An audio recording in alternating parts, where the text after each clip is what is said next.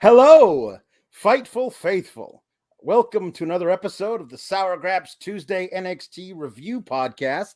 I'm your host, Pawlowski. Happy New Year, because it was New Year's Evil tonight. I have my glasses celebrating the New Year of 2019, which is the last year anything felt normal in the world. And anyway, with me as always is Kate. Kate, we have to talk about the big news. There's an elephant in the room. We got to talk about the big news. We've got to address it. Ricochet got engaged. We did to Samantha Irvin. Isn't that what we're talking about? Congratulations to the happy couple. I mean, really, that's the biggest news coming out of wrestling today is Ricochet, former Intercontinental Champion, Ricochet, getting engaged. Good for him. Yeah, I mean, we do have to talk about it because Sean hasn't confirmed it yet, but Brian Alvarez said like monster news coming down the pipeline, and it looks like Ricochet and Samantha looks like Irvin they have are set engaged. a date and agreed on a venue. Yeah. It's all happening. I am so excited. I know. I think Sean's just trying to confirm if they have a photographer yet. So that's why he's like a little bit behind, because he has high standards of reporting, Alex. So if you want to wish them a happy wedding, maybe we'll do wedding puns. Get in those super chats, get in those humper chats. This is your NXT post show kinda today, I'm guessing. For January 10th, 2023. Seems like 2023 is gonna be as crazy of a year as 2022, if this first week is any indication. So get those super chats in, humper chats in. You can support us at twitch.tv/FightfulGaming. Head over there and show us your biddies.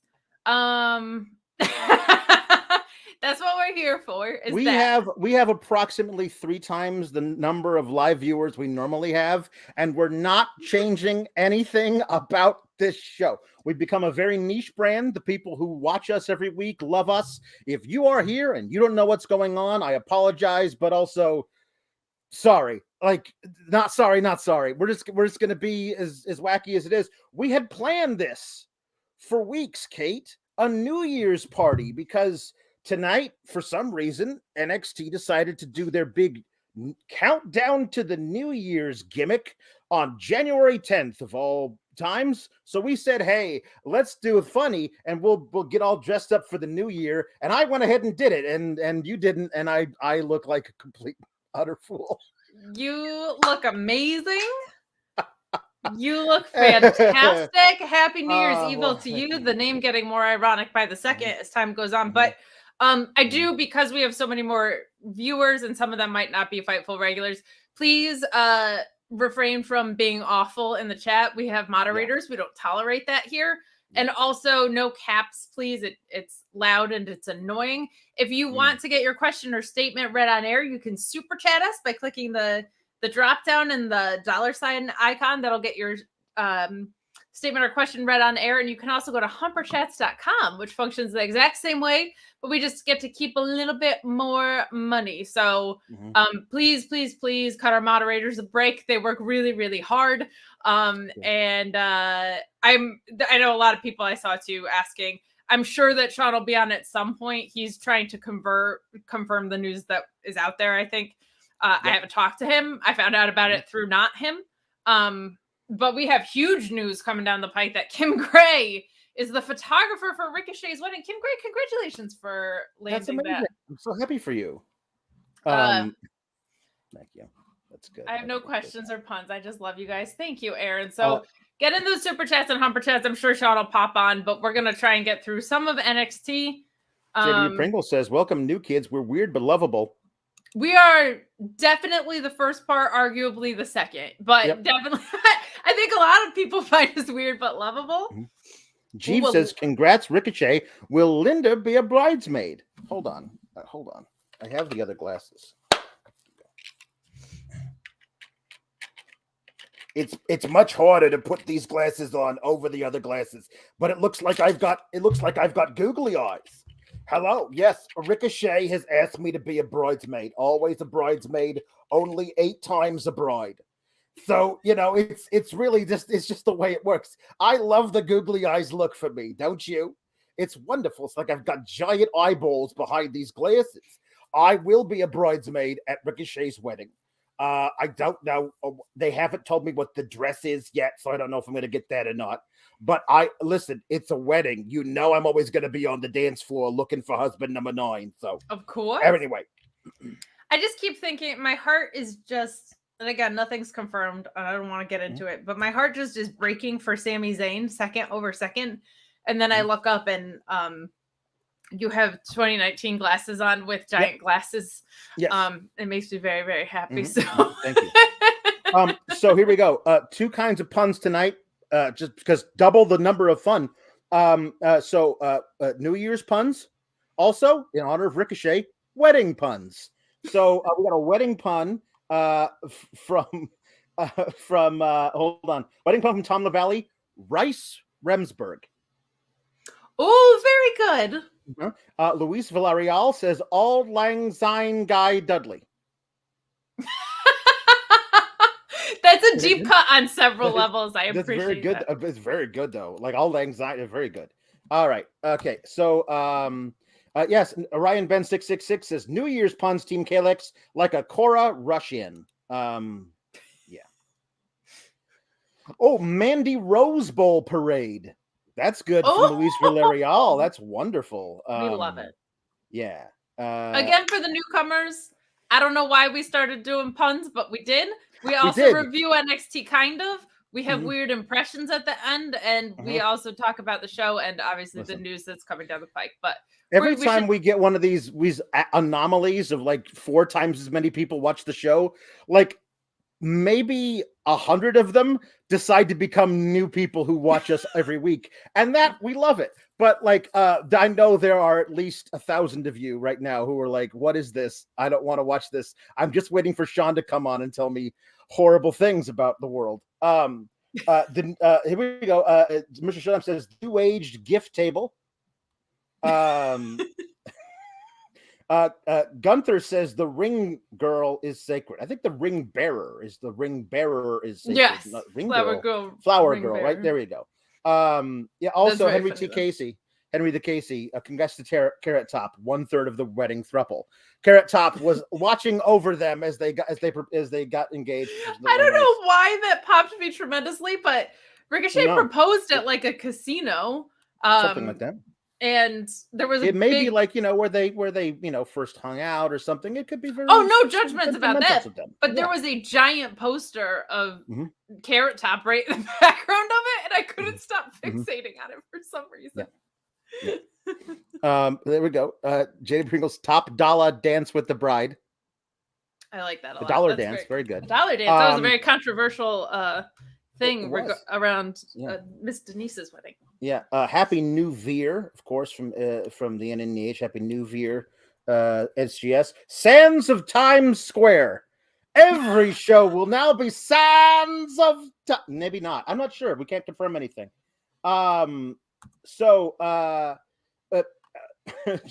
Jake Salazar says, first order business though for real. Happy New Year to the SGS. Happy, there we go. And Jake Salazar says, buckle up, newbies. S words about to get real F word weird. Yeah, there we go. We don't want to say too many bad words in the chat. I don't want Danhausen to comment and get us banned. It'll be a terrible thing. We don't need that.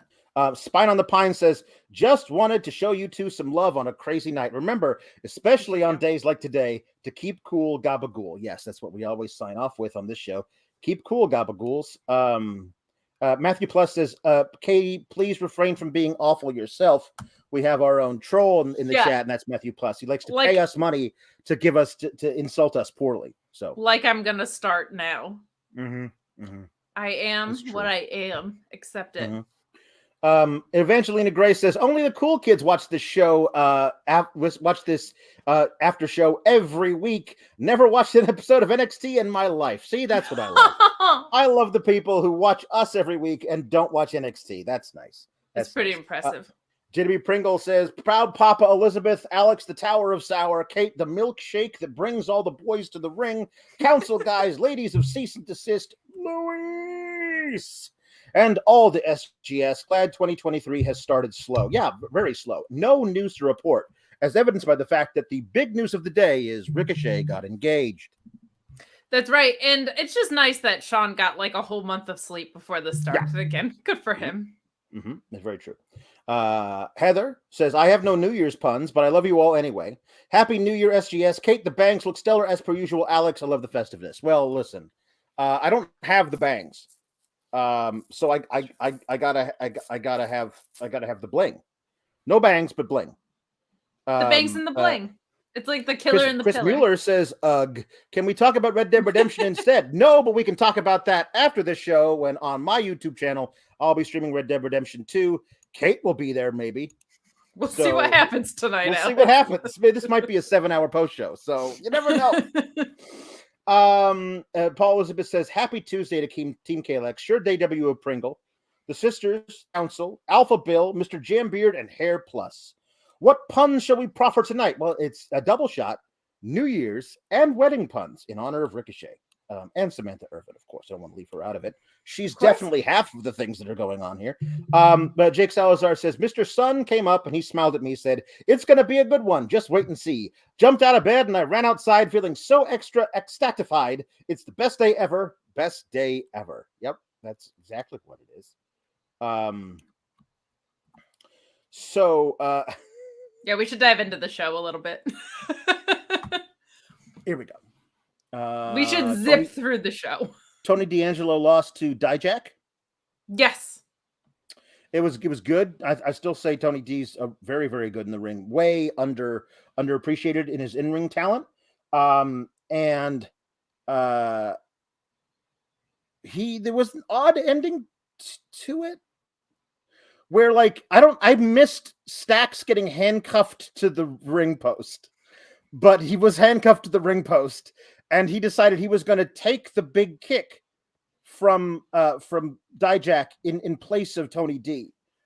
Tony D's like, no, I'm not your, he's like, boss, I got this. And he proceeds to because the handcuffs aren't long enough, he stands directly in front of Tony D'Angelo so that if he were kicked, his entire force of him going backwards would have smashed Tony D'Angelo into the corner, probably hurting him just as much. But anyway, Tony D'Angelo says, I'm not your boss. You're my family. And he kisses him on the head and he shoves him out of the way so he can take the big kick himself. Because honestly, according to Tony D'Angelo, proud Italian American, the ring is like the Olive Garden. When you're here, you're family. It was also really weird when he came out with all of those breadsticks and that salad. And he was like, they're never ending. And then he did a fisherman suplex. It was just an odd. But here's what he should have. He should definitely figure out a way to do a nice long stalling suplex and call it the never-ending breadsticks or something like that, like bottomless breadsticks or something. I'm not sure. We got match was good. DIJAK is so great.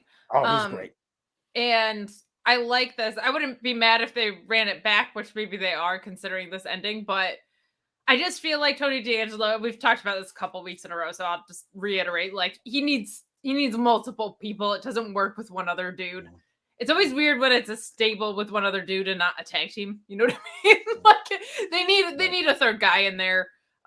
So I hope they either have him go solo and turn on our poor buddy Stacks there, or they bring in a third guy. I think him always having family around is a fun thing. I think they should add a third.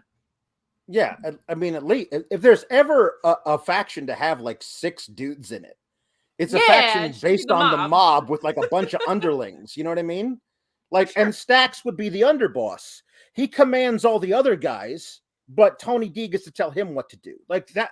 There's a cool hierarchy in what at least popular depictions of the mob, of the guy on top, his word goes, but the guy underneath him gets to control all the foot soldiers. We don't normally see that. Usually it's one guy and everybody else under them is equal. Jay Pringle says, it's the New Year's Day. Yes, it is. And also, it's the wedding day. Yes, it is. So we get two of those there. Anyway,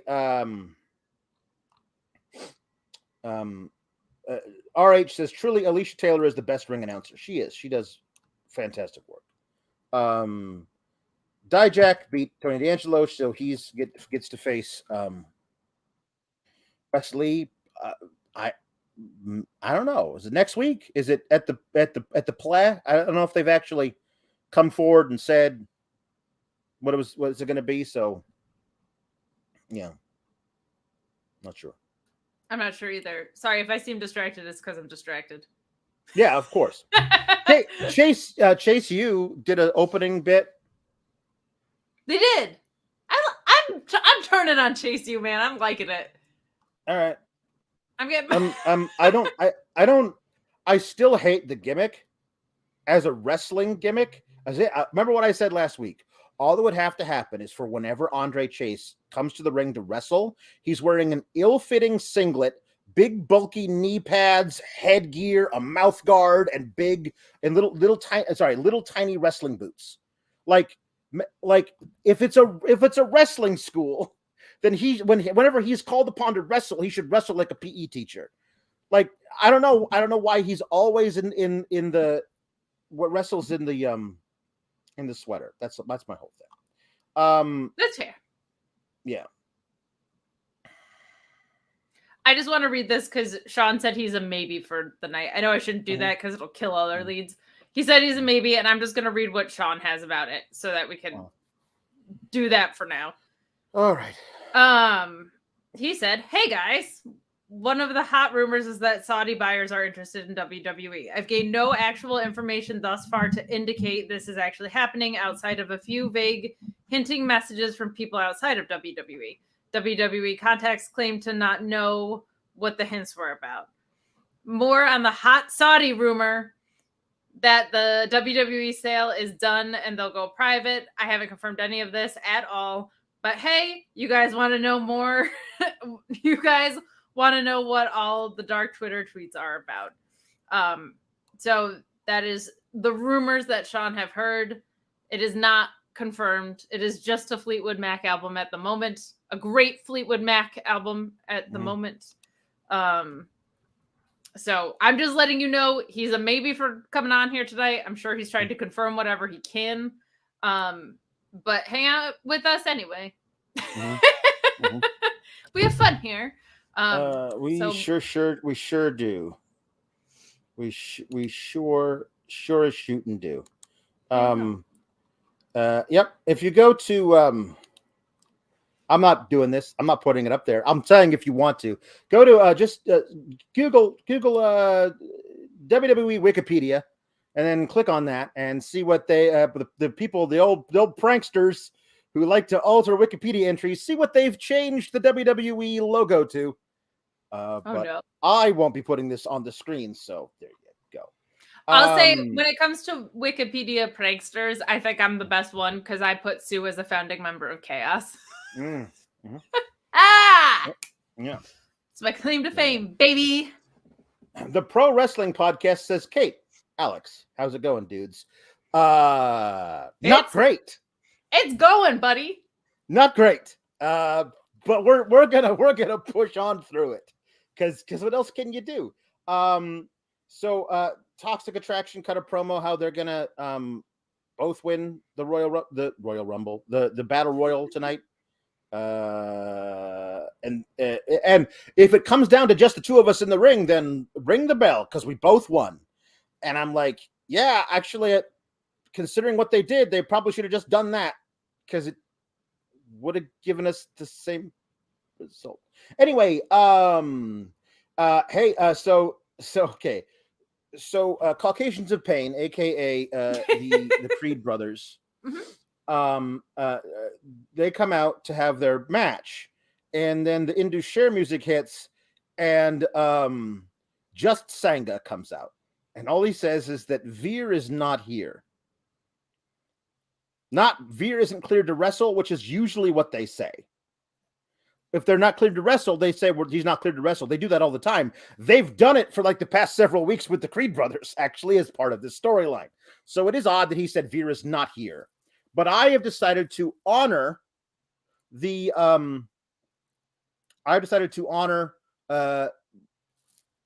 the respect of this whole thing, and I will face you 1-on-2. And they say, how do you say you respect us if Veer wasn't respect us enough to even show up? And then they get attacked from behind by Jinder Mahal, and the crowd goes nuts. Remember when Natty showed up and they reacted as though they were seeing like Trish Stratus come out of retirement? Like it's Jinder, who is technically, I have to say this because it is true, a former WWE champion. But I believe that's the first time I've ever gotten through saying that with a straight face. So, Alex, I think what you're missing is that you simply cannot hinder Jinder. Listen, Julie Cutler. I was just gonna pull up the same is thing. A friend of the show. She did not super chat this, but I have to bring it on. But it's a super chat. Came so hard in 2022 that he wasn't able to come in 2023. Alex, you know what? Do we have a segue? Oh, you broke kayfabe about it. But if you came so hard in 2022, Alex, and you're having trouble coming in 2023, let me tell you about the best tool on the market to help you out. Because if it was just like for weeks, you were just coming in 2022 and you need to come in 2023, hey! Is it difficult to get hard? Do you have issues with sexual performance? Do you have issues with sexual confidence? BlueChew.com, code FIGHTFUL, gives you your first shipment of Blue Chew for free. It will help you get a harder, stronger erection. It will make you more confident in your sexual performance. You take an online questionnaire. You work with an online physician. You don't wait in line at the pharmacy. You don't wait in line at the doctor's office. It's prepared and shipped direct in a discreet package. That way, nobody knows that you are getting Blue Chew in order to make your penis erect. Blue Chew and the code FIGHTFUL gets you your first shipment free if you want an erect penis. I'm going to end the ad now.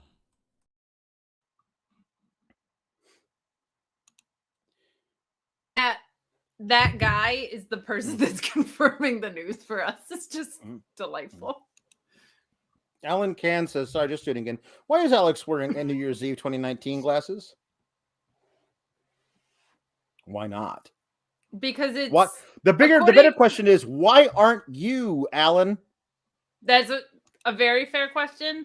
And if NXT can just decide it's New Year's Evil on the 10th of January, why can't we decide it's a different year? Why can't we? Time is a construct, bro. Both things are equally untrue. Or are they equally true? Because what is time, bruh? You're a mess. Yeah, but you love it. I do. Okay, there we go. Jambeard says, I don't mind the idea of Jinder and NXT in a stable with Veer and Sangha. It would be a mid-card spot for him with a potential character change, I suppose. I mean, listen, as soon as they started making Indus Cher a thing years ago when they were being managed by Stokely Hathaway, I was like, so you're just figuring out what to do with these guys until you can bring them to the main roster to be like you hit the Singh brothers with gamma radiation and turned them both into the Incredible Hulk. Like, that's basically what they were doing with these guys from the beginning anyway. So instead of bringing them up to the main roster, bring Jinder down to the NXT roster and run the same gimmick you were going to do. There you go. Alex has beads. You know what that means. I found them in a box of old New Year's stuff. That is what that means. So anyway, Jinder and Sangha beat up Dem Loafs. But we also listen for new people. At the beginning, when we had no idea who they were or that they were any good, I called them giant walking loaves of white bread. Also, lumbering sacks of flour was used for a while. And then which got changed by Luis, our moderator, to Dem Loafs as opposed to Dem Boys. So there you go. I'm hearing from my sources, meaning Sean just tweeted that he's going to come on here and talk about some hat rumors. So okay, you were he will be here at some point, which it makes me happy because I can put my phone down now. Yeah, good. That's good. So hold on, let's do some more puns, especially if he's coming in. Okay, hold on. We've got a lot of puns. Oh, good. I cannot wait for him to show up while you have your glasses. Right in the middle puns. Yep. Here we go. Yep. Here we go. Okay. Here we. Oh, there's some really good ones. There's a lot of them too. I love it. Okay. Here we go. Alpha Bill says Idris Elope. Oh, elope, right? Mr. Showtime said the Creed brothers-in-law. Jeeves says Dan Spousen. Very good. Jake Salazar said the Legion of Groom. Ricardo, that's a nice compliment to our Legion of Womb faction with Candice LeRae and Becky. That's true. It's true. Ricardo, the ODV, says honeymoon salt. Scripps would love that. We're going to get to him later. Mr. Showtime says Anthony Summy, the Legion of Groom. There you go. That's good. Ricardo, the ODV, says Damien Wedding Priest. Oh, fantastic. Jeeves says Ember Honeymoon. That's excellent. I saw that one pop up. Tom LaValle says Garter, like Volter. Garter. Or Alter. Bill Alpha Bill says Colt Canapé. Oh, very good. Chi-Town Spurs says May Katuba. May I just Katuba. saw the one under it, and it's so good. Yeah, it is. Christopher Posadel says bouquet tea. Bouquet tea. I think Christopher Posadel might be new tonight, so thanks for diving right into us. Weirdos. Yeah. Oh yeah. Just dive right in, everybody. Yeah. This is great. We are now officially at like 5 times the number of people who normally watch this show. I believe almost 6 times as many, which is wonderful. I love you guys. Welcome. This is the Sour Graps Variety Hour, where we get real weird and talk about NXT, kind of, but also do a bunch of puns. Salazar says Groomsday device. Oh, these are good ones tonight. Hell yeah. Graham B says House of Quack. Send honk. What year is it? It's not that yet. No, that's before. It started with duck puns for duck. Orion Ben says ladies, Frost and Savage. Gentlemen, anyone else? Ladies Frost and Savage gentlemen. Anyone else object to the sour wedding? Super chat now. If River, hold your rest in peace until next week. Congrats to Sam and Rick O'Shea. Indeed. We got Jay White wedding. That's from A Shock via Jambeard. Oh, he's having a weird day today, I bet, since he was. NS Ogre says Little Miss Wedded Bliss. Oh, that's so good. And also, very true, says, can't believe no one said Greg the Ham Valentine last week for meat puns. Somebody tweeted Greg the Ham Valentine is very, very good. Very good. Alpha Bill also had bouquet tea earlier. So somebody accidentally stole it from Alpha Bill. CO says Stephanie McBest Man. Oh, very good. Yeah. Darren Lloyd, New Year's retributions, not resolutions, but retributions. CO says Ringmaster of Ceremonies. Very, very good. CO Vale Mahan, not Veer, but Vale Mahan. That's very good. Mr. Showtime says it's the big ball. It's dropping down tonight. Well, something's dropping. Something's definitely dropping. Ooh, very good. Paul Ringbearer from Jeeve. Ooh, Mm-hmm. very good. Jambeard, amazing red wedding. Mark Losper, who we haven't seen in forever. Hello, Mark Losper, you're back. Says Devon, get the table settings. Bill, Let's Alpha talk about Bill a match. says, Should we talk about a match? yeah, no, we only have like 4 more of these, and then we're all caught up. Oh, Alpha Bill okay. says Chapel Gable. Oh, Chad Gable, Chapel Gable. Broadway Joe says, "Don't go Braun breaking my heart." They sing that at weddings, right? I mean, sure. Why not? Couldn't if I tried. Jambeer says the best man Miro. Alpha Bill says Bridal Wyatt. Here we go. And Auntie Collins says, "You both are in your Tuesday best. Cheers. Ricochet copied Epi and I getting engaged. What wrestler's theme should I use to walk down the aisle? Here's my wedding pun. Alexa Wedded Bliss." Yeah, we got that one. But thank you, Very Auntie good. Collins. I don't know. What wrestling theme should you use to walk down the aisle? I feel like the Stone Cold one's a classic, right? Yeah. The glass shatters. The glass shatters. Yep. That's a good one. Or how about this? Time to play the game. Because that's basically, it's just there's all bunch of rules of wedding. It's not okay. There's a 4-team gauntlet match.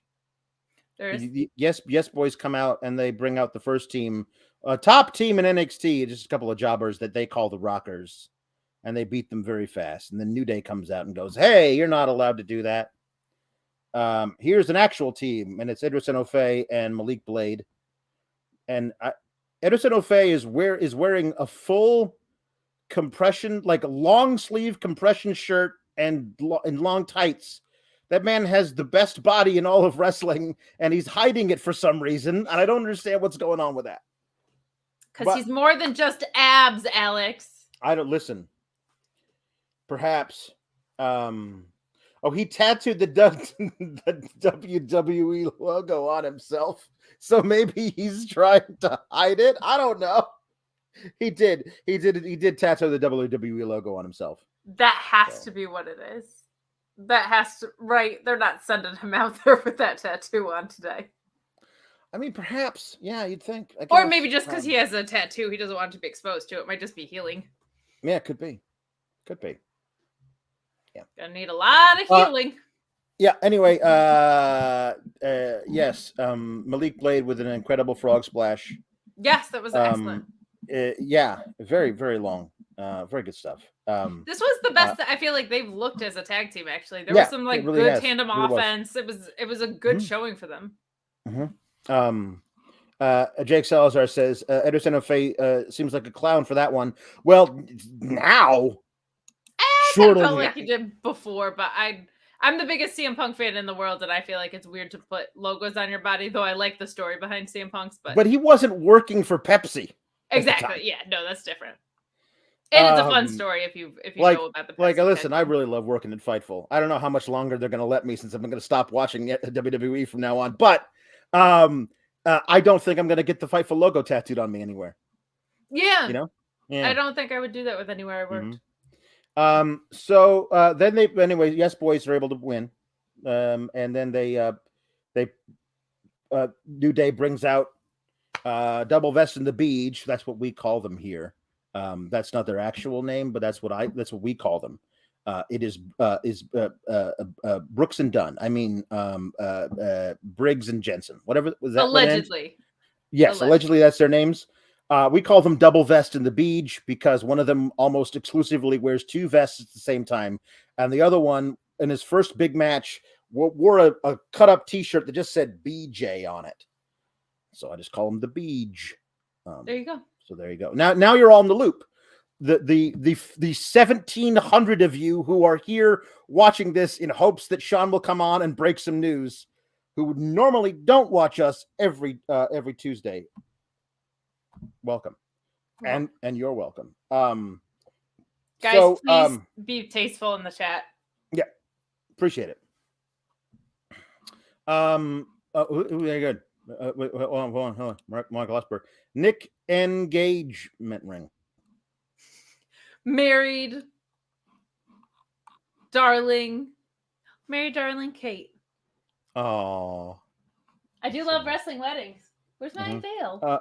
And then so anyway, the Yes Boys are able to beat them, beat Double Vest in the beach, and then Gallus shows up. Oh no, they don't beat them because there was only a 3-team gauntlet. There's 4 teams, but only 3 teams they had to wrestle. They didn't actually beat them. Those guys were beaten up backstage, and Gallus comes out in their spot, and I was like, oh, they should totally have Gallus actually win this. I didn't mean squash them. Now I feel bad for the Yes Boys. Like they got squashed. What I didn't like about that was they just got back from being fined, and then they took someone out backstage. Just feels like, hey, shouldn't they be fined again? Like that should be another offense if you just take out dudes backstage the second you're back from getting fined. So I didn't love that part of it, but I really like Gallus a lot. There's a later promo from Tyler Bate that we'll get to that I don't think maybe they should have run today. But it's nice to see that talent that was here, but from the UK making returns and like they might stick around. I really like that. And it's time for the main event, not of NXT. Hold on. One thing. Newbies, if you're wondering what's going on, we kind of do what we want because the SGS brings in all the money. Now, holla if you hear me. Yes, we have a very devoted fan base here. We do. And to the person in the chat trying to tell us how to run it earlier, if somebody could tell us how to run it, it would be Sean. And but he never comes on the show. So run what? Oh, run what? Damn it! Run everything. Run our whole brand. You know. Well, I'm here. I was told that I was going to be here. I was not given an option. I was told that I was coming. There were a lot of people in the chat, and I wanted to send them home happy. You regardless, promoted me on Twitter. I said maybe. That is not how it works. Anyway, so I'm gonna run through the rumors. I just want to reiterate this, guys. Like I have not confirmed any of this with anybody in WWE, but when somebody tweets out monster news, sure seems like it. Well, guess what? I'm getting DMs all night about this, and this is the hot rumor. The hot rumor, let me make sure that my audio is all good. The hot rumor is that there are Saudi Arabian buyers of WWE, and that the company will go private. I posted out there that is the rumor. Again, I need to reiterate. Yep. I don't know if that's happening. I can tell you one thing. I know talent is pissed off, real pissed off, really, really mad, really dejected, really frustrated. And this is all based on rumors. This is not official, nothing like that. We're going to talk to Jimmy Van at 3 p.m. Eastern on the Listen Ya Boy on Wednesday. And by the way, I will not be participating in any of this shit right down here. I'm not here to do that. All due respect to your super chatters. I'm not here to hang around and do puns. I was going to take tonight off, but I'm here doing this. Yes. How people are asking, how do certain wrestlers feel? I'm not going to point out how individual wrestlers feel because I don't burn sources like that. But my God, man, like it's. So, this started with Stephanie McMahon resigning, right? I guess we can start there because that's confirmed because they put it out there.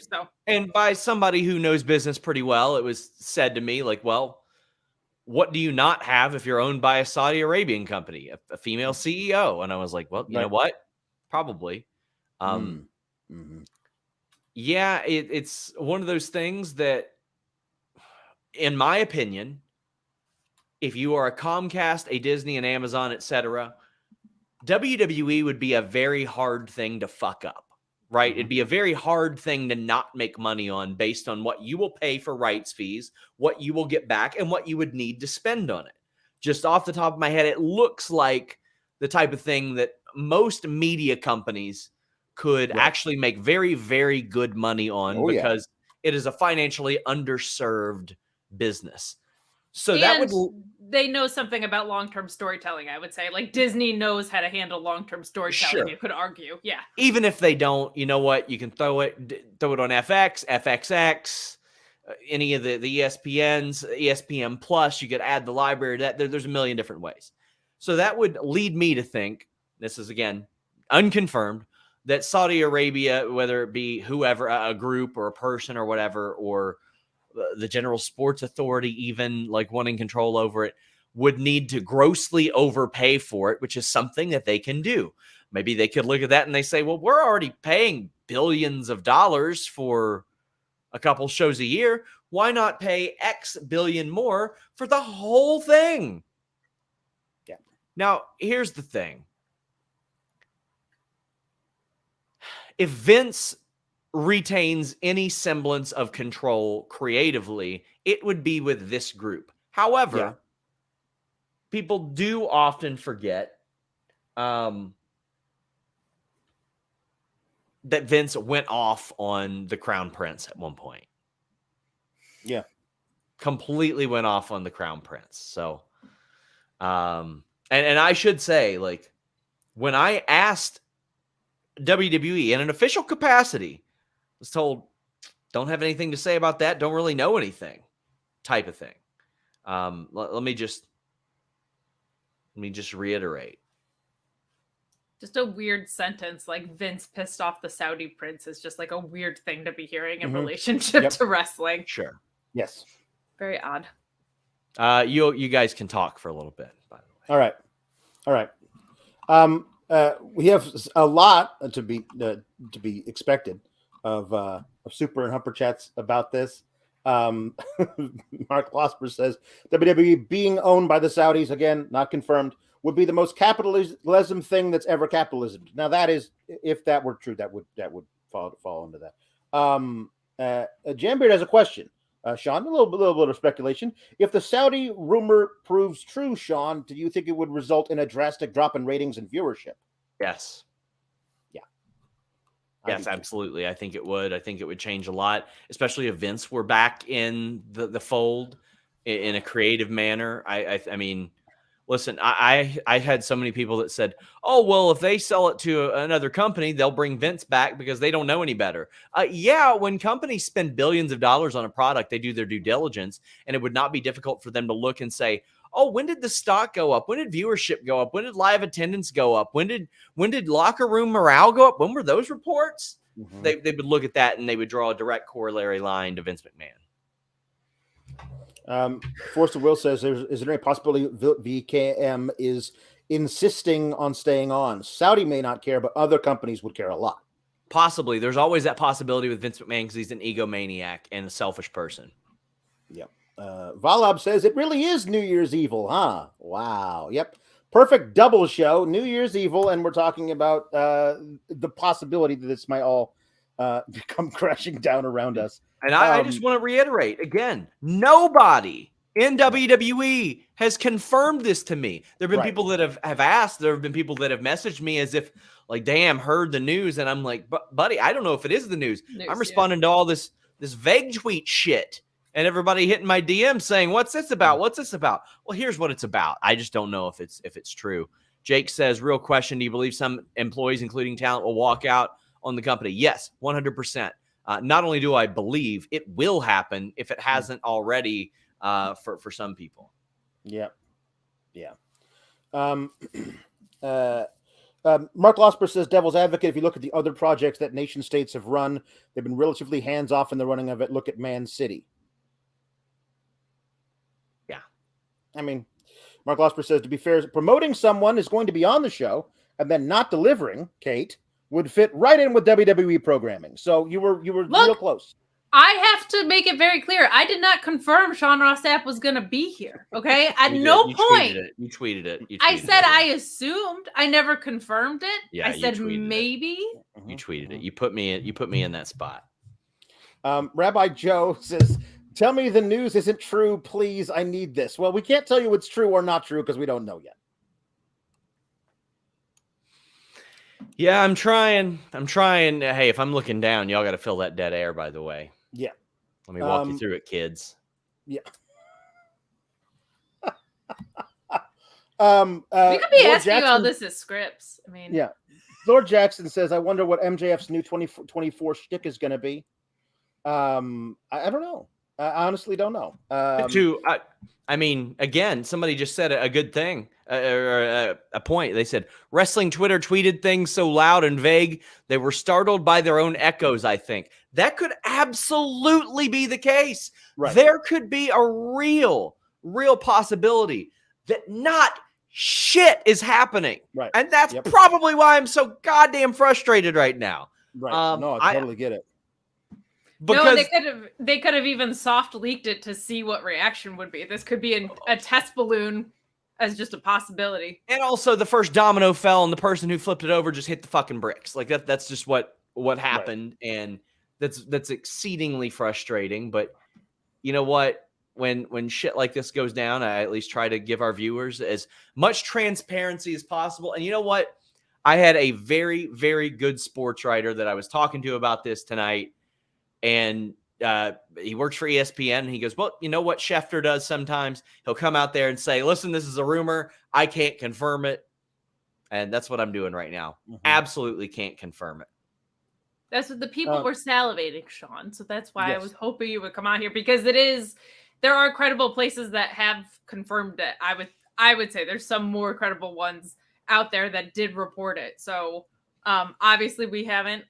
And obviously Sean is busy trying to get that information, but my Twitter reach ain't as big as the amount of people that tuned in. I'll put it that way. So I'm glad that you came on here.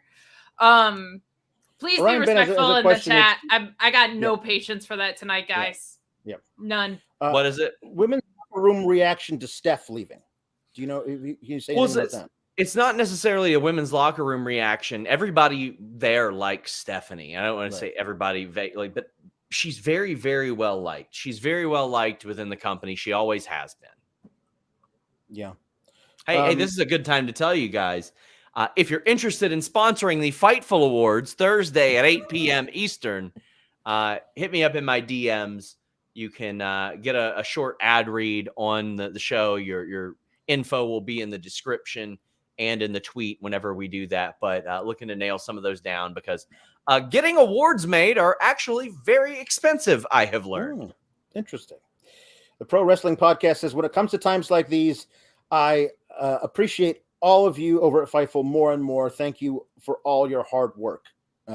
It's our normal shenanigans on Tuesdays don't fit with stuff like this, and it's interesting to like try and switch gears back and forth. Jambeard, this is I can almost confirm that this definitely didn't happen. He's saying Elon Musk bought WWE, didn't he? And I feel like there's a no on that one. That hard and fast no on Elon buying. Can we confidently say no? I mean, cannot confirm or deny. I can't confirm or deny it. Valab says can confirm NXT is not looking to hinder the gender. So that's something we can confirm. Listen, I think that NXT is a good spot for Jinder Mahal to be at this point. If they don't have anything creatively for him on SmackDown, having a former WWE champion on NXT, I think that could be good. I think a lot of people could learn a lot of things from Jinder Mahal there, especially how to tell people, AJ, up here. Yep. Up here, AJ. But seriously, I think him being there is a good thing. Yeah, I agree too. Cody K says Live Golf wasn't able to get a distribution deal. If this is true, would WWE have a hard time getting a rights deal if this is all actually true? Yes, it would. But it's tough to say, man. Just calling this one up. Cora Jade tweeted the same thing Punk did before walking out in 2014. What a crazy time. So people aren't happy. We know that much with whatever it is. Yeah. Yeah, indeed. Yeah, she said the view never changes. But I mean, that's also after, right after NXT. Yeah. And there are a lot of people that haven't been told anything as of yet. Right. Yeah. Mike says, Sean, in your opinion, if Triple H ends up being truly gone, do you see him leaving the wrestling business permanently? Him going to AEW is bold, but who knows? Sorry, what was that? Yeah, if Triple H were to leave WWE, do you see him leaving the wrestling business permanently? No, absolutely not. Yeah. Absolutely not. He wouldn't leave the wrestling industry permanently. Dr. Des says, appreciate you, Sean, for your incredible work. Incredible? I don't know. I'm just posting the dark Twitter rumors that I'm hearing after some vague tweets. I wouldn't say I've done much of any work besides trying to wade through this shit. Okay, you know what? I'll compare. I don't want to compare this really to that, but a similar issue I ran into was with the Kylie Ray thing when she got released from AEW 3.5 years ago. And I had so many blue check marks in my DM saying, I know for a fact this happened. I know for a fact that happened. I know for a fact this happened. There were 8 different stories I was told about why she had asked for her release, and none of them could have worked concurrently. No more than 2 of them could have worked concurrently. So at that point, I looked at the situation and I said, well, it is not fair for me to report literally any of this unless she tells me. Because at that point, there's no way that I would be able to decipher or disseminate any of this unless she physically told me. Fortunately, she cleared up a lot of shit. She said no person made me leave AEW. And she said, I still watch AEW. So I got lots of friends there. So there was a lot of stuff there. This, I've got a lot of shit being thrown my way. Like, this person's mad. So, for example, I got a person who's served as a good source, said, yeah, it's happening. And these people asked for their releases. Well, then I asked those people. They haven't gotten back to me. And then I ask people who should probably be clued in if a thing like this was happening, and they haven't been told anything. Well, okay, if that's the case, how would these other people know to ask for their releases? You know what I mean? Okay, well, then I got people saying, deal's done, it's for this much. Deal's done, Vince is going to be in control of creative, Triple H is on the way out. Meanwhile, you got Stephanie McMahon posting this email or posting this thing saying, forward thinking and good times ahead. If she would have been leaving because WWE was selling to Saudi Arabia, personally, what I know of Stephanie McMahon, I would find it hard to believe that she would post something so glowing as to that, because I think that she would know how that would look. So right now, there's so much conjecture. And honestly, the only thing that I can do is be transparent about all the shit that's being thrown my way and what I'm trying to kind of swim through and filter through and all this stuff. Because right now it is that there's so much different stuff that it's hard to even tell who's trying to help and who's trying to help. You know what I mean? It's very hard to really decipher that right now. And people in WWE who do know or would know are not talking, and people that you would think would know are very fucking scared right now. Yeah. Yes. And there will be people that say, scared of what? They're making millions of dollars. Scared because this is their livelihood. This is their career. It's what they've given their bodies, their families, their time, their lives for. That's why. Yeah. And you don't need to be a genius to figure out some people who would have to ask for their releases and the storylines that they're in right now. Like, we don't need any wrestling reporter to put 2 and 2 together for us. I'm assuming you need to go and probably do your job. I'm here. If we're making money, Okay. I'm here. All right. I'll send in a hey guys, listen, if you all raise $20 billion, I'll buy WWE. There you go. We'll do it right now. Pro Wrestling Podcast says, I can't imagine what those DMs look like right now. I mean this respectfully to people that are watching. Please don't DM me and say, can you confirm this? Because I mean, and I mean this nicely. Never DM me and ask that, because 1, I ain't going to do it in the DMs, but 2, I guarantee you I'm always working on it. Right. Thank you to EVP, Talent Relations of Head of Creative, says time to resub to Fightful. We had what I thought was going to be the biggest news of the week, which was Switchblade Jay White's contract being up and WWE and AEW being interested in him. We had Weird reactions day for that guy. I did the Backstage Report podcast earlier live. Man. Sean, like Jamal says, do you think this ruins any chance of WWE possibly getting Switchblade? Yes, I do. I very much do. I mean, I can't say this about him, But I can tell you that there were other free agents that I talked to that were like, I don't want to go there if Vince is in control. And I'll have more on that on Fightful Select this week, but this could greatly affect them. And think about all these people that just got rehired. Think about Johnny Gargano, who literally waited it out until Triple H came back, and his wife. Yeah. Think about Karrion Kross, who was Triple H's guy and got put on TV. And then all this shit happens. People said, let it play out. Hold on, buddy. Hold on, buddy. And imagine how he's feeling. I know a lot of people don't like him. He's a wonderful, nice guy. He really, really is. Think about how Bronson Reed is feeling right now after he was like, you know what? I like that WWE money. I trust them. Let's do this. I'm familiar with Triple H. Had beaten Okada. So clearly New Japan had plans for him. Just think about how these people feel. Mia Yim, who was back in Impact, was doing well and left Impact, signed a short-term deal. Very wise. She signed that short-term deal at about the right time. But Sean, do you know what this does? I sincerely don't know. For USA and Fox, if they sell the company, do those rights transfer over as TV rights? No, sorry, what was that? For if USA and Fox, if the company gets bought out, do those move with the company? Do those yeah. The TV rights are still the TV rights until they expire, but it's hard to believe that under Saudi ownership that they would exactly be keen on renewing those. And that's even like wondering like, well, what would Saudi ownership want to do? So I mean, and again, the golf thing, they've been in talks for partnerships as well, but probably not to the degree that they would have gotten. And somebody asked when I'll be on Quizlemania again. Before all this, I was trying to get over to London for Money in the Bank, and legitimately, like I'm trying to do some stuff with them. So we'll see. So more importantly, your thoughts on Ricochet and Samantha Irvin. Speaking of important Congrats. Congrats to them. Yay. Carrot Top in the background. That was the absolute biggest news of the day until I was featured on Deadspin. That was the biggest news. That's true. Oh. That's true. So I heard a Deadspin article about me. Yeah. It happened so long ago, I forgot about it. Yeah. Cody.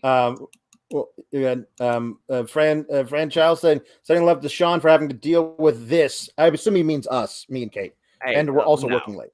I love this. Even I've been exceedingly frustrated today, legitimately. Like I can't remember a time when working a store. Okay, speaking out, that was the last time I was this frustrated, but I was more disgusted then than frustrated.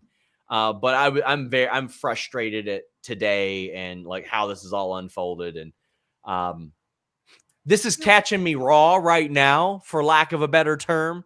And I'll explain it more eloquently, but I'm frustrated how the first domino fell. I'm frustrated by, again, people thinking they're helping by throwing guesswork and vague shit at me as well. And I'm not talking about the Alvarez tweet. I'm talking about like people messaging me like, oh, guess this. No, motherfucker, just be out with it. I'm busy, okay? I also love that people think you're going to confirm news in the DMs like you don't have a paywalled business that's Listen, reliant on this information. I appreciate every single follower. I appreciate everybody that watches us, that supports us. I really do. Like we started from absolute nothing. Alex has been here since day one. He remembers what it was like when it was just me and him writing news, and that was it. And I will always appreciate them, but please do not DM me asking me to. I don't. Be smarter. No, I'm just kidding.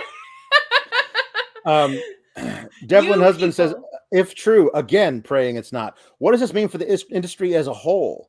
Can't be good. Also, I can see Sammy leaving with this. I hope to God not true. There's a lot of stuff we're getting about Sami Zayn in particular leaving over this. How could he stay? Yeah. How could he stay, right? And we're talking about a guy who, for the past year, we've looked at and said, man, what a W decision he made by staying with WWE. Right. Because what would he be doing in AEW right now? And it's wild that we're in a situation now where we talk about that, where we're like, man, would he be creatively satisfied in AEW? Oh, boy. Mandy Rose looks like an absolute genius right now. Mandy Rose did not want to leave WWE. She did not ask for her release. She wanted to stay there. She actively suppressed people that had posted about the nature of her content. Good for her. I want to say I'm glad that she's a millionaire. I encourage and applaud anybody that wants to monetize their body in a safe, legal way. So more power to her. Yeah. I would say Sasha Joe, looks smart. Mercedes. Yeah. Yes, she does. I'm also worried about the implications for AEW. If a Saudi-backed WWE starts offering talent $10 million deals, how does Tony compete with that? An awful day for wrestling, if true. By not being owned by a Saudi Arabia holding company. I mean, that's probably how we would compete with it. Yeah. That would be the thing. Mark saying if they sell to the Saudis, every single good news story that WWE has garnered in the last X months has been flushed down the toilet. It really feels that way, especially among the talent contracted right now. I would also argue that a lot of that is true anyway because Stephanie's gone and Vince is back. Like I would feel that way if I was a woman working there. This will sound like a plug, and it is. I'm working on Inside the Royal Rumble 3, and it differed from the first two because the first two were me collecting stories firsthand from people who had been in the match, like Drew McIntyre and the Bushwhackers and stuff like that. And I was like, okay, I'm not going to put myself through a year of gathering those quotes and doing that. Last year's Royal Rumble was the culmination of the most creatively frustrating period in WWE history. Morale literally was never lower. A year later, before, like when I started on this 3 weeks ago, it was never higher. So like, I don't know what's going to happen between now and the time that I publish it. Ryan says, did you see Raj's second tweet about Triple H? He said his job is not so firmly in place. So, I mean, that's another rumor that's going around is that Triple H will be moved out of that. WWE had told me, and Raj had told both of us that he was firmly in control. There were rumors being floated around that he was going to be moved to like international live events and stuff like that, which would still fall under chief content officer, whatever the hell they're calling him. Yeah, but none of that is confirmed.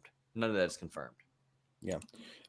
King Sicky Joe says, do you think this can lead to an increase in ratings for AEW over time if the sale goes through? Read that one again. Sorry, I was looking down. Do you think it'll result in a increase in ratings for AEW over time? Yes, I think a lot. I think there will be a lot of people that give up on WWE and give AEW a shot. I do. Even just from talent that would move over, I would guess. Like there'll just be some people that move the needle, as we love to say in wrestling. Nathan asks, "Will Make-A-Wish refuse to work with WWE anymore?" There's a good possibility, sure. My goodness. There's a lot of stuff in here.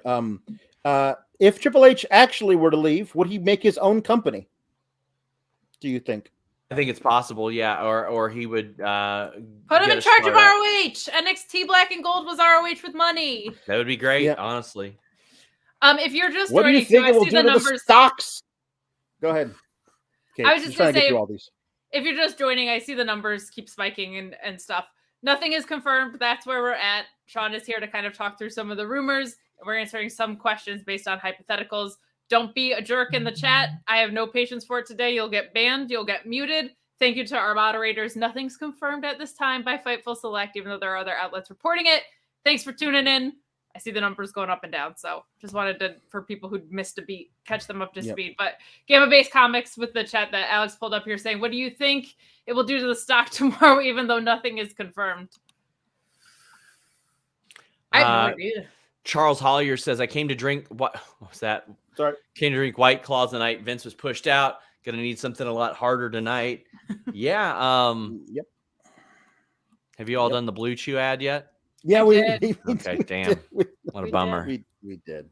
What a bummer. Well, listen, while we're here, I'm going to go ahead and give a value read because there's too many of you here for me to not do another read. It's our friends at athleticgreens.com/Fightful. Listen, you want to drink your multivitamin. You don't want to eat your multivitamin. It'll pass right through you. AG1 has all the stuff you need. It fills those nutritional gaps in your diet. It is fantastic stuff. You might say, oh, why do I need this as opposed to something else? It absorbs a whole lot better. It's got 75 high-quality vitamins, minerals, whole food sourced ingredients, superfoods, probiotics, adaptogens, All kinds of good stuff for you. It's lifestyle friendly, whether you eat keto, paleo, vegan, dairy-free, or gluten-free. Costs you less than $3 per day, and you're investing in your health. That's cheaper than whatever cold brew habit you might have. It's got over 7,000 five-star reviews recommended by professional athletes.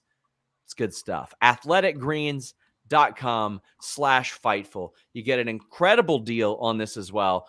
A free 1-year supply of immune-supporting vitamin D and 5 free travel packs with your first purchase. All you have to do is visit athleticgreens.com/Fightful. It's time to reclaim your health, arm your immune system with convenient daily nutrition, especially heading into flu cold season. You always want to do that. 1 scoop in a cup of water every day. That's it. No need for a million different pills and supplements. athleticgreens.com/Fightful. JW Pringles says, I actually use it. It's good stuff. Yummy. Very easy. Drink it in the morning. Gamma Base, you did not ask a wrong questions. I just actually tapped on something else instead and took your thing off there. I don't think the stocks are going to do well. Yeah. Well, I mean, it depends on how much WWE is about to make off of it. I guess that's true. If it's happening. If it is happening. A double shout out to our mods today that are being helpful. There are some people being weird in the chat. So thank you for being cool. Get AG1. Anime Otaku says Serpentico just asked why Max Caster is trending. He's something. He's going to say something about this. Kim Gray says, big hug, Sean. Thank you for everything you do. It's Cena might not come back if it's true, since he was skipping the Saudi shows. Same with other ex-WWE guys. I saw somebody say, if they thought they had The Rock, they might not now. You know, that's Mike saying that. If Rock was on board for Mania, he isn't now. Yeah, I mean, he doesn't need WrestleMania. We'll put it that way, right? Like, The Rock does not need to come to WrestleMania. It would be great. He'd make a ton of money doing it, but does that cost him more in PR dollars to be associated with something like this? Is a brand new question if this is happening. Yeah. Yep. I need to say some stuff. Like, people are saying, oh, Wrestle Talk is confirmed. No, they haven't. Just because they're reporting it, they're reporting rumors, does not mean it's confirmation. If there's one thing that hopefully I can teach you guys, and media literacy, although it sounds smarmy and condescending, it should be taught everywhere. When something has report in front of it, it means that one outlet is reporting it and a bunch of people are aggregating it. Right now, people are going off of rumors. Right now, Cassidy from Body Slam has pretty firmly reported it. And I believe he's got good info. He told me who gave him that info. But I have not confirmed it as of yet. And I just want to say, we have not confirmed it. I've asked. I'm always asking. Believe me. If there's a story, I've asked about it. It's what I do all day. But even something as small as this? Yeah. Well, El Generico rise from the grave. I mean, I think at this point, if he left WWE, he wouldn't need to put the mask back on, but would at some point. Yeah. I could see that happening. Jay Floyd asks, how quick does Comcast make a move regarding this? I mean, for what? For Raw and SmackDown? Like, I don't know if they can necessarily cancel the deal based on that. Right. Yeah. They can just not renew when it comes up again, right? Somebody says the live video with Wrestle Talk Boys says confirmed in the title. I have not confirmed it at all, by the way.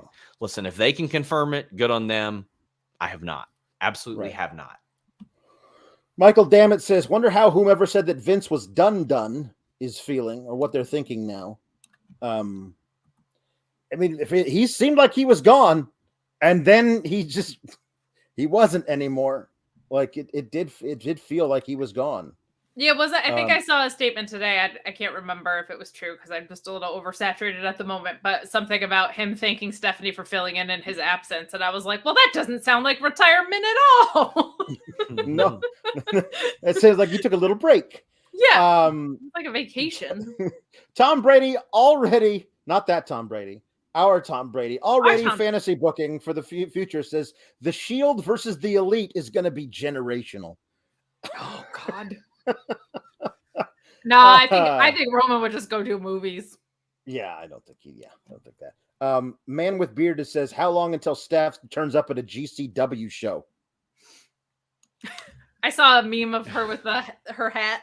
That was always a rib. They had a, just so you all know, they had a suite, and Stephanie goes around and greets everybody. So, yeah. Joe Brooks reminds us, hey, didn't the Saudis basically hold the talent hostage on a tarmac? So yeah, there's some history between the two negotiating parties, if that is indeed what is happening. Alpha Bill asks us to keep track of these things. Maybe Luis can get us a tally. How many more super chats does Fightful need to be able to purchase WWE? Maybe we could probably about 1 billion that tonight. Probably, I would say about 10 billion. Get your impressions in order, Alex. We got work to do.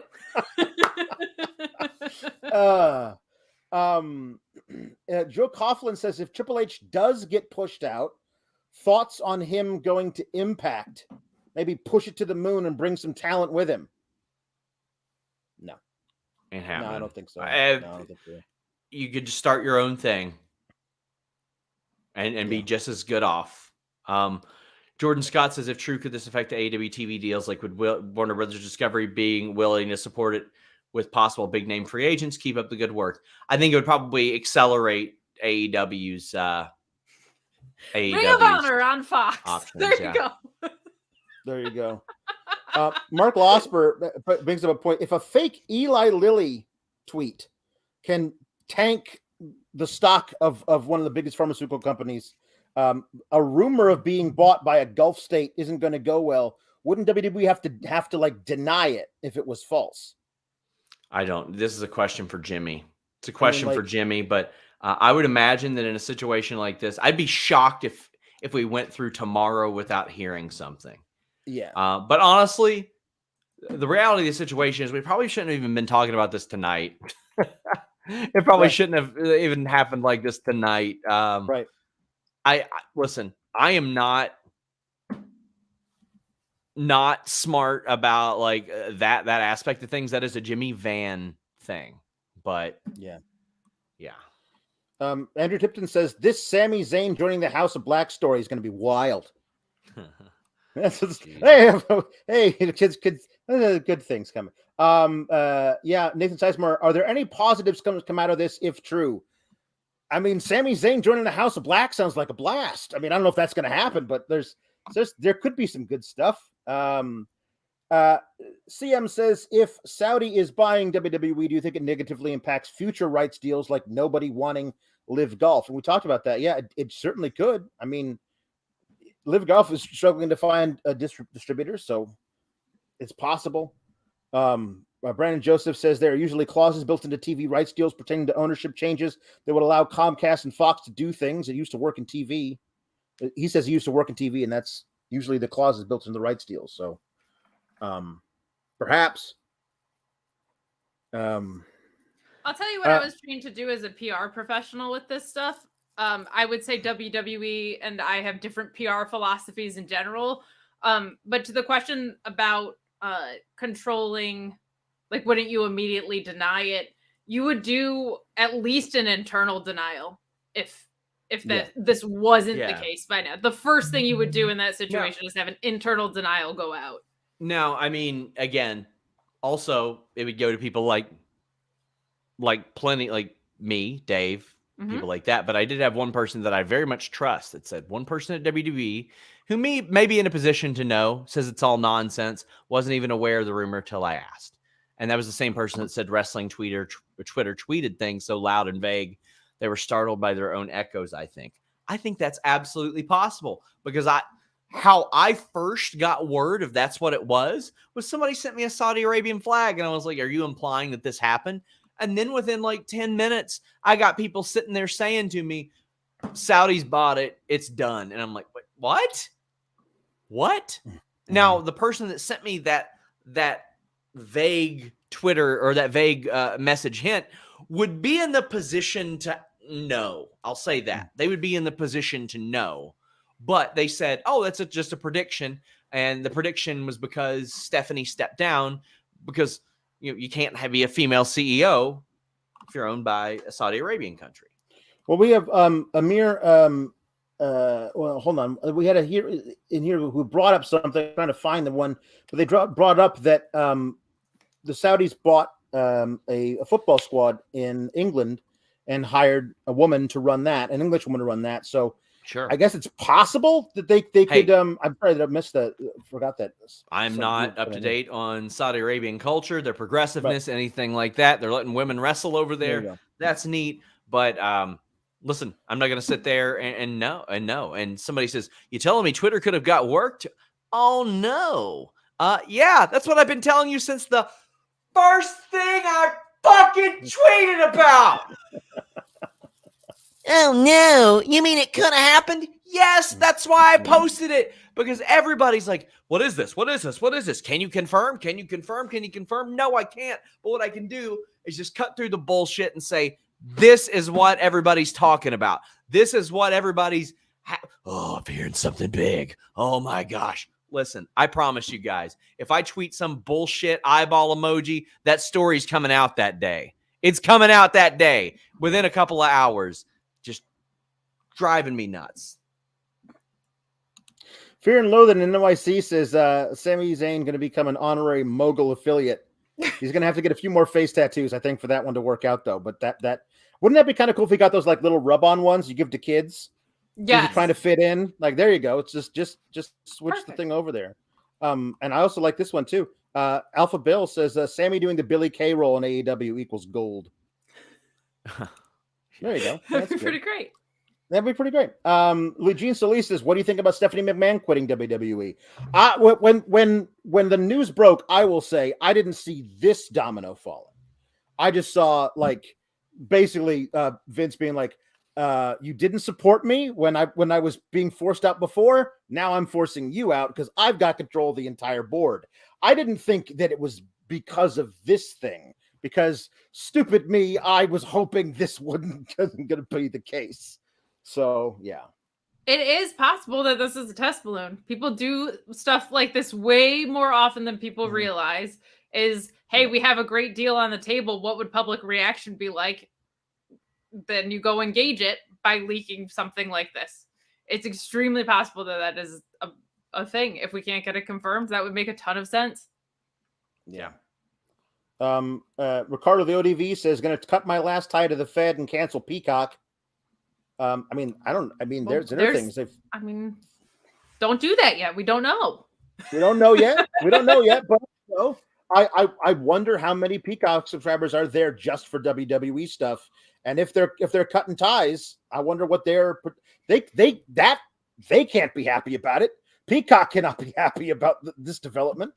So yeah, there's all that kind of stuff about it. Alex, I've got a solution. Ready? Stick with me on this. Yes. It's called the WWE Network. And they just have their own network. And it functions properly. And it functions? And it functions and everything. What kind of weird pie in the sky pipe dream stuff are you smoking? I know. And you don't have to be like season 1 of Survivor Series to find stuff. Can't wait until I get to smoke some pie in the sky shit later after this day. I can't wait, buddy. I'm just going to tell you guys now, I'm going to be blazed out of my goddamn mind in a few hours. I didn't even know you could smoke pie. I thought you had to eat it. That's so weird. I would smoke a pie at this point. At this point, that's how desperate I am to relax at this point. Yeah, just take that nice metal pie tin, light a flame underneath, and just... I'm going to be absolutely fucking worthless in a few hours. Well, this is a nice one. I say you all are great. Just wanted to show some support. Every time I'm here, I wish I could make it every week. Well, thank you so much. Keep up the good work. Sean will. Alex and I are going to go back to doing puns and goofy shit in a minute. At some point. I'm going to go back to doing silly, mediocre work at best as soon as I can. Oh, man. So we got T Sipper who says, forgive my ignorance. The possible domino effects from this being true, it just seems bad overall. Like, it seems like, I think what he's saying is that wouldn't somebody have like taken a larger view of this and said, probably not a good idea. And I don't know. This like, is the same it all board depends that on. this board How much unanimously money? approved a sexual predator walking back into the company and firing Stephanie McMahon. Well, I think she stepped down and then they did the vote, which is very, very interesting.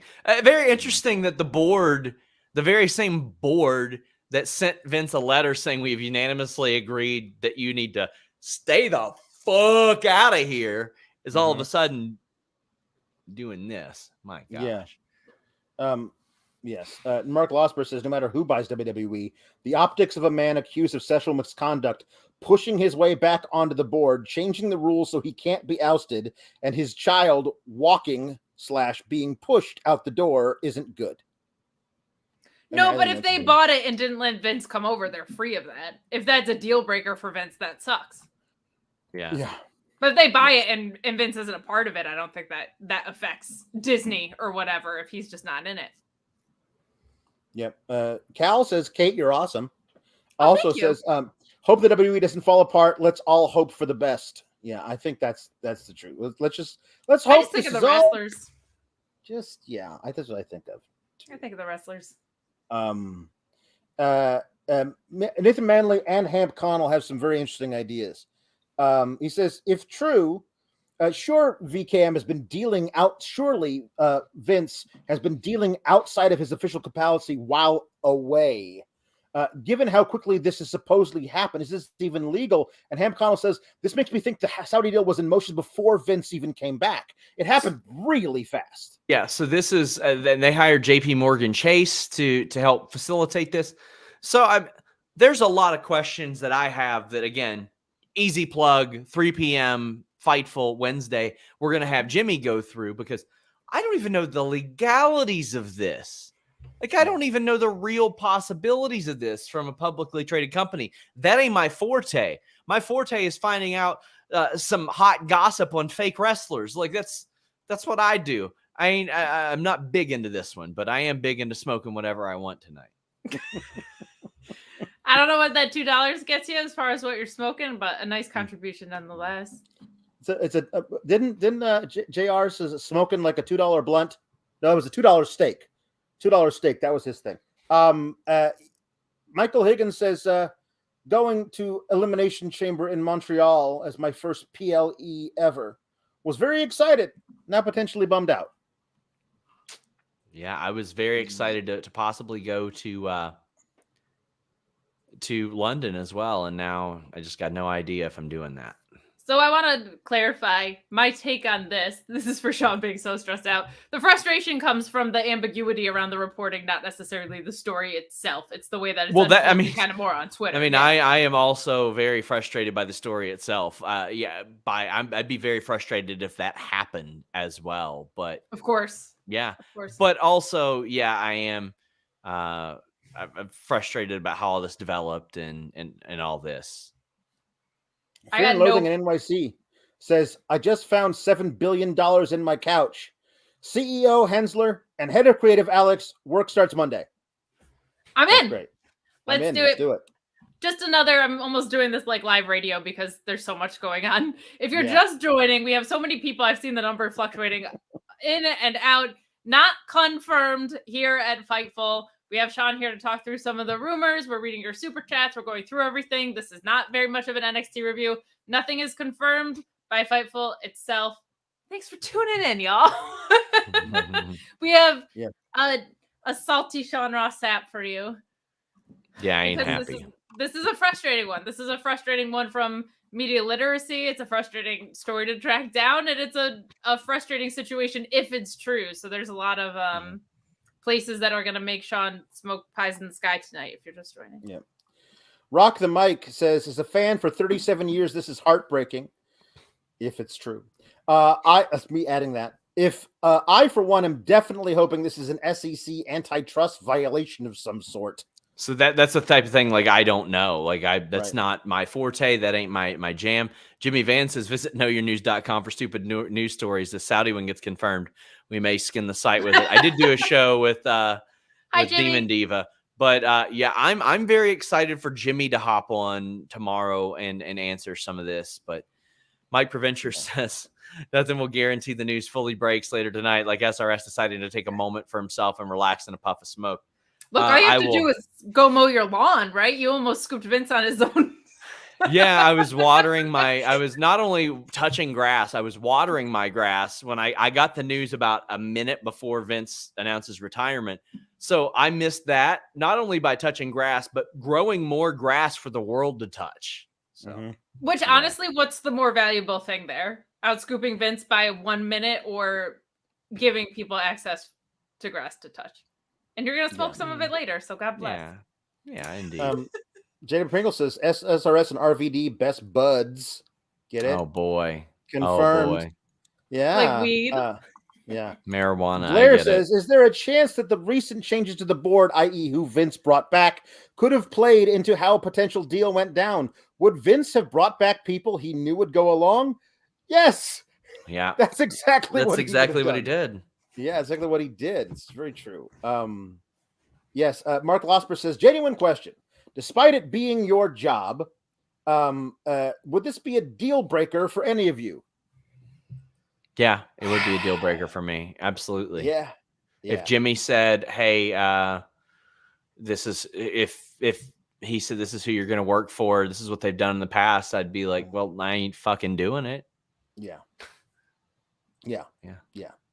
I mean, we do Sands of Blind as one of our gimmick shows, but because Alex doesn't want to watch Saudi Arabia content, just take Sands of Blind permanent across all shows. That'll work out. I can't wait for this news to break in the middle of the Bengals playoff game. Can't wait. 100%. Because guess where I'm going to be? Hopefully at that game, not giving a shit about any of this. Yeah. Sorry, guys. I love you. Thank you for your $5. I will always make sure you all get what you pay for. But yeah. Christopher Spires says, do you think women main roster would walk out? Some of them, yeah, I do. Absolutely do. Yeah. We don't know for sure, but we saw a weird tweet from Cora Jade who is referencing something. Perhaps you never know. These are just rumors at this point, as far as we know. But people cannot be happy about this. Those that are speculating about it, I cannot speak to how much they're unhappy about it. Now, here's something I want to address this right out of the gate. Colbert Massey says, you're saying you're not covering the company anymore. Okay, so I don't have the privilege of doing that. If Alex doesn't want to, if Kate doesn't want to, that's fine. I'm contracted.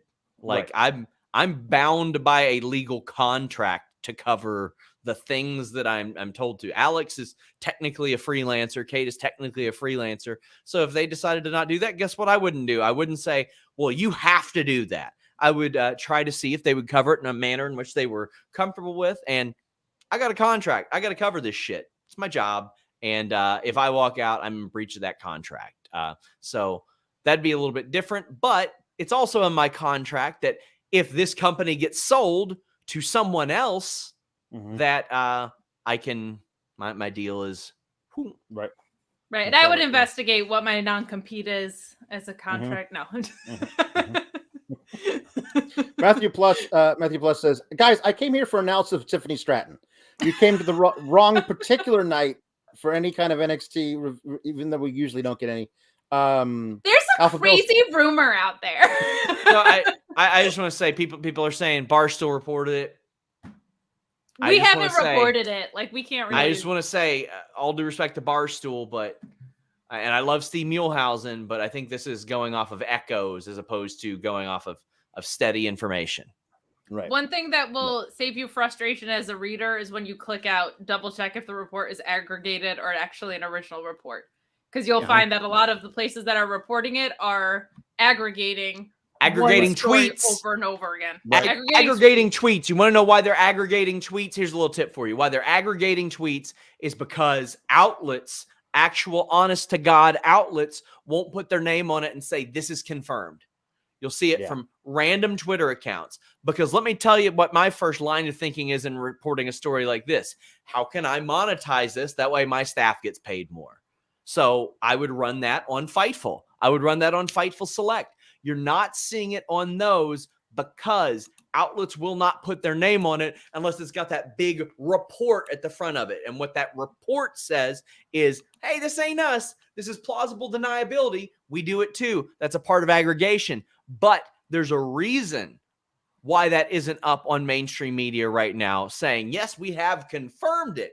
What you're getting is a lot of people saying it was aggregated. These are the tweets. There they are. JB Pringle saying in 5 years, this is going to make one hell of a Netflix miniseries. Oh boy. It already is. Isn't Succession what this is? That's what I was told. Basically. I got 40 wrestlers in my messages saying real life Succession. Hyperbole. I did that to make my story sound better, but legitimately 10 did that. And I was like, okay, finally, I got to watch this shit. So that was maybe my favorite tweet that I saw was you saying, I got to go watch Succession. And then another wrestler sent me that and they go, no, you don't. You're watching it right now. And I said, very clever. Very clever. Eek. Yeah. We have so many of these that are they're kind of like they run back on each other. Dennis Huffman says the NBCU and Fox try to get out of the TV deal. We've talked about that. Like, depending on what's in the contract, they might, or at least not renew. Like they might run out what they've got and not renew. Yeah. T Sipper says if true VKM has set WWE back years. I'm not seeing a lot of this is a great idea. I'm just not seeing a lot of that from any corners. Force of Will wants us to wreck spec like crazy. Besides obvious names, Sami Zayn, who else walks? Like there's a lot of those questions. I don't know. I mean, I would love to wreck spec, but that's just such that's such a personal decision. I think you see Mustafa Ali probably be like, let me the hell out of here. But that's such a conversation that you have to have with yourself. Like there's probably names that'll surprise you that would stay. There's probably names that'll surprise you that would want to leave would be my guess. Yeah. So we go. Cody K says 6 members of the board who denied Vince's return left WWE before this.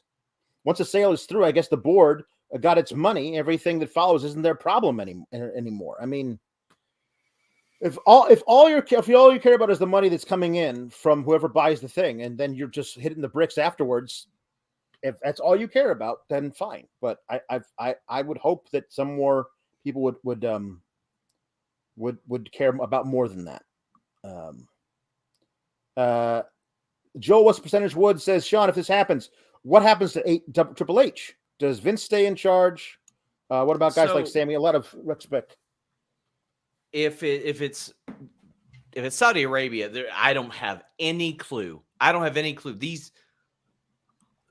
people that ran the Saudi Arabia show were asking for Yokozuna to be on their show a few years ago. So I have no clue what's going on here. And also, I want to say thank you to Luis first off for moderating. This is one of our busiest chats ever. If anything gets missed, guys, I promise we'll pick it up tomorrow.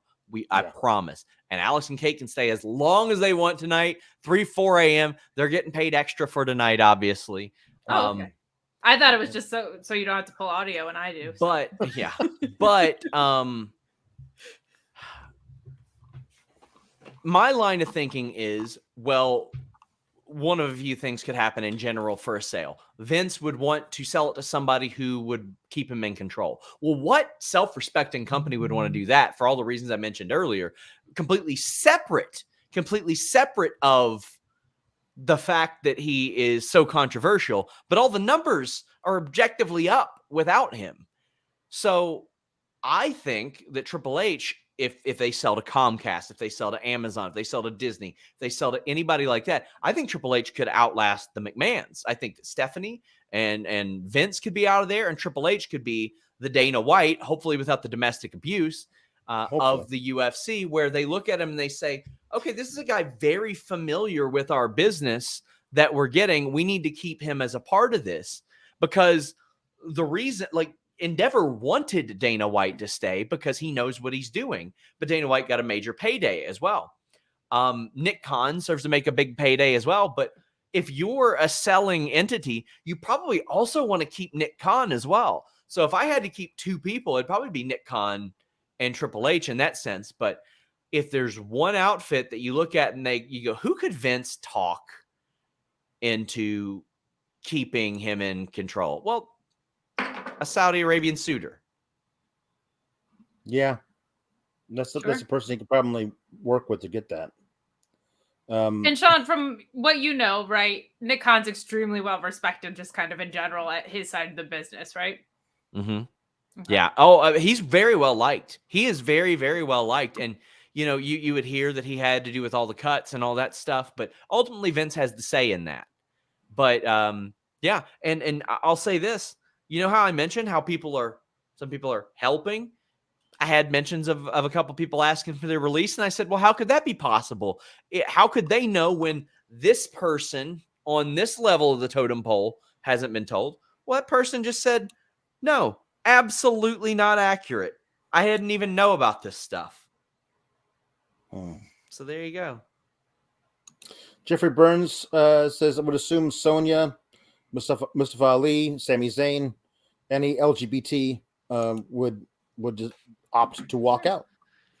Yeah. Shayna Baszler, Dakota probably. Certainly couldn't blame them if it's what they decided to do. I mean, MVP, look at the situation that he's in from a religious standpoint, or even a formerly religious standpoint. And again, I'm not here to talk culture and all that stuff because I'm not familiar enough with it to speak on it to a comfortable level. I'm really not. I'm not educated enough to do that, and that's not what I'm here for. But I would be shocked if WWE didn't at least say something tomorrow. Like say something tomorrow. A firm denial or but I mean, like, I'm getting holes poked through a lot of the people that were helping, quote unquote helping. I'm getting a lot of stuff like that, and maybe it's true. Maybe it's absolutely true, but I am not willing to sit here and tell our audience that gives money to us to talk about wrestling of all things. People in the UK, there's a fucking crisis financially over there, and we still got people up at 5 a.m. over there sending us money, which I really appreciate. But I'm not going to come on here and tell you guys, yep, it's going to happen. Here's doom and gloom, because I can't say that for sure now. And hey, it's here. We're talking about it. I'm going to be talking about it all week with you guys, but I don't feel confident enough in this to be like, guys, yeah, here it is. I'm putting the Fightful Select stamp on it. Mark says, I'd like to welcome the new head of Saudi-owned WWE Creative, Andrew Tate. God. Jesus. Drew Douglas says, hey, thanks for doing this show, guys, keeping us somewhat informed. Excited to watch the Bengals beat the Ravens, since it's the only bright spot in my week now after this. How about this, Drew? I sat right next to him on Sunday as we watched them already beat the Ravens. So, yeah, I can't wait for that. Drew, wonderful guy, one of my favorite dudes. But, man, it is such a messy situation. It is such a wild situation. It's a situation that has led to me needing to take a piss. But I will be back. I will be back in minutes. Good. All right. Or don't. Go to bed. Yeah, go to bed. It's fine. Yeah, we have, I don't know, 25 pages of this. So, holy crap. Yeah. Okay. So somebody had just mentioned that Jimmy tweeted that this could have been a test balloon. I thought about that too. That's a way more common thing than people think. People in PR do that all the time. I was trained as one. We're a bunch of deceitful dickheads. Like, it's not uncommon to do that, to gauge public reaction. They could have gotten an extremely enticing offer from Saudi Arabia and said, is this going to be detrimental to the company overall? Let's throw rumors out there and see what happens. Bada boom. Yep. Well, let's take a step away from this. Back to puns. Let's talk about NXT. Yeah, DIJAK Mayhem says, no, we're not talking about this like NXT. We're talking about puns. Either the possibility that the Saudis have bought WWE, or puns. There's nothing in between. No legitimate review will ever happen. What is our life? Yeah, this is our life that we're either talking about a multi-billion-dollar deal about a wrestling company being bought out in Saudi Arabia, or wedding and New Year's puns. Alpha Bill says, remember when wrestling shows were full of puns? I do, and that's why I'm getting right back to him. T-Electric Mayhem says, sorry I missed the meat puns last week. Last week, guys, it was all meat puns.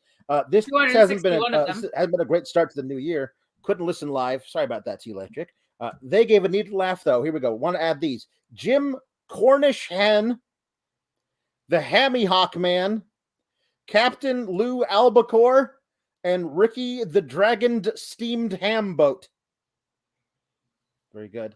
Those are tonight, very good. Of course. Tonight, we got. I like when people send in chats in a list of the puns that they missed from the week before. Right. God bless you. All right, let's do this as fast as possible. These are New Year's and wedding puns.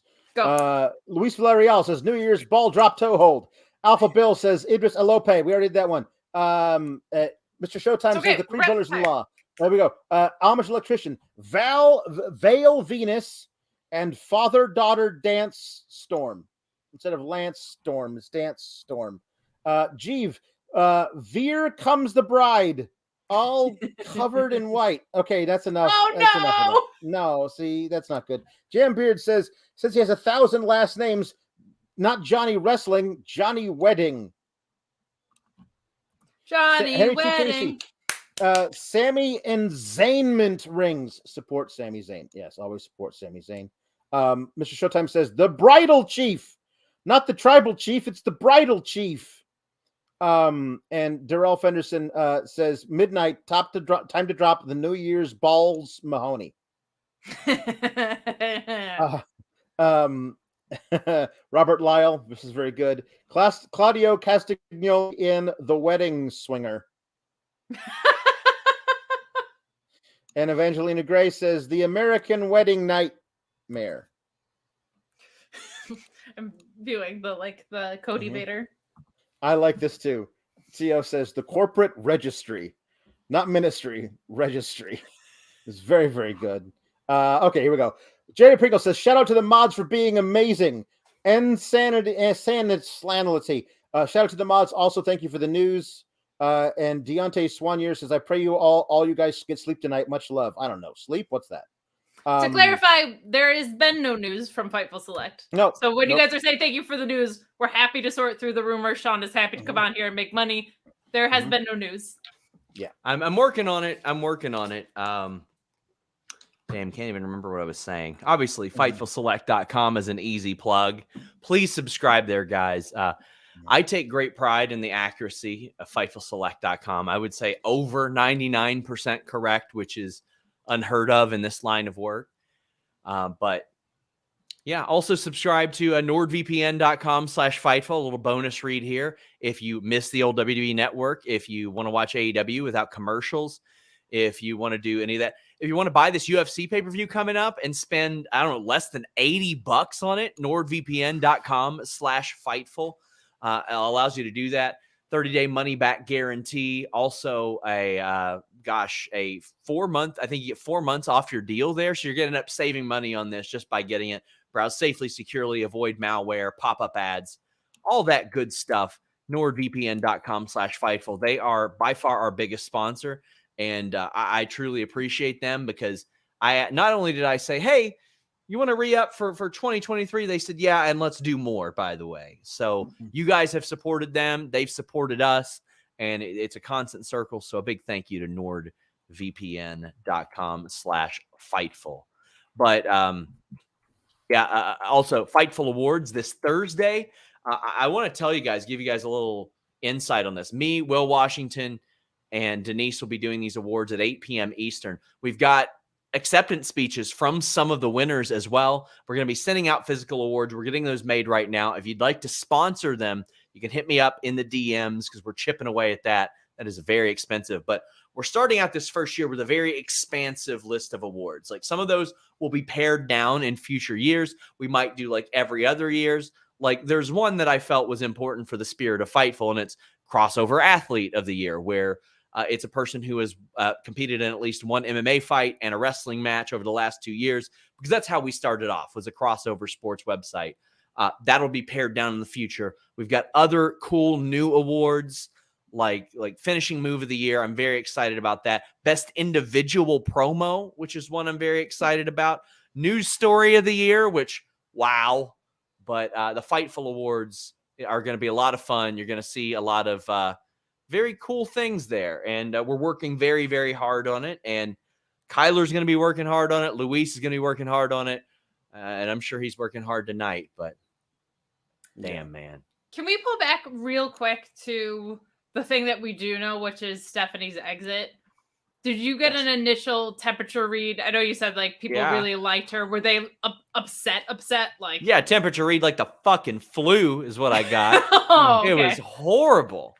People like her an awful lot. They like her a lot, and it is so easy to conflate how well she portrays that character for what kind of a person that everybody that works with her and for her see her as. Sure. Because when I started to really ask around about Stephanie a couple of years ago, I was kind of surprised at like how just unanimously adored she is by people there. And as it turns out, she sold me a ticket. She's real good at her job. She's real good at making people think that she is like this heartless, callous villain. And she isn't, as it turns out. And a lot of people really, really like her. And a lot of people think that she should be around. And they think that it's good to have a woman in that position. So the temperature that I took was not very good. And I would say that we're best at specifically taking the temperature of a situation than any outlet out there. I think on any given story, like we're able to immediately get a response back from a dozen people. And it ain't going to be the same dozen people. And none of them were happy about that at all. Was there a feeling, if you got this at all, that something bigger was coming down the pike? Maybe not this, but like, oh, Vince is jumping back into creative, or was that a feeling like this is symptomatic of something else to come? It was downplayed to me by WWE. Like it was very much well, if you remember, she was taking time off and this is her resuming that since Vince is back. And I'm just looking at that and you retired. Doc says my dad was with WWE for 4 years. He loved Stephanie. Yeah, I don't doubt that at all. And the when you look at that, and I got people saying she did say Vince getting sued was as bad as listen, it's her dad. It's her dad. Like, come on, man.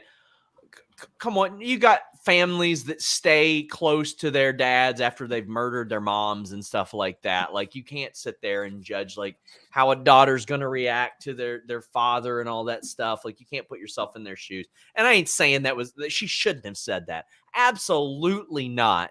Absolutely shouldn't have said that. But come on. Yeah, you can't draw a conclusion on someone's entire character based on a comment like that. Based on one line. Yeah. Based on one line. And I got this guy saying, stop baby facing Steph. Come on. Yeah, okay. So what we should do is take you, who doesn't talk to anybody that's ever worked with her, ever. Ever. And instead of the, dozens and dozens, if not over 100 people that I've talked to, and I can't really find a lot of people that don't like her. Okay, we're with you, not talking to anybody. Sorry about that. But it was downplayed to us. But here's the way that I looked at it. My original assumption was that Stephanie, not assumption, she was on the board. So she knew that these Vince things were coming. And to me, outside looking in, I looked at that as, okay, well, she didn't want anything to do with that. She wanted no parts of that shit whatsoever, right? So then when Vince is out of that spot, all of a sudden she comes back. That's convenient. Now Vince is back and she's gone. Well, that's convenient. Yep. Awful lot of band members missing each other there, right? Like, are you going to have two drummers? I don't think so. And to me, I don't think they're playing the same song. Very true. So we got a lot of these questions about stuff like this. Is there a chance Vince could still go private, says Mitzi? Yes, that is absolutely possible. That's the rumor. That's the absolute rumor. Yeah. Joe asks, if true, how might this affect lifers like Cena, Orton, Rollins? Keep up the great work. It's hard to tell based on individuals, like what they would be okay with, what they wouldn't be okay with, what they would determine as within their moral compass, and maybe they think. I can tell you there are legitimately WWE wrestlers, including some of the women that worked over there, that believe they are facilitating change, and they don't think that it's propaganda. There's of course some cautiously optimistic people, but there are some people involved that look at that and they go, okay, well, America, boy, plenty of flaws still here, right? No. Yep. Plenty of flaws still here, but change has to happen. Change happens progressively, and they are under the impression that, you know, they can help facilitate that. But man, there's just an awful lot not adding up to me. There's so much just not adding up to me. Is Stephanie McMahon Soraya's partner for tomorrow? Yeah, that's happening. Confirmed. That's happening. I talked to everybody in the match. They confirmed to me it's Stephanie. Yeah. Broadway Joe, talking about a test balloon, says that the Phoenix Suns did that with being bought by Qatar and got extreme backlash. Denied it like 2 days later. Yeah. No ESPN or Wall Street Journal confirmation gives me a little hope. Test balloon. They're Happens throwing up fucking all animal balloons right now. Time. It Because- happens all the time. Because I mean, like, okay, if you're selling to a Saudi Arabian entity, again, this is just what little I understand. They would have to grossly overpay for it, because golf is so much more accepted even in the mainstream, and they were having trouble, as Jimmy Van put on Twitter, having a lot of trouble getting a television deal because of that. And Really? I feel like golf is so controversial. yeah. Well, hey, listen. Bill Now Mickelson, that right? golf is owned by Saudi Arabia, they can go to TV 14. They can curse and have blood, and they can do bra and panty hole-in-one matches and all kinds of stuff now. Hole-in-one matches. Yeah. If you are trying to get your hole-in-one match, blueshoe.com code Fightful. We can get back to Super Chat. Jelly Canuck says, "What happens to Regal with everything happening?" Like that's one of those guys I feel really bad for. Like he asked out of AEW where he had a good thing going, but he really wanted to go back and work for his buddy Triple H. And yeah, now what? I do want to say one of my favorite messages is from Mojo Rawley. I don't think he would hate me saying this, because he's a good dude. He said, "Shit, maybe I'll get rehired." God bless him. So, Did you see Gronk donate $6,900 to Damar Hamlin's foundation? First of all, of course I did. Of course. Second of all, aside from Saudi Arabia, there's obviously talk of a sale happening. Do you think that the cuts conversation happens regardless of whether it's Saudi Arabia or not, right? If you're getting in shape to sell, you're probably making cuts. That's what I feel like the big belief was the first time around with those. Do you think that's something that's imminent? Do you think the people that just got hired back are at risk again now that Vince is back? Any read on that? Do you need me to re-ask the question because you were on your phone? No. You're talking about cuts, right? Yeah. I mean, people have been terrified. Rehires have been pretty scared. I don't want to say pretty scared of cuts, but like, goddamn, really? This again type of thing is the vibe that I'm getting. And I mean, they hired some really good people, like from a personal level. They hired some really good people that you want in your locker room, that help other people, that go out of their way to make other people look good. I mean, you got to be a good person to survive what Karrion Kross was booked to do and come out and still be optimistic. And not only that, be able to grow a full head of hair. What kind of perseverance is that? If he wasn't bald before, I know. So I look at that and I'm like, man. John Cena bald, man. This isn't a super chat, but I got to put it over. I will say this. I was outside of the Bengals game. I was walking to the Bengals game the other day, and these two guys are walking behind me, and they go, "Is that the Mexican flag?" "No, it's Spain." And I go, "That's an Iranian flag, Bubba." And I knew it because of the Iron Sheik. That's where I first saw the Iranian flag, was the Iron Sheik. Oh Arthur has a question. Something people haven't talked about is Nick Khan. I wonder how Saudi would feel about an Iranian CEO. I'll never forget, man. That was one of the things that really turned me on. I only watched the one. The greatest Royal Rumble in Saudi, when they did the whole thing where they brought out the Davari brothers, just so basically the entire crowd could boo them for being Iranian. I was like, this feels a little. I don't want to do this anymore, and I haven't watched one of those shows since. Sean, is it safe to say that if it was the Saudi Arabia deal, that would be the biggest shift from an internal current WWE standpoint? Like if they went to Disney, I guess there's not a way to tell that because Disney could also just kind of come in and clean house, right? But they probably want to get rid of like Nick Khan. I'd be surprised if Disney did that. Like to me, and I had always heard that Vince always thought that Disney would be a good steward of the brand. But you know what? I think whoever pays him the most is who he thinks would be a good steward of the brand. I look at Disney and I'm like, my God, they're suitable for so many reasons. They've got a host of channels because you look at their concurrent TV deals. And this is something that I encourage you guys, if you don't, follow Brandon Howard Thurston. He is the best. Brandon Thurston is the absolute best at this stuff. And we're so fortunate that he had bylines on Fightful for so long. But I look at this and I go, okay, and this is why I think it'd be hard to fuck up a WWE acquisition for a media company. Say if you even spent $10 billion on it, right? If you've got like 3 concurrent billion-dollar deals, PLE, Raw, SmackDown, that's completely separate of the Saudi shit, right? Like completely separate of that. Okay, well, in 5 years, guess what you get? 3 more of those concurrent deals. Oh, by the way, guess what you get to do? You get to do whatever it is that you want with NXT or main event. Maybe they want to put main event on at 3 a.m. on FXX or something like that. Well, guess what? They can do it. Guess what they also get to do? They get to put that entire library on ESPN Plus with UFC on it as well, or Disney Plus, or what the hell's the other one? Hulu.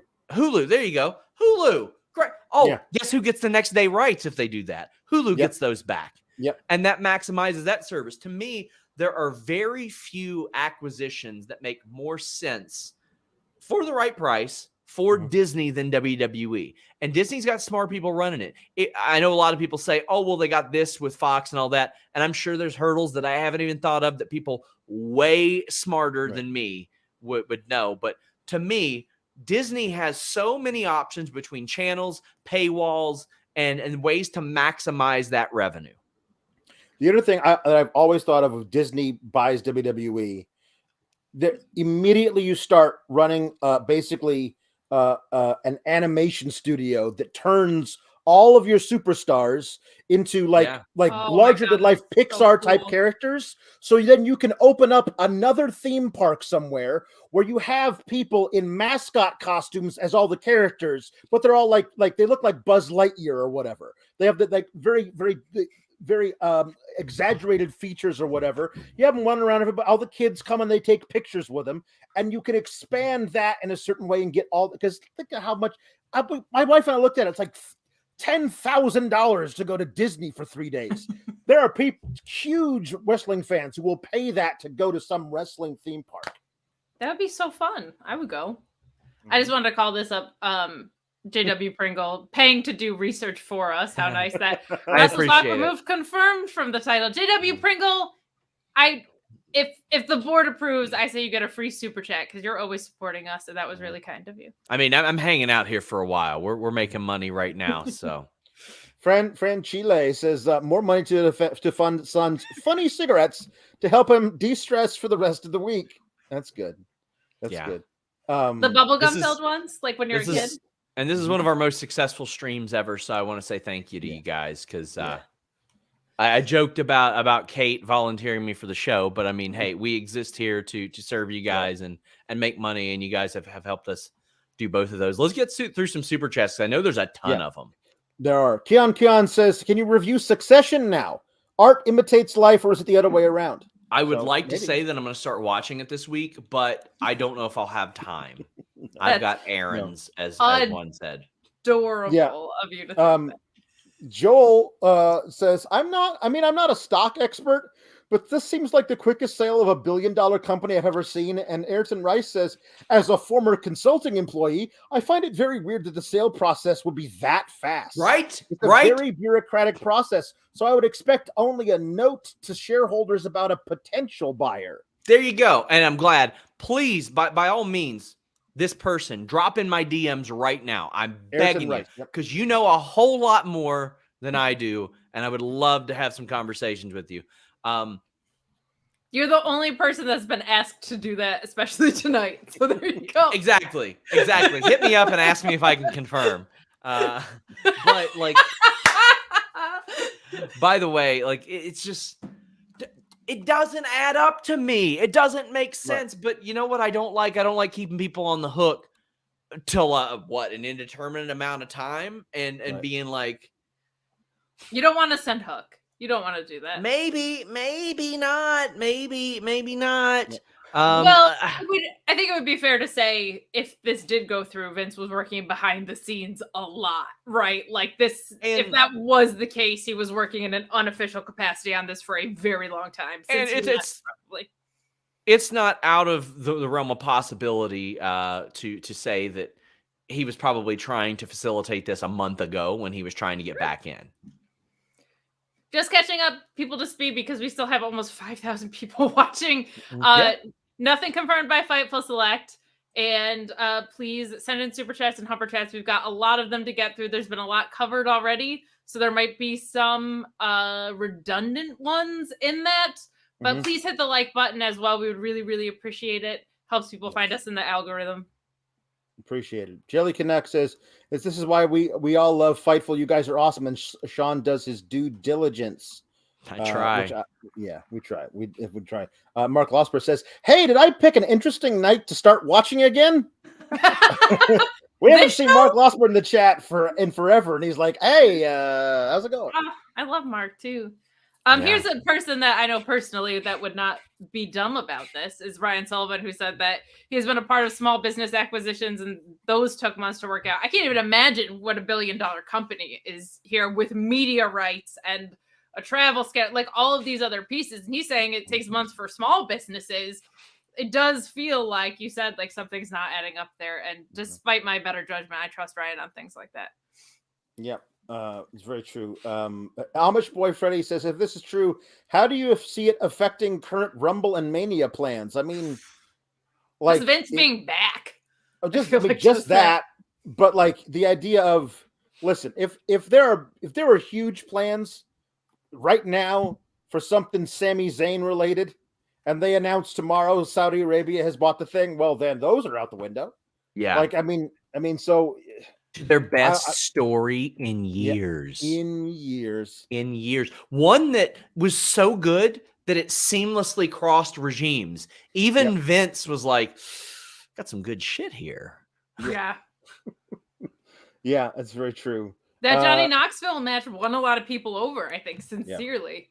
Yeah. Sincerely. Not Alex so much, but a lot no, of not me, but everything else. Knock Bogan says, hey, Sean, with all this going on, can I DM you to confirm the reason why WWE hasn't released Velveteen Dream yet?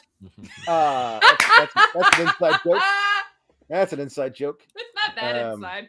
It's pretty outside not really, now. But still. Yeah. Logan Smith says, Newcastle fan here.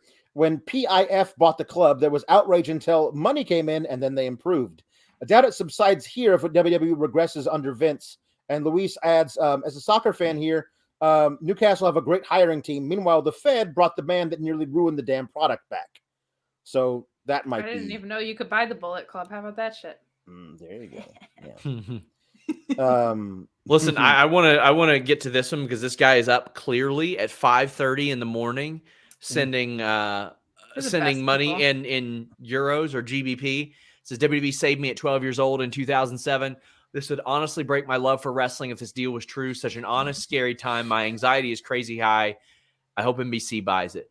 Another Fightful Select plug. I do a show called Figure Hall, and a lot of that is based on me recollecting the things that I collected when I was a child. When this is what I loved, and it's all that I loved for a very, very long time. And I was just thinking about like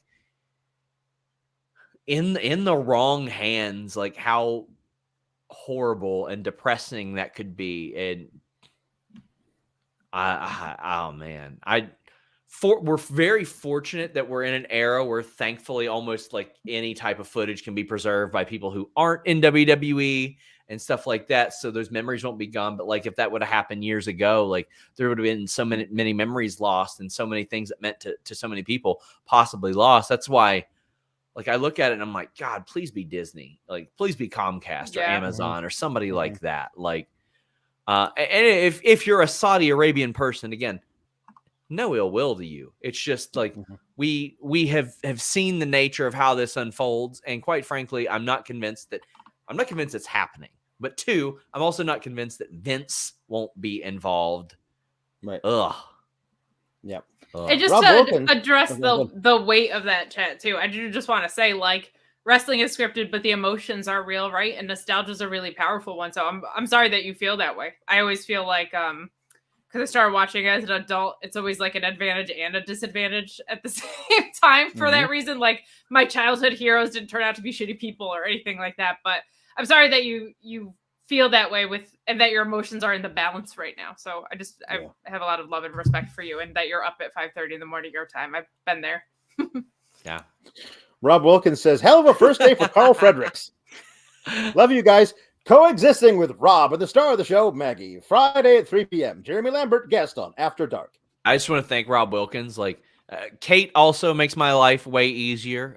Ball busting aside, she's made my life a lot easier. Rob Wilkins has made my life a lot easier with the work that he's put in.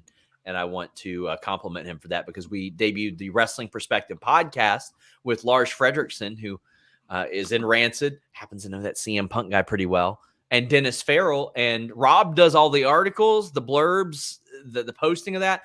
And today, that podcast got quoted on Mandy Rose's first post-WWE interview on the Tamron Hall show. So check out the Wrestling Perspective podcast. Mickey James on it this week. Rob also said, like, Maggie is the star of that show. I've heard and seen Rob. Well, I've seen him physically shrink, but I've heard and seen his podcasting ability grow tremendously over the past year. So put yourself over too. It's 12:30 at night. We're not even halfway through super chats. Come on, put yourself over, Rob. Yeah, let's get through these super chats. I'm here as long as you guys need me, but let's get through these super chats. To Cal W95, don't let these companies take your love of the art form. Support the wrestlers, support places like Fightful that talk about it. Companies will come and go. The community lives on. Thank you, Mark. Yes, that's very true. Leave us a thumbs up, by the way. There's 5,000 of you watching. As many thumbs up as possible, and subscribe. We greatly appreciate it.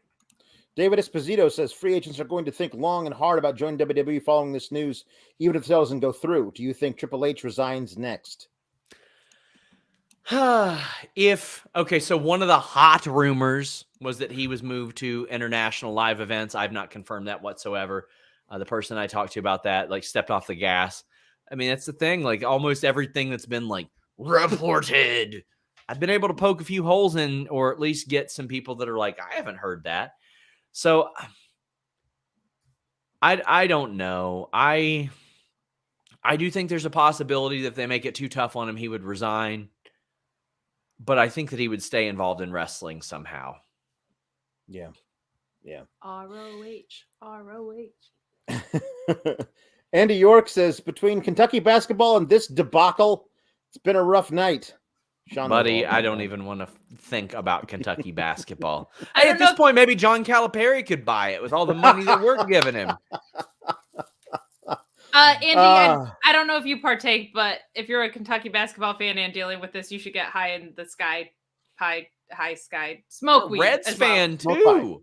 Thank God for the Bengals. Follow Common Bengals W on Twitter. It's my new Cincinnati Bengals vanity project. I would greatly appreciate if you guys would show that. You're such a wannabe Renee Paquette. Yeah. Me too. Yeah. Joel's Percentage Wood says, Sean knows how much of a pro WWE guy I am, but if this happens, I may be done with wrestling as a whole. Not that I don't enjoy AEW, but knowing what's going on in WWE would just kill my enjoyment. To that, I say, Joel, don't do that. One, you give us money, and I appreciate that, so don't stop that. But seriously, there is something out there you would like. You don't have to like something just because it's the biggest thing. Now, that can help. I know that being in a stadium with 60,000 people can be a very special experience, but I promise there is something out there for you. Maybe you take in a PWG show and you think it's the greatest thing ever. Maybe you give Impact a chance and you go, oh, wow, I like this environment. Maybe you finally give AEW a shot and you think that it's dope. Maybe you tune into DDT and you're like, wow, this is like if WWE were in Japan and then like turned up a bunch. Maybe you finally check out New Japan with English commentary and you like that. Maybe you'll end up liking Lucha or something like that. I promise you, there are things out there for you. There is something that you'll like. Maybe MLW, Deadlock. For the love of God, Deadlock has such an incredible following. And just to reiterate too, like some of your favorites from WWE are going to go work other places if this goes through. So your favorite performers are going to go other places that you can go and support. So hang in there. I know it sucks. Yeah. ROHHH? ROHHH. I'm here for it. Yeah. I always felt like ROH and Black and Gold were the good, like sports-based feeling products. Yeah. So that's why I stand that idea. Alpha Bill says international live events is like Milton moving to the basement. Triple H is going to be like, I believe you have my stapler. Yeah. And again, nowhere near confirmed. Nowhere near confirmed. But if it were to happen, that would be. I believe it's in storage room. Cal, WWE, what would happen to figure deals in WWE games? Well, I mean, their existing ones would likely continue. I'm sure that there's some provisions in the deals that would say that even in ownership changes, they see those through. Or maybe there's provisions that say they can adjust those. Yeah. Still getting paid, so super happy about it. What the hell? And I block you. Mark Losper says, honestly, more frustrated than Banshees of Sharon beating everything everywhere all at once for the Golden Globe than this WWE mess. Well, everything's bad. Everything's bad. As I say on the show, everything sucks. B Sweet says, the Saudis have an open checkbook. And probably why this deal happened so fast, if indeed it happened. VKM probably gave a dollar amount and they just said, sure. Okay, here you go. I don't know. That's a lot of speculation. But like, there's a lot of stuff that I'm seeing in here of people who like it just feels like it's way too fast to happen. Like an agreement might have happened. Jacob Weddle says, isn't JP Morgan involved in this? Don't they take like months to do sales like this? This just seems fishy and isn't adding up for me. Maybe it's just the optimist in me. I don't know. Like it does feel like off the top, if this happens, how long will it take to go private with the sale due to the shareholders and SEC filings? A lot. That's it. And please, if I ask you guys of one favor, audience, when people get on Twitter on Wednesday or Thursday and they're like, but Sean said, wrestling journalist said, no, wrestling journalists did not say. Some did. I'm telling you guys, this don't add up to me. Yeah. Maybe agreed to in principle, something like that. Tentatively, but I just can't think it's far. I can't think it's done. Yeah. No, I think a test balloon is possible. I also just saw a rumor from Stevie Nicks, great album, that there's a deal in place, but it's not finalized. There's all sorts of misinformation out there. So again, if you're just tuning in now, nothing confirmed here. Yeah. NCB says, seems like an SEC violation waiting to happen. Wonder what the U.S. government will have to say about this. Oh, well, the HHH era was fun while it lasted. Long live SGS. Yeah, NCB. I'm right there with you, buddy. I was annoyed earlier at just the Steph news. I don't want to underestimate that piece of it. Right. Like, whether it's this deal or not, like, it's such a, that's so upsetting to know that people are just walking around dejected backstage and someone that was really liked and well-respected and seemed great at her job is now resigned because of her dad. Like, that sucks. That sucks. I'll Jimmy fight Van my dad throwing first, out a little rec spec. Maybe somebody saw a signed NDA, which is the beginning of the process, and ran with it. I mean, yeah. Possible. Yeah. Brex says, what do you think would happen to the women's division if the Saudis do take over? Would they keep it around or scrap it? I think that they would keep it because, I mean, they have allowed women to wrestle in Saudi Arabia. Yeah. Yeah. Juan says, feels like one of my biggest hobbies and interests is on its deathbed if the Saudi news is true. I'm not seeing anybody being like, I am super excited for this and I'm more excited now than I've ever been about wrestling. I'm just not seeing a lot of anything. Usually you get a little bit on either side. There's a divide. There's none of that. No, nobody's saying good things here. Jambeard wonders what will happen to the Tribute to the Troop shows now. Well, listen, like, we do give a lot of money to the Saudi military. So, I mean, like, we're already, like, this. So, yeah, who knows? And Joel says, for what it's worth, Cassidy Haynes seems pretty confident a deal is done. Well, like, that's his reporting, and I mean, good for him. I think that Cassidy's a very good reporter. I really do. I just want to preface that. I think he's a good reporter. I just don't have enough to confirm it, and I wouldn't feel comfortable doing that right now. But he's his own reporter. Mm-hmm. So we have a Joel. What's the percentage? And now we have an H King 5 doing a scale of 0 to 10. 0 being a total lie to 10 being absolutely true. Where are we on this Saudi rumor, Sean? Where am I? Yeah, Fightful Select YouTube or Fightful YouTube. Fightful Select YouTube. That's tomorrow. 3. I'm at a 3 out of 10. Okay. But listen, I serve our audience, and our audience wanted to know what the hell those vague tweets were about. So, yeah, there you go. That's true. Yeah, and once I posted this rumor that I can't confirm, all of a sudden, boy, the snowball keeps rolling downhill. If you've noticed that. Yeah. So we got Tariq Ali who says, just woke up to the news.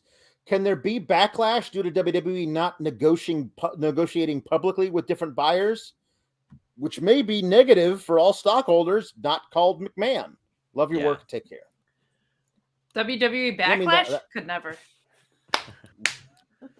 Popping myself over here. It's 12:30. We've got like another 2 hours of this. Come on. Have some fun, people. King Enigma mentions one. Listen, just because your super chat hasn't been read doesn't mean it's been missed. But personal percentages that it's real and that you give killer cliffhangers. Yes. Dun, dun, well, dun. I'll say this. 100% you give killer cliffhangers, but I'm going to say 35% that it's real. And you know what? If you hit 350 in Major League Baseball, you're probably one of the greatest players of all time. So there you go. There you go. It's true. Jake Salazar says, pray for the Undertaker. Nothing's wrong, but if it's true, he's going to be booked to his grave. So it's so funny. So I often, people are like, how do you vet sources? And I point to this one time when a guy said, hey, listen, I know you're not going to believe me, but my dad drives a limo and he just drove the Undertaker to an airport in the Pacific Northwest or Canada, and he's going to Saudi Arabia. And I was like, shut the fuck up. The next thing I know, Undertaker is on a goddamn Saudi Arabian float of himself going down the road. And he was not advertised or anything. And I was like, man. Sean, I'm going to leave this one to you. Like, I don't even know what to say about this. Like, the Corey says that Kermit on Reddit said it's done. So if Kermit, like, hi ho, Kermit on Reddit here. The deal is done. That person, I try to stay as far away from Reddit as possible for my own mental health. But that person has posted some accurate stuff in the past. They've also posted some stuff that's not so accurate, and that happens with anybody. But I don't know who it is. If that person wants to DM me and hit me up and be like, hey, this is who I am, can verify, well, I'd be happy to back up their stuff. But yeah, they, Yep. Yeah. Did Sasha and Naomi walk out 8 months ago? It's unreal, right? Mark Losper says, of course there's backlash. WrestleMania backlash. See, we were vibing. There we go. Yeah, they were good. Mark Losper says Undertaker in 2050, rest in peace. I meant me. I'm dead. Stop booking me to do matches, please.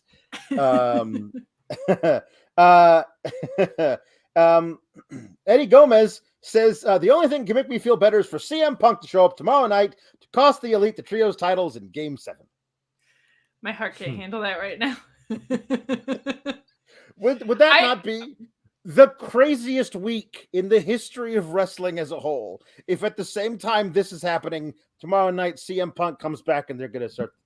Jesus. I'll say if the scales are tilting in favor of CM Punk coming back, if I'm Tony Khan, I am working that hard to get that guy back right now. Yeah. He's injured though, so we gotta keep that in mind. Or is he? Or is he? The big time BT Baldwin says, did Vince use Saudi money to buy back his company just so he can take it private and control it all? I mean, he's already got enough of their money as it is. I mean, Tyler Kane says, imagine the FTC ban on no trade clauses happens now. Yeah, there's a lot. There's a lot of moving pieces outside of this. Chris Welch says, if there's one potential deal that Vince's return and presence would probably muck up, it's Disney under Bob Iger. If he had stayed away, I could see it. Yeah. There's a lot of places I think would be a much stronger suitors if Vince had completely stayed away from the whole thing and just kept his majority shareholder status or whatever, voting power, and that was it. Jared, I respect this. I don't want any more wrestling news this year. That would be really bad for us. So if you could just hold that thought to yourself, I understand the feeling. Yeah. Yep. If you could just not wish that upon us. Yeah. John Taylor says, returned to Fightful Select a few days ago, and I'm now donating to Sean's Passing the F Out Fund tonight. Sean, you deserve the rest. Listen, it's that fat 70 bag I buy from my weed dealer every so often. That's what you're contributing to, things. That's what puts me to sleep every night. Alex Diaz says, if Disney swoops in for a deal, ultimate babyface. Yes, Disney is cashing in their Money in the Bank contract. During an open challenge on a mid-card title. Guys, leave a thumbs up if you could. There's like 5,000 people still watching, which is incredible. We've been live for almost 2.5 hours. Again, nothing is confirmed here, but get in your super chats and your humper chats. We've got a lot of them to get through. A lot of them are redundant as well, so we're going to try and stack the ones that are the same into one category. But please leave a thumbs up for us if you would. Savage Xerox says, Johnny from New Legacy and DPW just said he loves you, Sean. Oh, thank you so much. Mark Losper says, Devil's Advocate, if this is a sports washing operation, it would be in their best interest to keep everything the same, but simply say, hey, how good is Saudi Arabia more often? I mean, yeah, that's how you do it. You prep people for the thing that you're not ready for. But then Vince is coming back to creative. I really think if that is what goes through, Vince come back to creative, and it was a bad product. It was a horrible product. The fact that I'm just like, thank God we're not seeing the same match over and over again. That's the low bar that Triple H is like, that's the only thing. I gotta hit the high jump over. Okay. It's just different matches. That's it. And he's done very good at that. Mark Losper says, man, when Disney's the babyface, we are screwed. DC Cinematic says, what do you know about Punk that you're not saying, Sean? A lot, honestly. A lot. You can't say that on a stream me. Like, listen, but I'm not gonna vague tweet it and be like, I'm gonna tell you, I can't.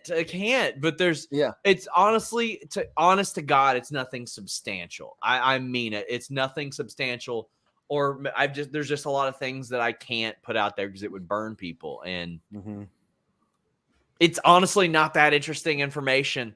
There's one piece that I would consider interesting, and it wouldn't matter in a few days anyway. So, yeah. Is it to do with Larry? Can we just know that much? No, it's not. Okay. It's not Larry related. Patrick Ferrugia says, if certain things align, Sami Zayn could end up being the biggest babyface in all of wrestling in AEW. I mean, yeah, sure. He's already one of the biggest stars in wrestling, so yeah, of course he could. Yeah, Yeah, I think that's true 6 months from now either way. How about that? Yeah, it's true. Mike Proventure says, is this does it make more likely does this make it more likely the non-public information the board mentioned about Vince in that letter leaks? Does it make it more likely that that non-public information will get out through leaks and stuff just to... Oh, I think a lot of stuff's going to get out. I think either by spite or by leveraging. Yeah. Here's what I wonder. I wonder if Vince and his people leaked the most recent Wall Street Journal story because he had his press release ready. Very clear that somebody in WWE leaked the original stories to Wall Street Journal. But I'm wondering. Yeah. Sean, what were your thoughts on Bron Breakker versus Grayson Waller tonight? I was attempting to watch Blue Streak starring Luke Wilson and Martin Lawrence. Believe that. Are you going to watch that when you get high later? You deserve it. I wanted to watch it stone cold sober is what I wanted to watch. Blue Streak. And Dave Chappelle, that was a great Dave Chappelle role. The best part of that movie is when Martin Lawrence is interrogating somebody and he pulls them behind the door and his face is smushed. He's like, "You're crushing my face." And then he punches the window too. It was amazing. We should have got a sequel. Mr. Eli Mack says, if this is all true, am I the only one that would find it funny if Trips is forced out, if he created a promotion called HHH? I don't know what that would stand for specifically. Humping something. Yeah. You probably got to get a W in there somewhere. But yeah. A lot of Blue Streak chat now. I like it. A lot of people just putting Blue Streak over, and I'm here for that. Yeah, Blue Streak is incredible. There you go. Ryan Sullivan says you could probably get Saudis to overpay more by having multiple bids, which takes time. Yeah, I this is the thing about it is that if the thing that the missing element for me is the time thing. Like either Vince was working on this behind the scenes before the hostile takeover took place, or there's like a crazy ticking clock. Like he wants this to be done tomorrow and doesn't care that he could get more money if he waited over the period of 6 months to get all this stuff. He wants it done now. And I don't know why that would be, but that's the thing that kind of doesn't fit for me is this whole now. Guys, by the way, I am working on a WWE sale rumors with a Z mega post on FightfulSelect.com. I feel that due to the nature of all this, it needed to be rumors with a Z because, listen, I went to school for journalism, contrary to what a lot of people would think, but this does not feel like a journalistic situation to me. But you know what? I cover people fake fighting. As I say, it's not the war, although maybe by the end of all this, I am covering one. Right. So who knows? FightfulSelect.com. Please subscribe. It's only $5. It's worth it. How many air quotes classes did you take there? At Morehead State University, that is actually a prerequisite. Oh, cool. Okay. Yeah. Okay, good. Cool. Yeah. I did. Volop said, "Yo, let's go. Blue Streak is one of my favorite movies ever." I'm glad someone paid to talk about Blue Streak. That makes me sincerely happy. I love like buddy cop movies. It's one of my favorite things ever. I love buddy cop movies. Mark Losper, to the partnered folk on the stream, to people with significant others or husbands or wives, your partner was just ousted from her position so their megalomaniac dad could take over. Surely you just leave to support your partner. And I would say the only reason I wouldn't do that is that if I left, that meant that fully the megalomaniac dad was in charge. Now, if he fired me, that's fine. But if I leave and abandon this place, this company that me and my partner have been working diligently to make the best thing possible, if he fires her, forces her out, and I'm the only thing left, I got to hold on until that guy fires me. But I totally understand your viewpoint. I will say, I think about the fact that Triple H had a very serious heart condition every time one of these stories surfaces. I'm so much more like about that person than I am about any role that he might have. Yeah. It's rough. Yeah. Hunky Hoss Humans. That's a great Triple H Fed name. Hockey Hoss Humans. That's good. Hunky. Yeah. Hunky. Hunky Hoss Humans. Oh, very good. Yeah. Adam Weller says, if I were the Saudi PIF, I'd want Liberty Media to buy WWE. Liberty works with them now through Formula One, so they would continue the Saudi shows. I mean, yeah, it would be weird if it was, just straight up, we are the Saudi royal family, we bought WWE. Would feel very odd. If you'd think they would use some kind of buffer, but yeah. Miguel Valdez says, Spouse brought this up. The drivers, the production crew may see their jobs dry up or may object. The fear/disruption, the expected loss to WWE would be big. Yeah.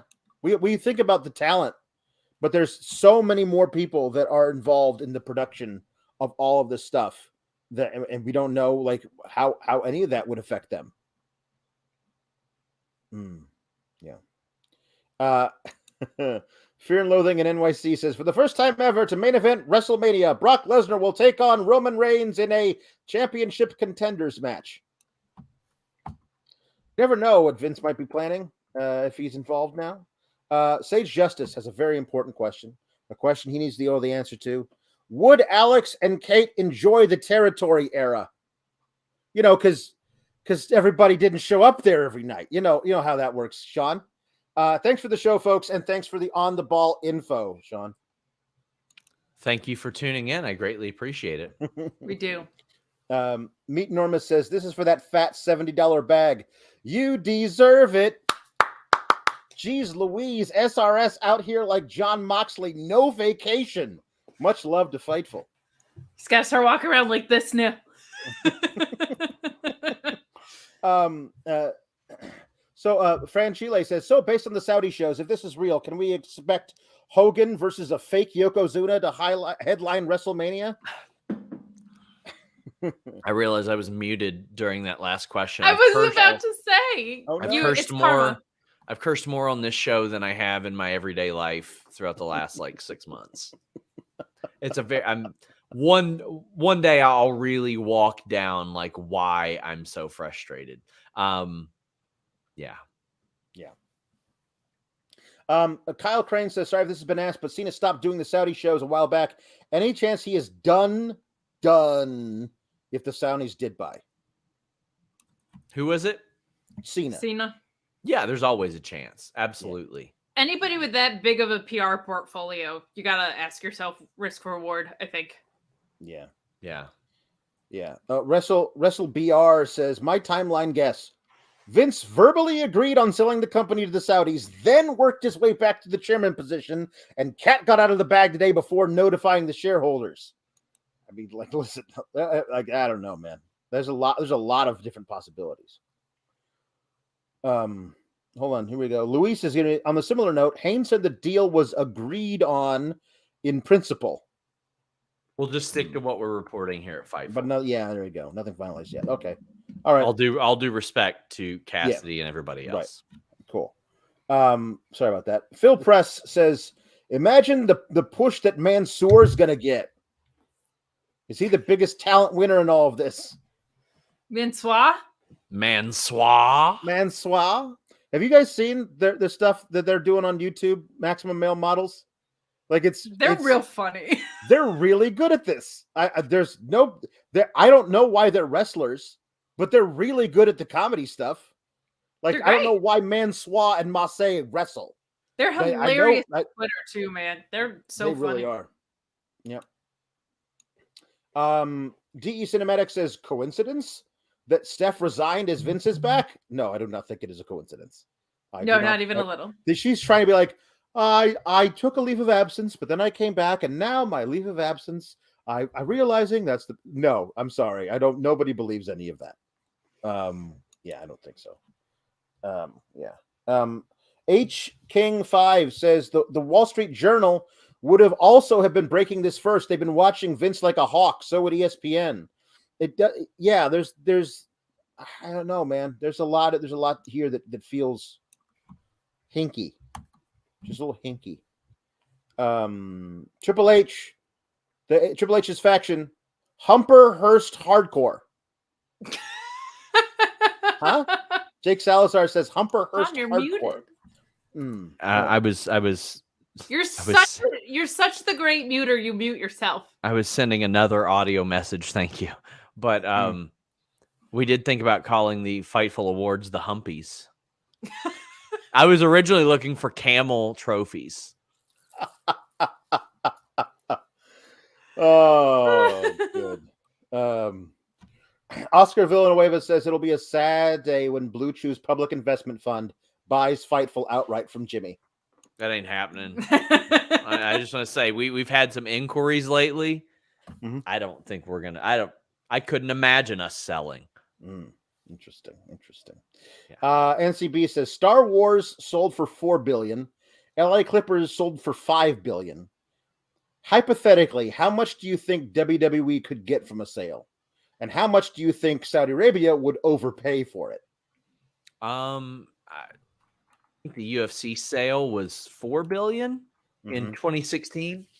So I think they could probably get well over that. Well over that, especially with inflation over the past 7 years. Yeah. Like I think it'd be, 6 to 10. It's a little bit of both. Yeah. What is that?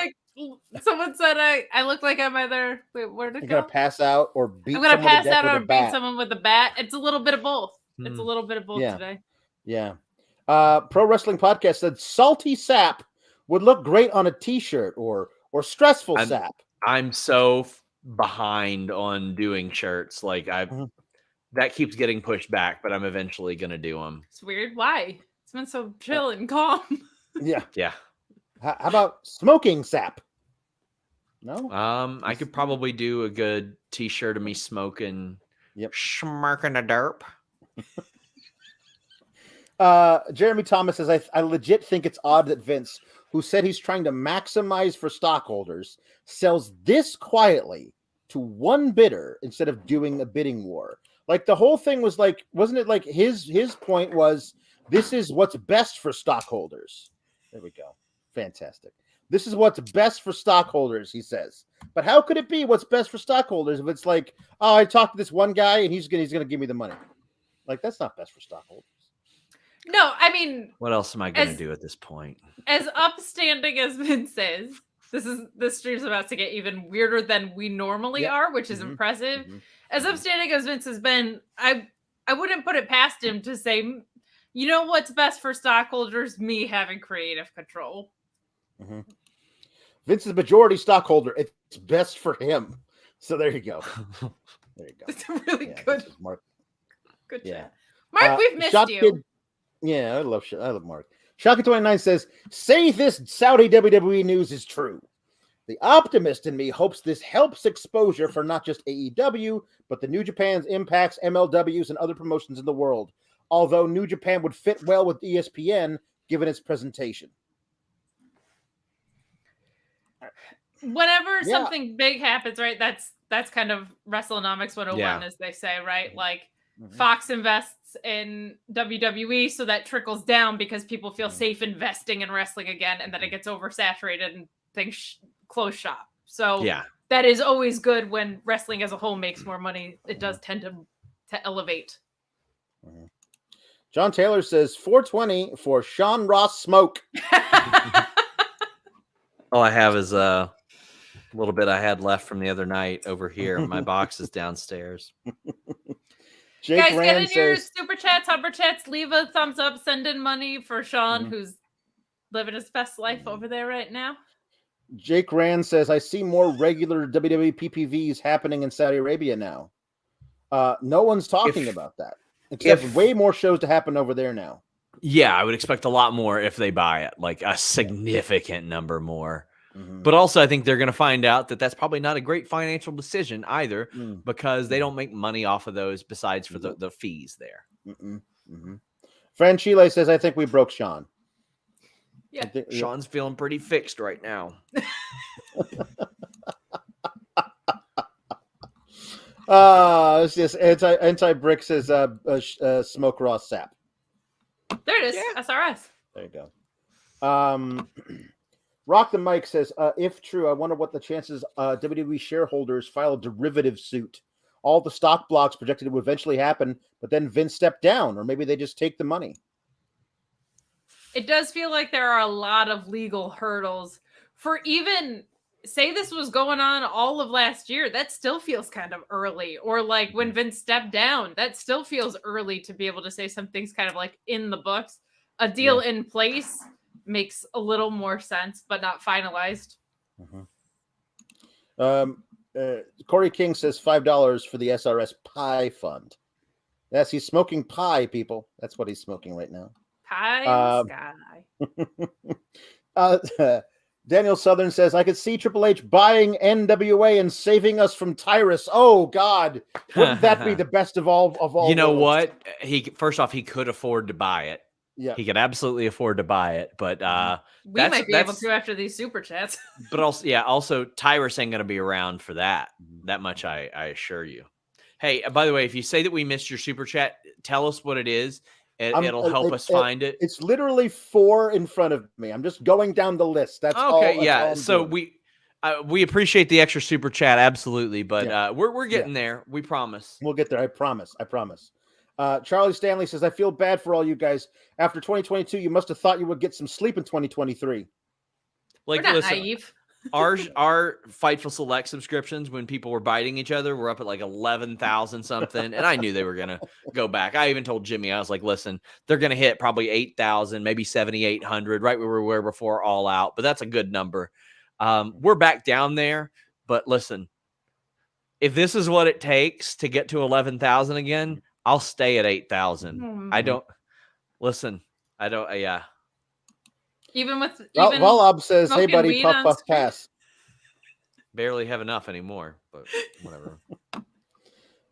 Jacob Weddle says, "If this is true, would you see any major talent staying? I feel like a Max Exodus of talent would happen, not just Sami Zayn. Oh, some will stay for sure, but I think more than you would expect would want to leave." Well, I can tell you that that's one of the things that's going up on FightfulSelect.com momentarily. So FightfulSelect.com has a little bit more info on that. CM says, "Are the Acclaimed on Dynamite tomorrow? TK needs to call an audible if not." Yeah. Even if it's like just them coming out and doing anything, let them do the intros for somebody even. Yeah. I'm waiting for the moment Max Caster doesn't give it to us. He would have to do that as a heel, I think. But like everyone's salivating for a line, and he's just like, nah. Adam Weller says the Sapp profits are up, and he wants the smoke. Angelo Dawkins, Cincinnati Bengals fan, by the way. Rock Wrestling says, "I have the chronic. How can I hang with Sean?" I only smoke before I go to bed. I do it to go to sleep. That's the only time I do it. And when A&B Convos, Wrestling Edition. Here it is. Here's your $5 super chat. Sorry it took us long to get here. We were live even when the news broke. We kept asking if you were reporting it. Many subs told us you had. Thank you for checking the facts for us. I'm trying. The people who report that you have reported something when you have done no such thing always confuses the hell out of me. So, I mean, the thing is, like, this is like trying to pull a full turd out of a septic tank here. There's so much misinformation going around. Like, I can't even begin to start to even wade through that shit. I like Sean's high metaphors better than his normal ones. Yeah. They're all good. They're all good. Ain't that bad off, guys. Come on. No. I'm just playing. But Frantule saying, one last super chat for Smoke Ross Sapp. You guys are awesome. Thanks for hanging out with us this late. I just had somebody. I just had somebody with the absolute balls to DM me, just random. As I look, they don't even follow me on Twitter, and they said, "Any news on this Saudi situation?" What did and I just know. I just know, before I even look, I know it's not a troll. I just know that they looked dead at their computer, maybe their phone, but I like to think they're in a dark room on their computer, and they went straight faced and put any news on the Saudi situation before even looking at my timeline. Right. The Amish electrician says, don't forget to promote wedding anniversary billing. We do have anniversary billing on Fightful Select. We're one of the first Patreons to have it. What used to happen is if you subscribe today, you would get billed on the 1st. Now that isn't the case. You'll get billed the 11th. Yeah, it's the 11th now. 11th now. So 11th next month. Amon says, first donation ever to tell Sean to run downstairs. We're good. I'll finish. I just smoked that little bit I had. I'm gonna finish a little bit later. What a supportive group we have, though. People I appreciate we want him to take care of himself. I appreciate it because it is illegal here. I'm sure there'll be some troll that calls. Has anyone said Sean Grass Sap? Eddie Gomez says, thanks for being here for us and the therapy tonight. Yes, like I love being here for you guys when crazy stuff happens. This was literally therapeutic tonight, physically and verbally. Yeah. Yep. Laying the Smackdown says, can this deal fail a physical like Carlos Correa? That's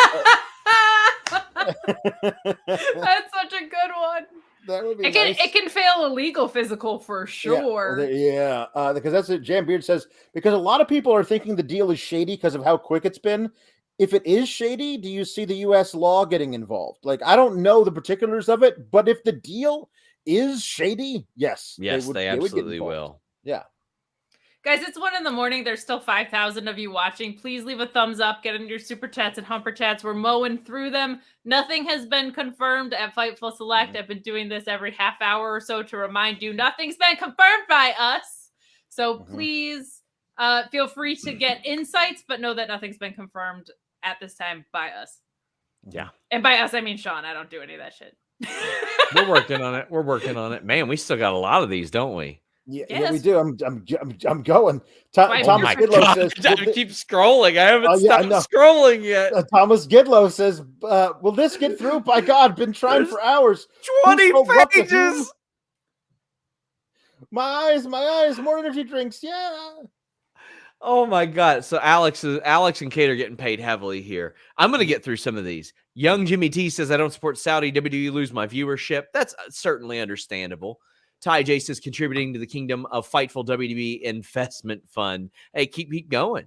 Always Big O says, the Max Caster rap tomorrow. Wow, that is absolutely on people's mind. Jake says, thoughts and prayers for WWE employees right now. Do I see Freddie Prinze Jr. and Triple H teaming up? I don't know if they like each other or not. I have no idea whatsoever. But yeah, just no idea. I would say it's not out of the realm of possibility. Other half says weed puns with Sean. And then Ricardo says wedding crasher Holly. Oh, I thought these were just about weed. That's just something completely different. No, we were doing New Year's and wedding puns. So you're going to have some real weird stuff to navigate over there. T-Sipper says, do you all have your picks for the Rumble? My two have been Cody and Rhea Ripley for quite a while. Yeah. Those seem safe. They seemed safe bets at least 24 hours ago. Who knows what decrees are made after anything might happen. Will Washington just sent me a text and said, man, huge numbers. Who knew so many people cared about NXT? Graham says, Sean, what's your percentage of ketchup on hot dogs? None. Hate it. Give me chili and cheese. Jimmy's Cooper says, do we think that Mercedes is still possibly showing up tomorrow? I think possibly. Actually, tomorrow, no, because tomorrow is Thursday and the show will be over. So, Dad.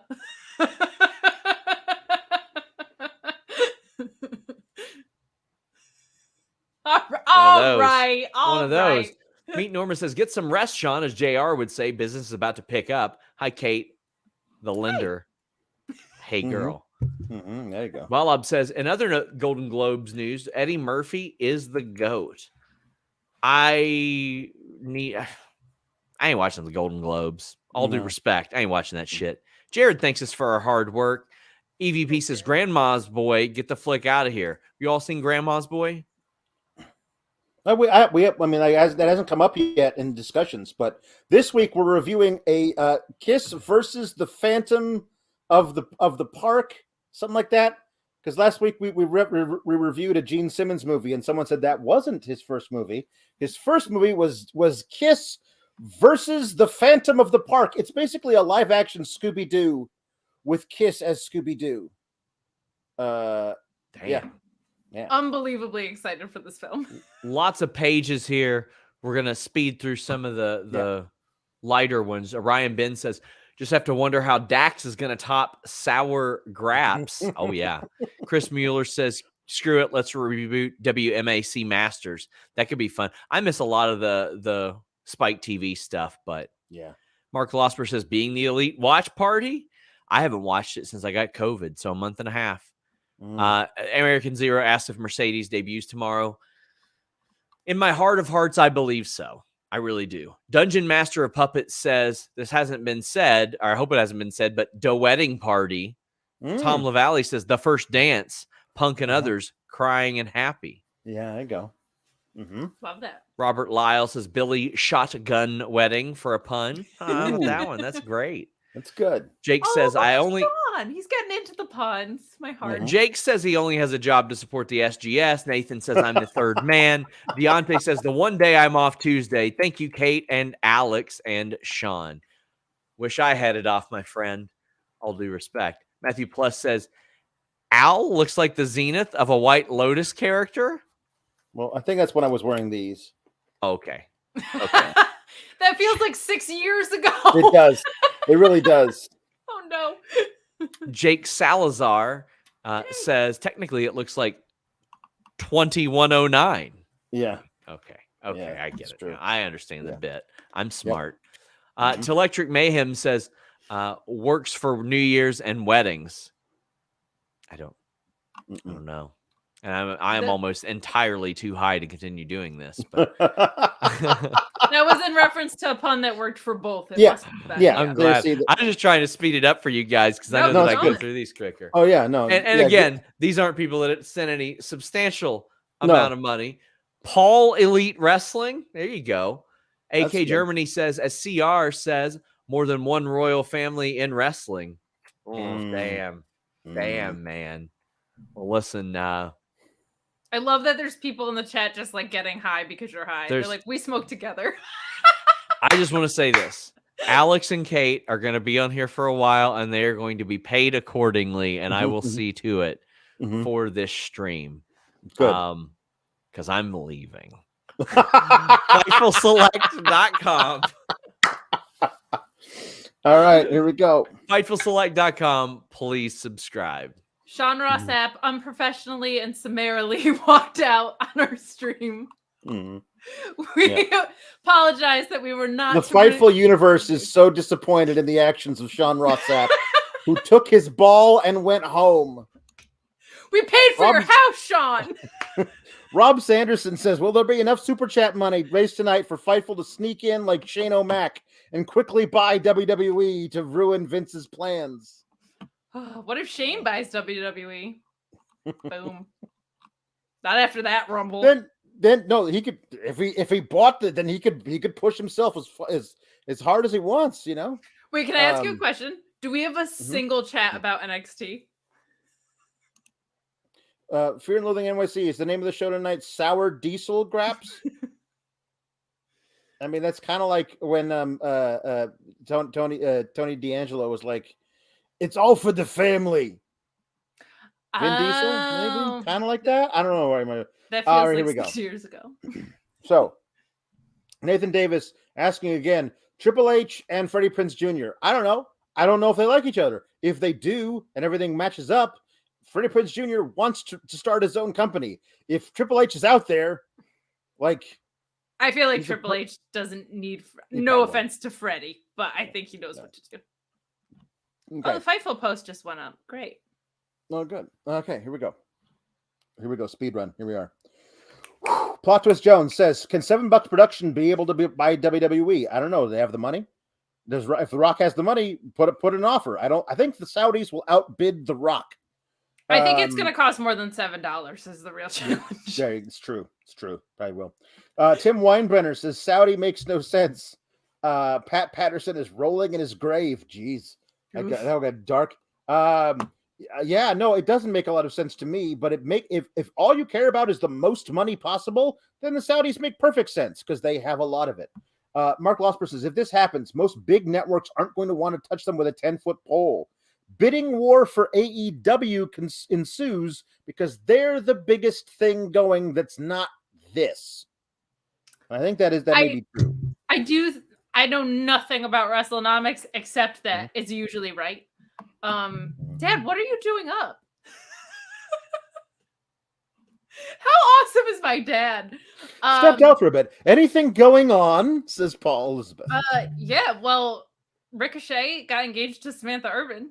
The only thing that happened today. The only thing that happened today. It does tend to be very true that wrestling goes through these cycles of if someone as big as Fox invests in WWE, there's a trickle-down effect of I'm willing to invest in wrestling from other networks, right? And that moves all the way down. Then there's too many options, places close up shop. We go over the cycle again and again. Right. So I do think it would be, I think AEW would level up if this happened in a way. Right. A Shriner 818 says if Tony doesn't have a Mercedes for tomorrow's show, he better open the pocketbook now and make it happen. Now's his chance to capitalize on the negative. I mean, I feel like if he doesn't have her now, this just I don't know where she is. I think there might be because the story is ready too. If CM Punk can come back, I think that gets expedited real hard. You're not waiting till Revolution anymore.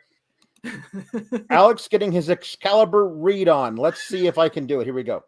Line Drive says would love for a Lucha Underground return right about now. A Lucha Underground return at any point in time is always good. NBA Mixed Docs, downfall of the Fed. It would bring a tear to my eye if it didn't affect people's livelihood. That's true. Like I don't. The only reason I don't want them to collapse entirely is there's too many people, too many like little people who depend on WWE for their livelihood that would be hurt. Alpha Bill says, Paul Elizabeth, what a suave photo, sir. Meow, which is nice. John Taylor says, can't wait for Brandon Thurston to report the quarter hours for Sour Graps this week. I think we're getting a bigger audience share than Impact. I think so. Thomas Gidlow says, weird, Cage Side just said SRS was the only one willing to say that those rumors seem to be related to Saudi backers buying WWE and the company then going private. You and like a million others, WTF. I think it's a lot of it people are reporting it as fact as opposed to as rumor. It might be the difference. Burnt River Comedy says, Vince, I am a Saudi prince. My funds are tied up. Please send me 10,000 and the ownership stake of your company will send 7 billion ASAP. It's in a spam email right now. It does feel like it. Yep. Rob Sanderson says, we read that one already. Thank you very much. Malcolm Mitchell. If the Saudi deal goes through, then would love a new company funded by The Rock, run by Nick Khan and Stephanie, booked by Triple H. Thoughts? It would be good. I would like that. Triple H, when he books like he was booking Black and Gold, is one of the best bookers in the world at pro wrestling. Right. Mm-hmm. This main roster crap, not so much. Joel Wood says, if this deal happens, you think they keep Triple H and Creative just to try and keep people from asking to leave? I mean, I don't know if it would work, but it's an option.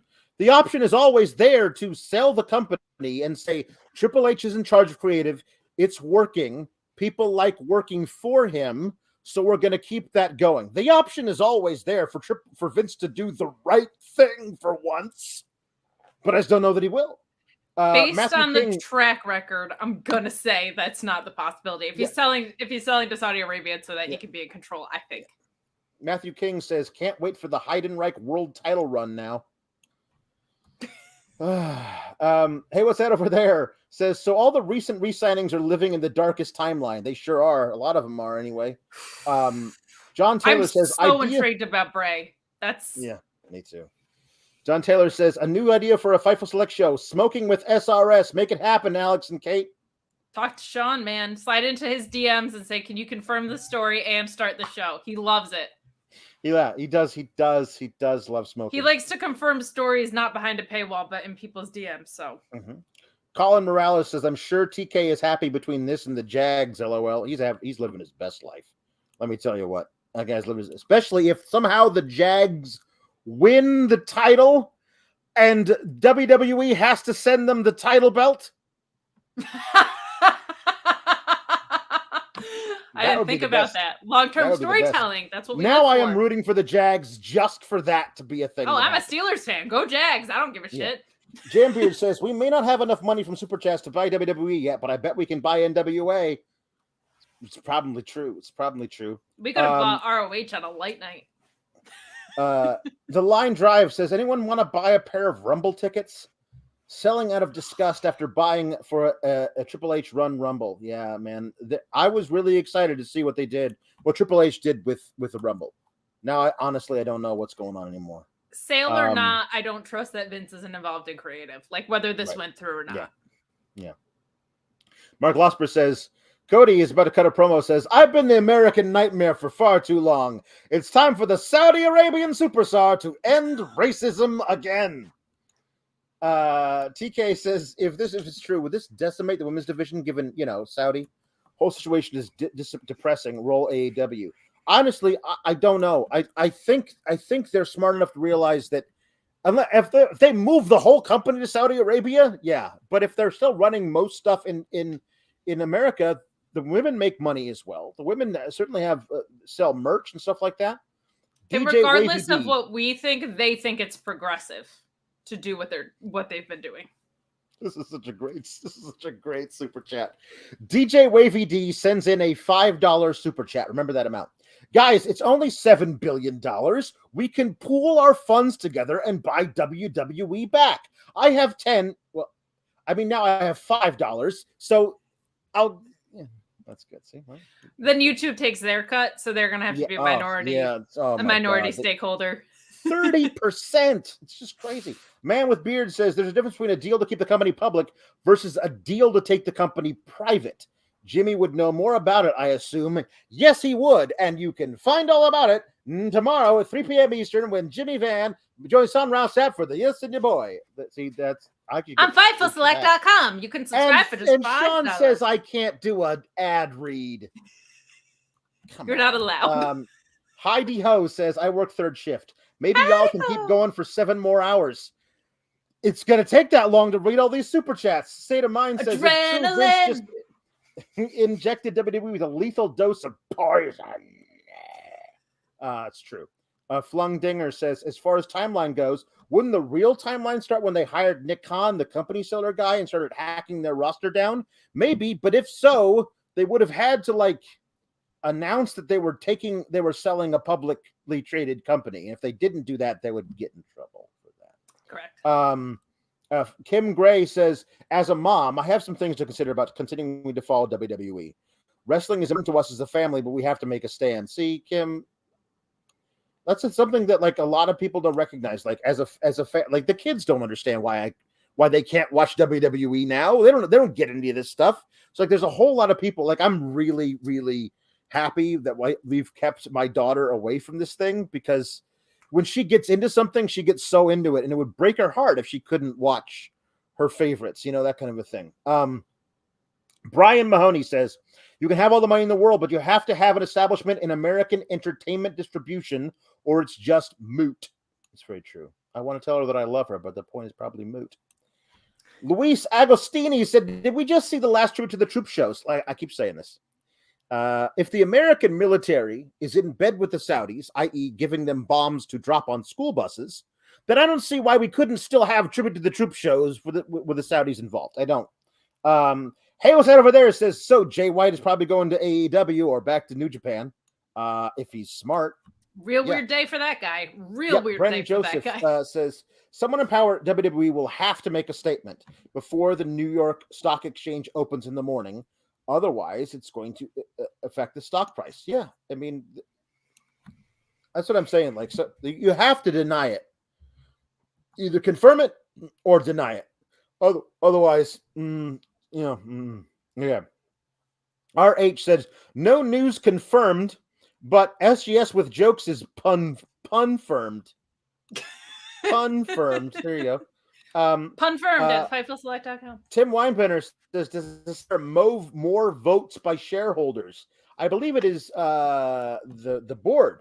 But again, if the board unanimously put Vince in charge, then they're going to do whatever Vince says. So reinstated sexual predator who resigned in disgrace after a financial scandal, donating millions of dollars from the company to the Trump campaign. Unanimously reinstated. Yeah, they've got some moral questions outside of like, oh, who's this deal to? Jambeard says, think this kills any potential deals returns of people like Naomi or Kyrie who've been rumored for the Rumble. Yes. Sean thinks so. Yeah. Yeah. Young Jimmy T says it's really hard to... come on, young Jimmy T. It's really hard to listen to Sean complaining about how stressed he is, gossiping about wrestling. Dude, pull your big boy pants up. Okay, sure. Thanks for the money. Right. I blocked you in the chat an hour and a half ago. Cool. Mr. DNA 1987 says, if this is true, 0% chance of a strongly booked LGBTQ star in the future. Well, there wasn't a super high chance of that to begin with, unfortunately. Saudi pay-per-views have a stronger importance. And why push someone who would be hard to book on your important pay-per-views? Yeah. I mean, it's literally dangerous. It's not just like... Mm-hmm. Yep. Yeah. The custodian BPJ, a.k.a. Rizgaud, says, sources tell me Cristiano Ronaldo is winning the Rumble and getting a WWE title push soon because he signed to a team in Saudi for a fuck ton of money, says Luis. So perhaps. There we go. Ahmed El Saidi says, Saudi bought Newcastle Football Club in England and hired an English woman to run it. I think Stephanie was maybe just pissed off. Yeah, it may have nothing to do with the Saudi sale. I also think she has like 10% ownership. It's not. I don't think she's like a full owner. No. CM says the bidding war of 2024 gimmick has to be dead now. Well, look, it's Max. So the idea, like, can you here? I'm not saying this would be in good taste. I'm not. But couldn't you see him coming out in one of those, I don't know what they're called, forgive me, headdresses that the Saudi royal family wears, but it's Burberry print? Couldn't you see him just coming out in a Burberry print, one of those head wraps, and cutting a promo, being like, what? It's a new look for me. I could totally see him doing it. Pitching that idea. That's and Tony Khan kicking his ass to the back. Yeah. I could see him. I could definitely see him pitching the idea. I think he has pitched the idea already. Hey, what's that over there? Says if they don't make a Game of Thrones style show based on Vince's life, I'm going to be so upset. Well, if Vince is producing it, it must be how great he is. That's what I'm worried about. Yeah, we already saw the Dark Side chop up footage documentary. Mark Losper says, I work in strategy with large companies. The most that could have happened in this time frame is an agreement. This will take a year or more to settle. Well, the time frame thing really just bugs me. The time frame thing is rough, and on top of that, but we don't know when this started. This could have started a year ago, and he could have just kept working on it when he left the company. Yep. Ghost Booker says, adrenaline in my soul. Sean said, fuck it, and smoked a bowl. Yep, that's true. It's true. Pro Wrestling Podcast says, I feel very dejected by this whole thing. It is, yes. No, listen. If this does go through, there's going to be some serious discussions around the Sour Graps franchise and what this show becomes, because I won't be able to, in good conscience, partake in it. So we'll figure out what this gonna need ROH to get TV. Yep. Jake Salazar says, I'm still here. I have to be up in 3.5 hours. LOL. But Max absolutely will be coming out in a Burberry turban. Now, listen, I don't know. It's not called a turban, but it's a different kind of thing. But I think he absolutely pitches it, and I do think it gets rejected, but I think he pitches it. Yeah. Chris Mueller says, if Disney buys WWE, I love this idea. I want all WWE women's wrestlers to be considered Disney princesses, because Bull Nakano as a princess makes me laugh really hard. So that's the other thing is you could have like the mascot characters walking around this fictitious park. They could be from any era. So you could have like Roman Reigns and John Cena and Hulk Hogan. Not that I like this, but they all be like posing for a picture with your 5-year-old. People would love it.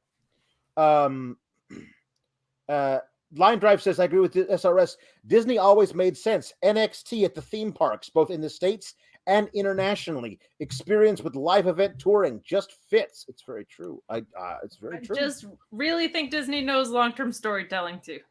Yeah. Adam Weller says, I'm UK based. Money in the Bank is my favorite match aside from the Rumble, but I can't bring myself to attend the show in London if this happens. Sad if true. I get it. Yeah. I get it. Mark Losmer. Man, Mark, you're just too. He says, I was going to write a Cody adrenaline joke, but Masjid Aisha Mikat for Makkah is really hard to find a rhyme for. Doc Azrael says, Shane O'Mac surprise entrant in the Rumble? No. No, not after last year. On your marks, Lou, if it happens, could see tons of raises given out, LOL. Yeah, they certainly have lots of money to spend. That's the thing. That's how much does money matter to you? Ken Enigma 620. Question for the class. I guess that's me, you, and it should have been Sean. Give a percentage. How likely do you feel this is true as of now? Short of official confirmation. Me, 90%. Bit too much smoke, so there must be fire. I'm going to go 50-50. But that's where I'm at. Sean was at 30 when he was here. Mm-hmm. Yeah. Didn't the WWF purchase of WCW in 2001 take days to finalize? A different time and not international, which makes it very different. It was basically WCW.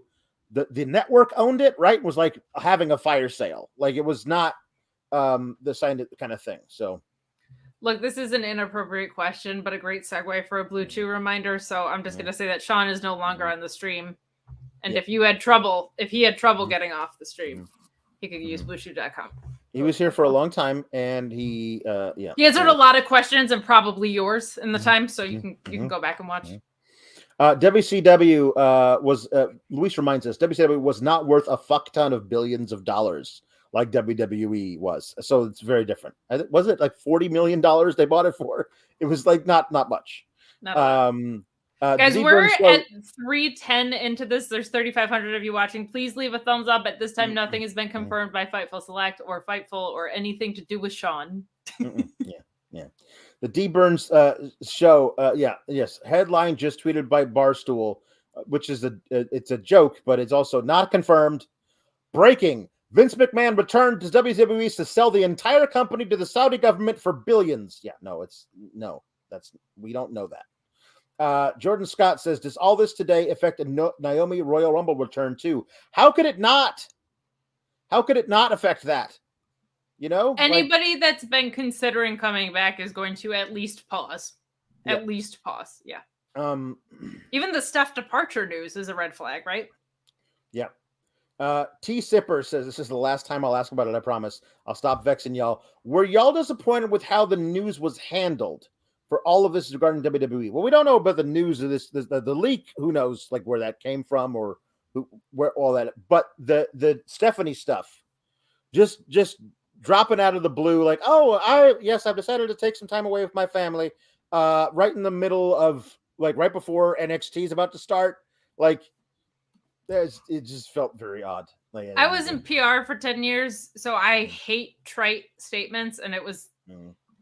She is incredible at saying nothing, in so many words. Mm-hmm. Yeah, which she honestly she should probably. It just that bugs me. Jambeard says, as a reminder, did you guys even finish reviewing the NXT show? Not even tonight? Close. What are you talking about? No way. We're like 20 minutes into their 2-hour show. No, I'm sorry. Maybe I'll give you some results at the end, but I don't think I'm talking about anything. It was over there. It says, oh God, they're going to have a Mania in Saudi, aren't they? If this goes through, they're absolutely going to have WrestleMania in Saudi Arabia. Yes. 100%. Yep. Kurt Paulson says, sell your stock the moment this is confirmed. If it is confirmed, yes. the Slim Gaming says, what happens to all the content on the Peacock network? I mean, it'll be there until the thing gets resolved, but I mean, maybe not. All of the in-place rights deals stay the same because they're still technically with that company that just got sold. It's when renewals come up or if there are loopholes that you have to watch out for. Right. From my understanding. I don't know any of this. Mark Losper says, on the plus side, Michelle Yeoh won the Golden Globe. Well, that's always good. Yay. Z. Glenn says, thank you all for staying up late and covering this news. You all are awesome, and we appreciate you. Thank you very much. I appreciate you. Sean better be paying me extra for this. For $4 million. Is that real? 4 million? I thought it was 40. If it was 4, that's hysterical. Jesus. Yeah. Thanks, Broadway Joe. Yeah. Wow. Vince bought WCW for 4 million. Yeah, that's not 7 billion or whatever they're calling it. That is just Brock's contract. That's just Brock's contract for 4 appearances. Yeah. Mm-hmm. Jake Scrap says, I'm just hoping it's a dream. Also, the wrestling gods said that we're only allowed to have 2 good companies at the same time. Yeah, no, it's not good. Alpha Bill says, but wait, no more NXT review shows? Listen, I can get the results off of Fightful. Just tell you what happened in the matches. I don't need to actually watch it. Sounds and then we can do puns. Blind. Sounds of blind. Hillhound says, tuned in late. How late? Is this the Succession season 4 trailer? It might be. Hey, what's that over there? Says Max Caster rap this week's going to be wild. It's true. Mr. Showtime says Disney WWE. All wrestlers are Disney princesses. As much dimension as they have now. Mm-hmm. That's not fair for me to say. That's not fair. Thomas Sandberg says, wouldn't major news outlets already be all over this Saudi rumor if it's true? You'd think. Wait, I have to pull this up right now. Jericho could have afforded it with his salary at the time. My goodness, did they run themselves as much as I dog Jericho now, Jericho buying WCW in 2001 would have been hilarious. WCW is Jericho. Okay. Mark Losper says, new game for the rest of the evening. Oh, Jesus, that's going to be a long time. Predict Max Caster's rhyme with Stephanie McMahon. Well, he didn't Vince McMahon last. He rammed Vince McMahon last week. I remember it being pretty good, but I don't remember the exact rhyme. But it was no.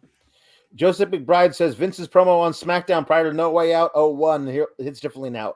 A lethal dose of poison. If anyone's gonna kill my creation, I'm gonna do it. It's true. I saw that circulating, like I make CM Punk stuff circulate. Yeah, it's true.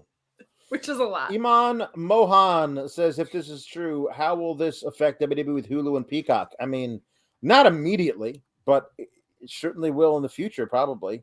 Yeah. I think the catalog is tricky. The fact that they bought the catalog for billions of dollars, for $1 billion. Yeah. Cody Anderson said, with the lack of major business news headlines about the sale being posted, signal at a minimum that the deal is not complete, if not false. Yeah, that's the thing. Like this is a huge deal. Like, this is like the New York Times, New York Post, like front above the fold type deal. It's very odd.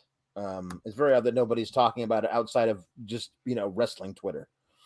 Jordan Scott said the irony of this being on the New Year's Evil NXT. It is very ironic, is it not? Very. I will Mark also say that you're the first. To me, it feels very intentional for this to be leaked on a Tuesday, if it's just a rumor, whatever. But the idea that the least likely people to walk out are going to be NXT, right? They're people who are like fighting for their jobs and trying to make a name in wrestling. You do this on a Monday or Friday. Chaos. Even just Stephanie leaving, I don't think they do on a Monday or Friday. So it feels extremely strategic. How deep that strategy runs, I don't know. But that was super intentional. It was going to be Tuesday or Thursday. No way they do this. Yeah. Black Widow says, if true, will wrestlers take a moral stance and quit? I mean, some Some of them will. I don't know how many, but some of them will. A lot of them will consider it, and some of them will go through with it. I will say and some of them will take a moral stance and say that they feel they're being progressive. Mm-hmm. That will happen, whether you agree with it or not. Yeah. Mark Losper says, to be fair, I sent that Max Caster chat about Stephanie McMahon 172 hours ago. It is true. It is true. Sorry, we're taking so long to get through to all your super chats. Grant Kostakis said, seriously, shout out to you both for tonight's show. Tough and disappointing news, if true, but this community is the best. Love you all. We love you, Grant Kostakis. We love you too. And yes, Bobby Fish was merely 40 years old when this started. So that's how long ago this was. Oh, God. It's been 84 years meme. From Titanic. Years. Mark Losper says, dropping this news during NXT to bury it. That's rough for NXT. No, this was, when I say it was strategic, I mean they said, we have something going on. It's a special. It'll be drowning stuff out a little bit, but it's not going to cause a main roster walkout like it would on Monday or Friday. Ryan Sullivan says, if this is confirmed, stock will go up as people try to make a buck on it. Yeah. In the short term, and we'll see. You know, there we go. I saw that we have some people joining right now, which is insane. Fightful Select, has that confirmed anything at this time? I saw a couple people asking. Not confirmed here at all. People are waking up. People are waking up to go to work and being like, "What's happening? Yeah, how are you guys on the air?" I see a few there. So nothing is confirmed by Fightful Select. Sean is obviously working on it. He has a post on Fightful Select, but it's not a confirmation of this story. He was on this stream earlier for a really long time answering questions, and you can check that out if you want. But we're making our way through the rest of the chats. Let's go. Leave a thumbs up. Jambeard says, probably a ton of wrestlers in WWE that are that dog in the house on fire meme right now. This is fine. Everything's fine. I almost tweeted that meme. Yep. I'm with you. It's a great meme. James Bauer says, Tony has to be laughing right now. Fulham are up 10 in the Premier League. Jags in the playoffs. And AEW just made tens of millions of dollars on the next TV deal, regardless of Tony's booking. That is true. If it's true. Isaiah Berry says, have you guys seen WWE stock currently at $90? I don't know what that means. I don't know what it was before. I have not. Follow Brandon Thurston for all that stuff. I don't know about stocks. Fran Chile says, more money for Sean's funny cigarettes. Yes, we read that one. Thank you, Fran. Emily Duda says, if Triple H also leaves, I hope him and Steph just completely retire and sit under their own vine and fig tree. He almost died, and they deserve a rest from Vincent Kennedy McMahon. Yes, it's true. I think about his heart condition every time something like this surfaces. Legitimately. Yeah. Problem Prince says, believe it or not, I believe if the sale happens, nothing much would change. I feel like Saudi won't be much involved. They own a lot of things. They just let it be. I don't know if it's me being a non-American thinking this. Yeah. I mean, I think Vince comes back to creative, which sucks. That's the thing, is I think Vince only sells to them in this manner if they give him back the keys to everything. And yeah. Pavi, Sean Ross Sapp, #1 fan, says, I see El Generico joining Death Triangle. That'd be. I still think eventually you're going to see Pac break off and do something by himself. And if we, like the Lucha Bros said, we got a new luchador who joined the group, and it's El Generico, I would die laughing for 100 years. So hard for that. I want it. It's really Brian says, just finished watching NXT and hopped on to ask if we can redo the Demon Finn Roman match, since apparently we don't stand for endings where the ring falls apart and oh my God, what the actual fuck is going on? God, Brian, I'm sorry, we're not going to be able to talk about that on this NXT review. We'll not be discussing NXT. No. God bless you for that, though. Respect. Yep. Hey guys, do you think Sami Zayn quits if this is true? I mean, 100%. Yeah. For his own safety, if nothing else. Yes. Yeah. El Generico makes them Death Rhombus. Yes. If you just add him to the group, then he's a Death Rhombus. Oh, there's going to be so many quadrilateral Sammys. Oh, that would be the best. Come on, guys. Jinder is on NXT. It's Jinder, guys. It's Jinder. Yeah, we're not talking about. We already talked about Jinder coming on. We also already talked about the most important news of the day, which is that Ricochet and Samantha Irvin are engaged. It's true. It's true. They're engaged. Quantum Dot says, if true, we can count any chance of FTR returning to WWE? Goodbye. Pretty sure they were allegedly the anon sources for the Saudi Arabia lawsuit. I mean, I don't know about that, but yeah, it's. I don't think they come back because look at tag team wrestling in WWE. They love tag team wrestling. It's terrible there. That. Yeah. James Zimmerman says, I'm really scared. Also, I don't think Jeff is going to WWE. I don't think he ever was. I think that's the story, but I don't know if you can still run with a story now. That's an interesting thing. Yeah. Yeah. He doesn't need it. He's so good. He doesn't need that. He's fine. Mark Losper says, so you're saying Brian's not getting a Christmas card, Sean? Are you talking about Alvarez? I'm not really sure what's going on. Mr. Nice Guy says, the Saudi stuff aside, I've been a fan for 30 years, and the Steph news felt like one of the most ominous dominoes to drop, especially after the good vibe since Vince's departure. It felt like nothing coming after that news would be good, and here we are. Oh, yeah, that definitely felt like the first shoe to drop. By the way, Fightful Select has like multiple reports about morale being up when Vince was gone and Triple H taking over, and there's going to be more updates on that. Considering the amount of talent that might walk out of WWE, TK needs to get ROH up and running on TV soonest so talent have somewhere to go. Pumpkin Patch, let me tell you how 2-hour Rampage is going to be the first thing that happens. Yep. Adrian Alvarez says, hey guys, you think Sami Zayn's going to quit if this is true? Yes, I do. Okay. Mr. Showtime says, I thought the Booker T anomaly line was going to be big news tonight. Nope. Love you guys. Great job tonight. What? When was this? Also, that was 7 hours ago. I don't know, man. Thank you for the super chat. Mike Leota says, if this is true, do you think it helps AEW/ROH get a show or a better slot for Rampage? Thank you all for what you do. Much love. I mean, if this is true, it's going to change a lot of stuff for AEW. Yeah.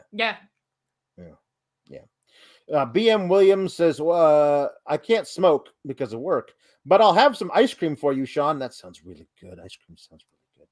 Thank you for everything you and Fightful do. Mark Losper says, I know you guys don't like talking politics. Listen, it's 2 a.m. But I cannot imagine a Republican House not yelling about the Saudis buying American wrestling if true. Oh, they'd be totally for it if the president was Republican. Scotty Stalling says, Saudi sees Vince as a god. If true, he will 100% be charge of creative. There was that whole thing where he got in a shouting match with the Crown Prince that I think a lot of people will forget about. That yelled at him and then left and abandoned his whole company on the tarmac. I mean, there's some stuff. He seems like a guy that should be running $1 billion company. Yeah, he's great. Amir says, how willing do you think NBC or Fox would be to renew TV deals under Saudi ownership? Unlikely. Yeah, unlikely. Flundinger says, assuming it's not true and a non-disaster media entity buys WWE, do any chance we see an overall upturn in creative? Triple H is fine. We can still do better. I mean, we can do better. I mean, I think if Disney buys it or NBC Universal or Fox, I think they probably keep Triple H in charge and then install their own people in the writer's room to help with stuff because they actually care about those things because that they care about it. Perhaps. Yeah. Little Kev says, Sean, what is going on? I can't even parse all the problems with that particular question. Sean got high. We were doing puns. It's been a wild night. He says it's 11 o'clock. So that was 3 hours ago that he sent this. Is Triple H still in charge and is WWE selling to Saudi Arabia? I'm so confused. Not confirmed. Yeah. Not confirmed. Not confirmed by Fightful. Not confirmed at all. Jennifer Campos says, do you think it's realistic that AEW could become the #1 wrestling company?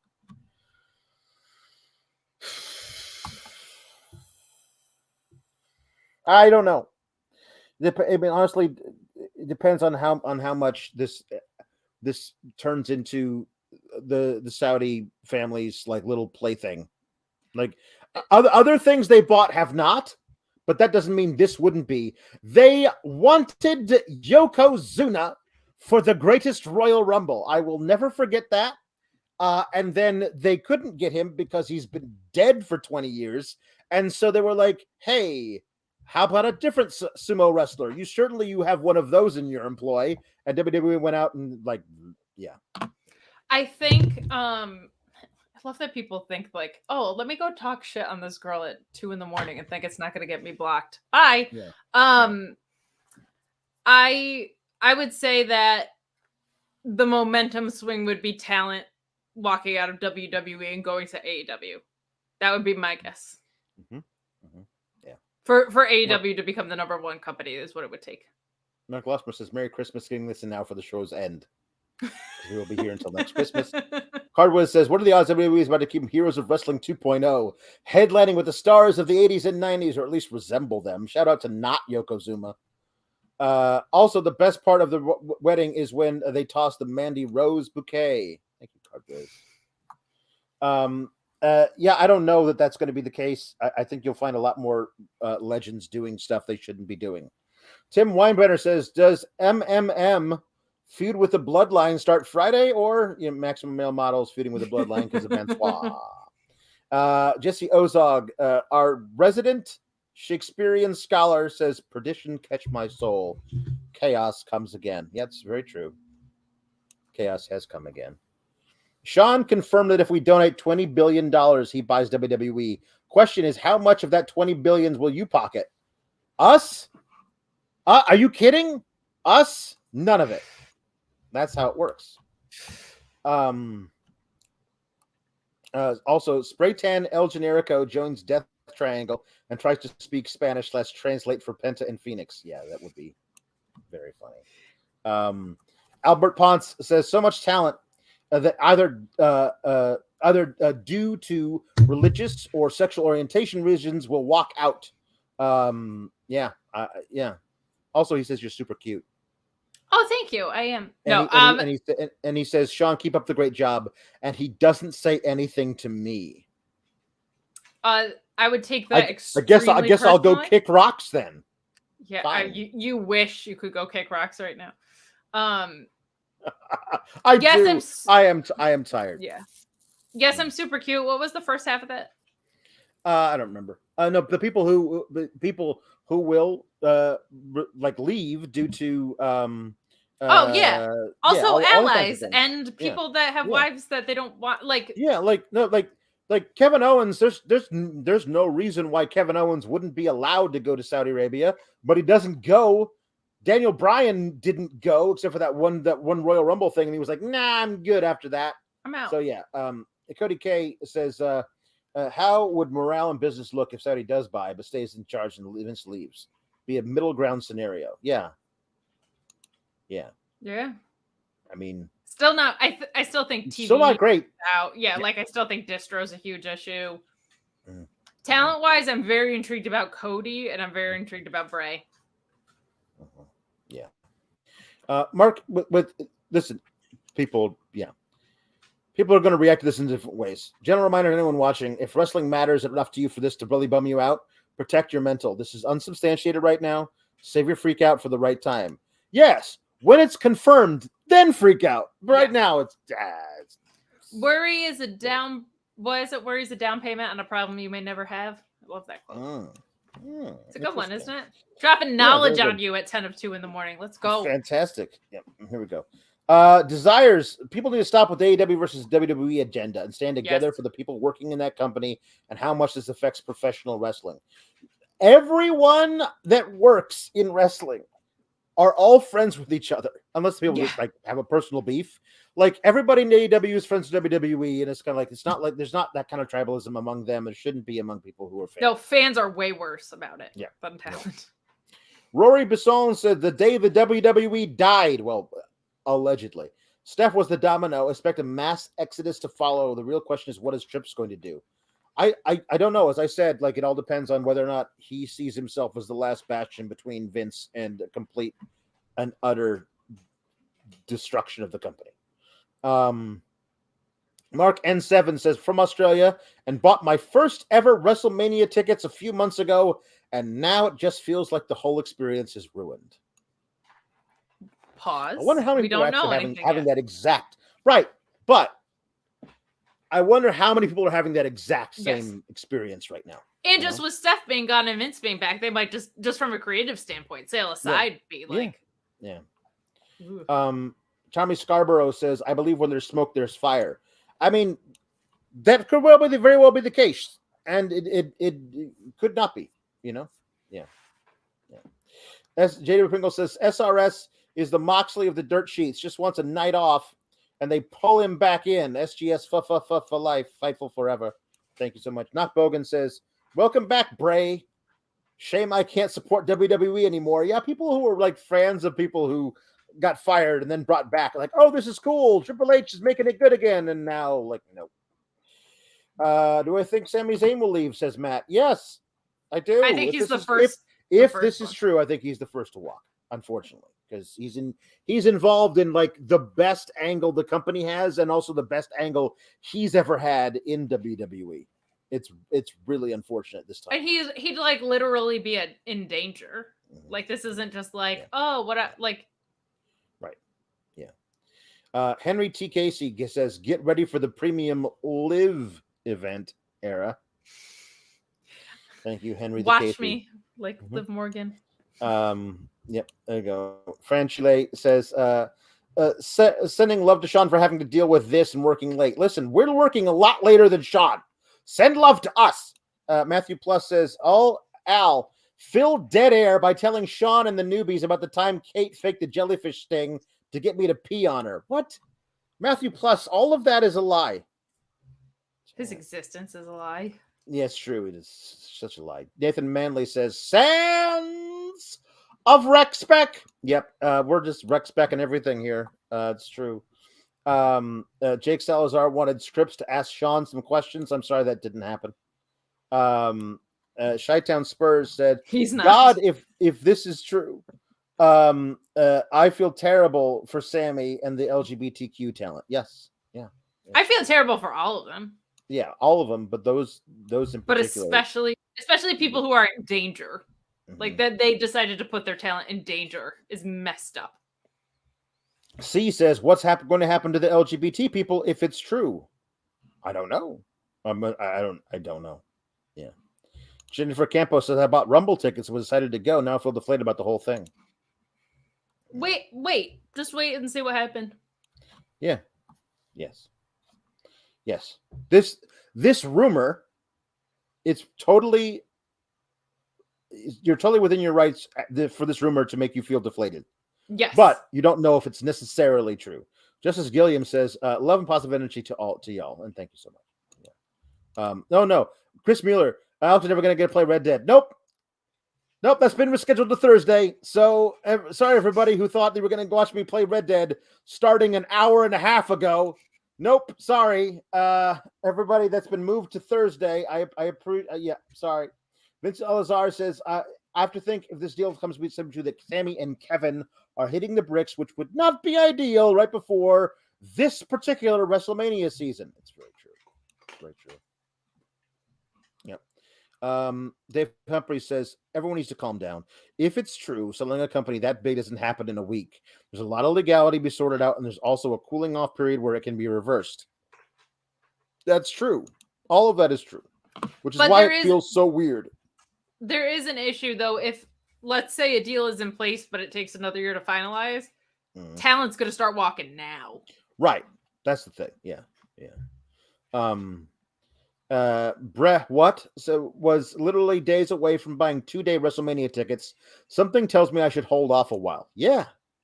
Hold off a while. Handle, Brett. What? Such a good handle. Yeah, Brett. What? What? AJ Lamb says, "Can we recap the time Kate punched a shark?" I was there. Punched a shark, right in its snout. Punched a shark. Shark bit me. I had a badass scar for a while, but I got the best of them. Omar Diaz says, "Generico is all elite." Seriously, how many release? You would hope they would actually release them, but people will be walking out. Oh, there'll be a class action lawsuit if they don't grant releases to people whose lives are in danger. Yeah. Alpha Bill says, I do appreciate the work of Sean Ring Sapp because he's decided to work in a wedding pun in there as well. That's fantastic.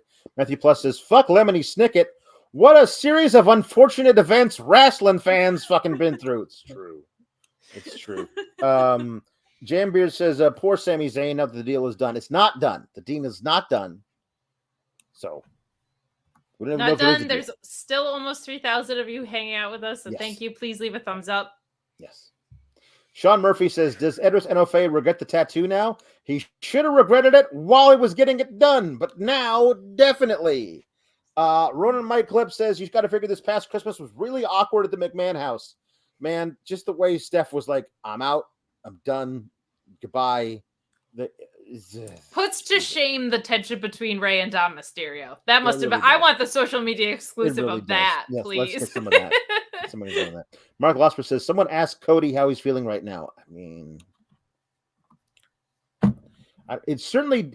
Hey, Vince was in charge when they were pushing the hell out of Cody versus Seth Rollins. Like, if Cody doesn't get hurt, the Peck thing doesn't happen.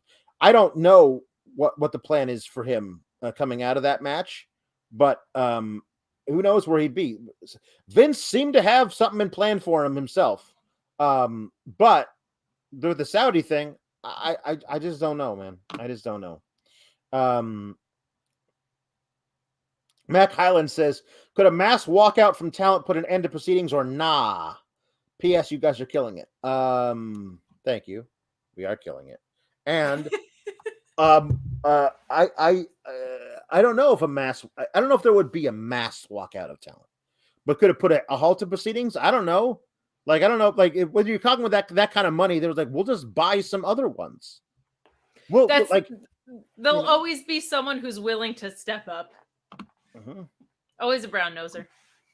Fear and Loathing in NYC saying, so we're saying Nick Khan won Bore in the Floor. I don't know that game. What is Bore in the Floor?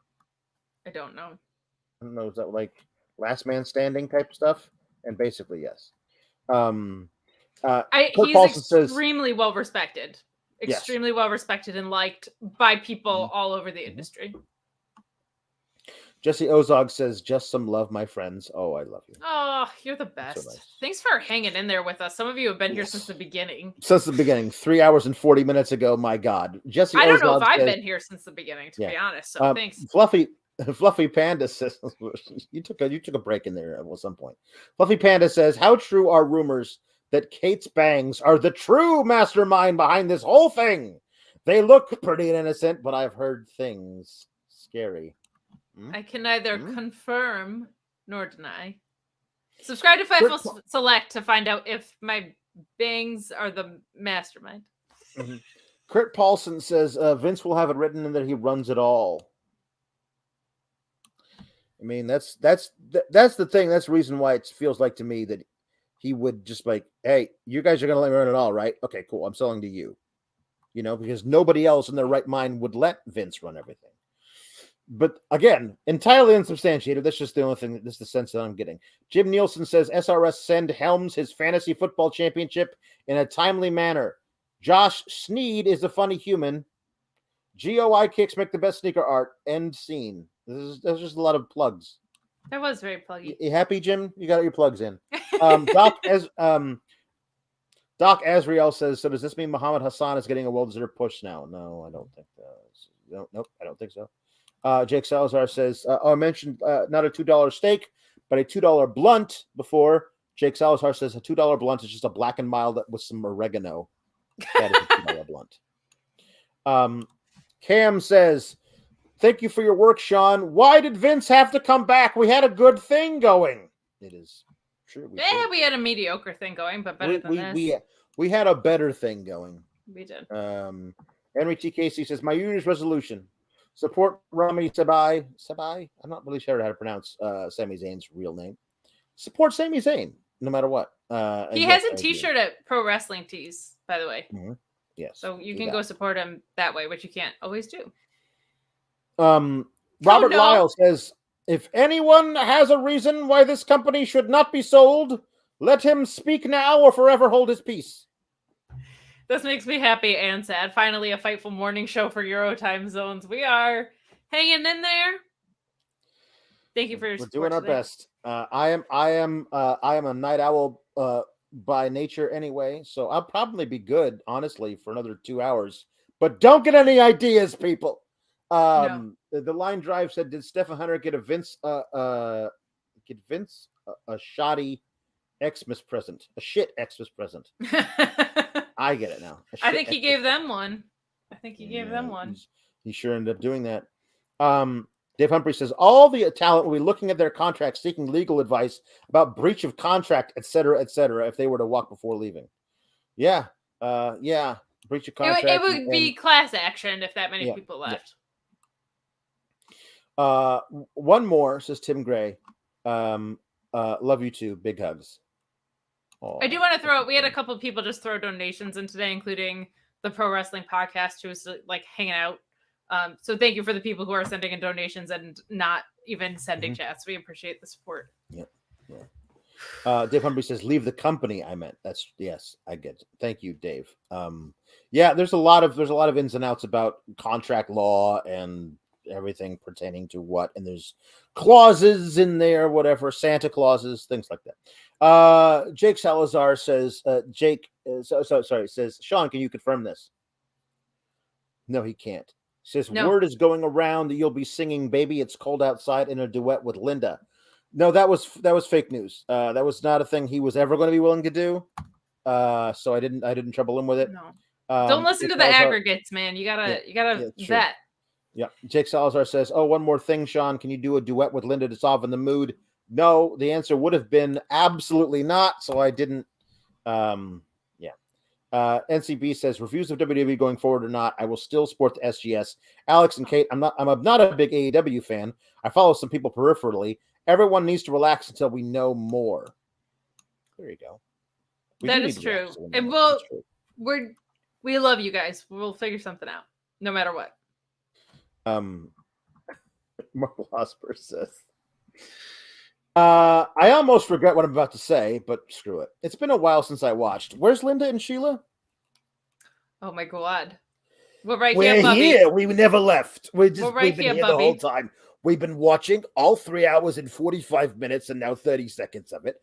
And we're just watching it. We're on the sidelines, but we haven't left. So we're here. Do you want to talk about NXT or should we move on? I think we can move on, but I'll just say it's crazy. We've been here for 3 hours and 45 minutes and my aqua size still feels longer. Those 30 minutes, they just break me. My goodness, I can barely walk afterwards. Justin Bazina says, "So NXT was a thing that happened, right? Nothing else, right? Nothing else but today." That's it. So here we go. No, Ricochet got engaged to Samantha Irving, guys. It. Yeah. Stay on your news. So the new year happened tonight with the ball drop and everything, and it was just Tiffany Stratton. She was back, and she cut a promo. I believe we have here with us Tiffany Stratton cutting her promo from tonight. "I'm back, and the whole women's division should be put on notice because I am the biggest star in this division and stuff. I'm Tiffany Stratton. I'm really pretty and talented at this. Toodles." Traffy Trav says, "Welcome back, Tiffany Stratton." So that's good. She said, "Welcome back to you."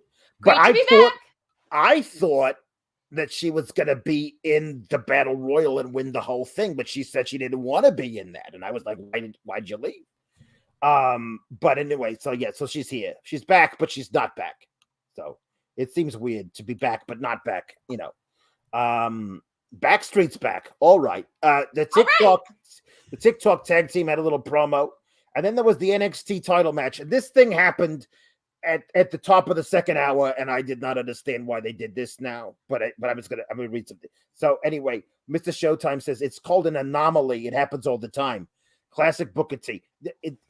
It's not. No, it happens all the time. It's not an anomaly. That's the opposite. That's the antonym of anomaly.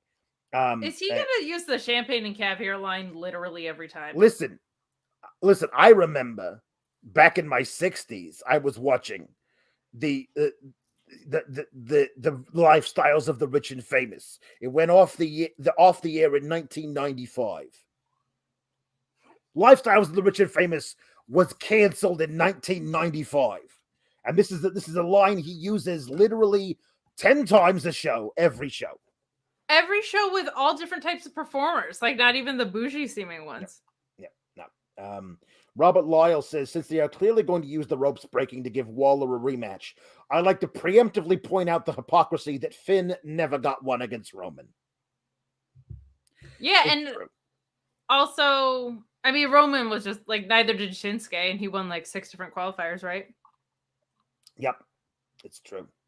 Alpha Bill says the clause number 1 in the new contract is U.S. takes Waller off of Australia's hands. Thank you. No. Oh, I decided his finisher should be called the fish out of Waller. Yeah, yes, it's very good. I like that as well. The fish out of Waller. So I don't know if Bron breaking the second turnbuckle was intentional when he did it, and then they fixed it, and he then looked sincerely thrown off. Yeah, everyone did, and it was like, oh, we rigged this to blow, but it blew at the wrong time. And let me tell you, you don't want to blow your wad at the wrong time. No, that's why you use the blue chew. That's why you use the blue chew. So anyway, the middle turnbuckle broke once, and they went to commercial. They came back, it broke again, and when it broke the second time, Grayson Waller fell out of the ring, and I guess he must have hit his head, although he didn't, because I watched it happen. He didn't hit anything, and he couldn't stand up.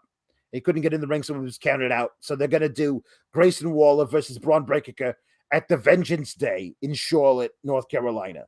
They're gonna headline Charlotte, North Carolina, the first NXT takeover type show on the road in like 3 years. They're gonna headline it with Grayson Waller.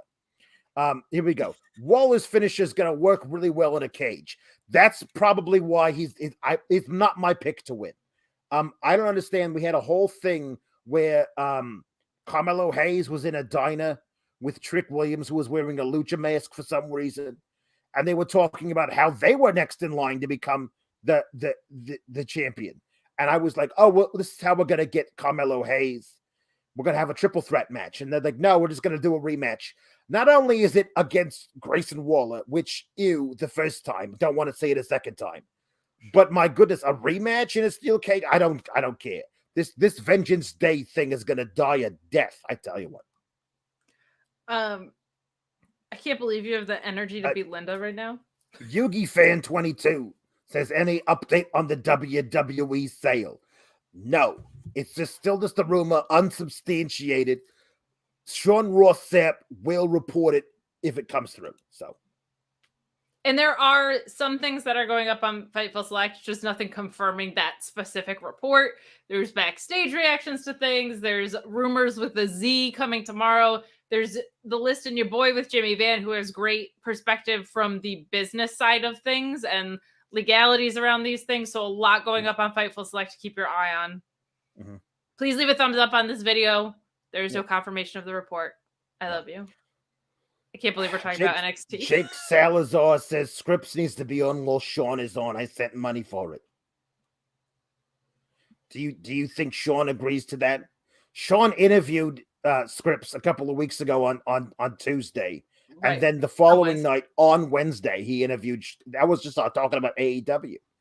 He had the worst time ever and does not want to do it ever again. So you could stop sending money in for it. He's never going to agree to it. I'm sorry. I mean, if you send him money, he kind of should. But what if But he's not gonna though.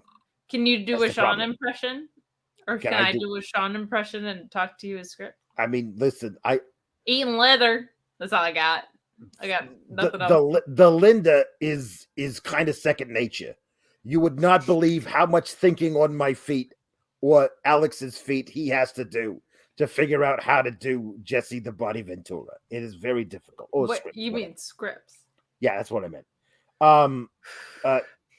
So Charlie Dempsey defeated Hank Walker. Good for Hank. He held in there. I've also thank you, the Pro Wrestling Podcast. You're so supportive. Thank you so much, man.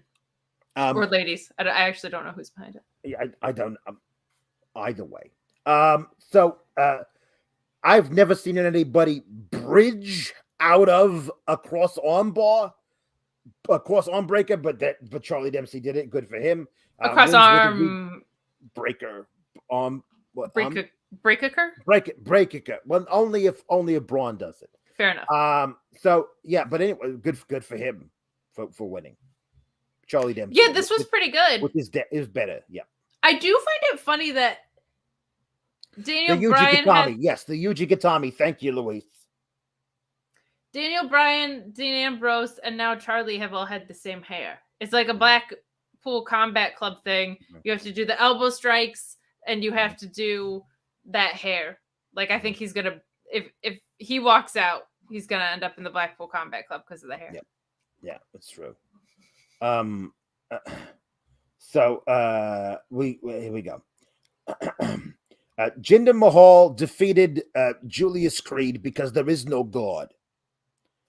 And we will move on from that. Like, this is the only reason you bring Jinder Mahal back to NXT is to add some kind of air of legitimacy.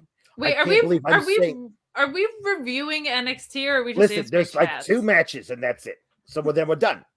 And then we're done. I know we're gonna go to bed after this. We have to do the thing for people. So Jinder Mahal should have put over Julius Creed there. End of review. I mean, no, not in your debut. Or like your re-debut at NXT. He needs to eventually. Oh, 100%. Thank you. That's what we do. Not right here, though. That would have been bad. Stevie Nicks, no. Stevie Ray Vaughan, no. Stevie Turner. Who's that? No, Steven Tyler.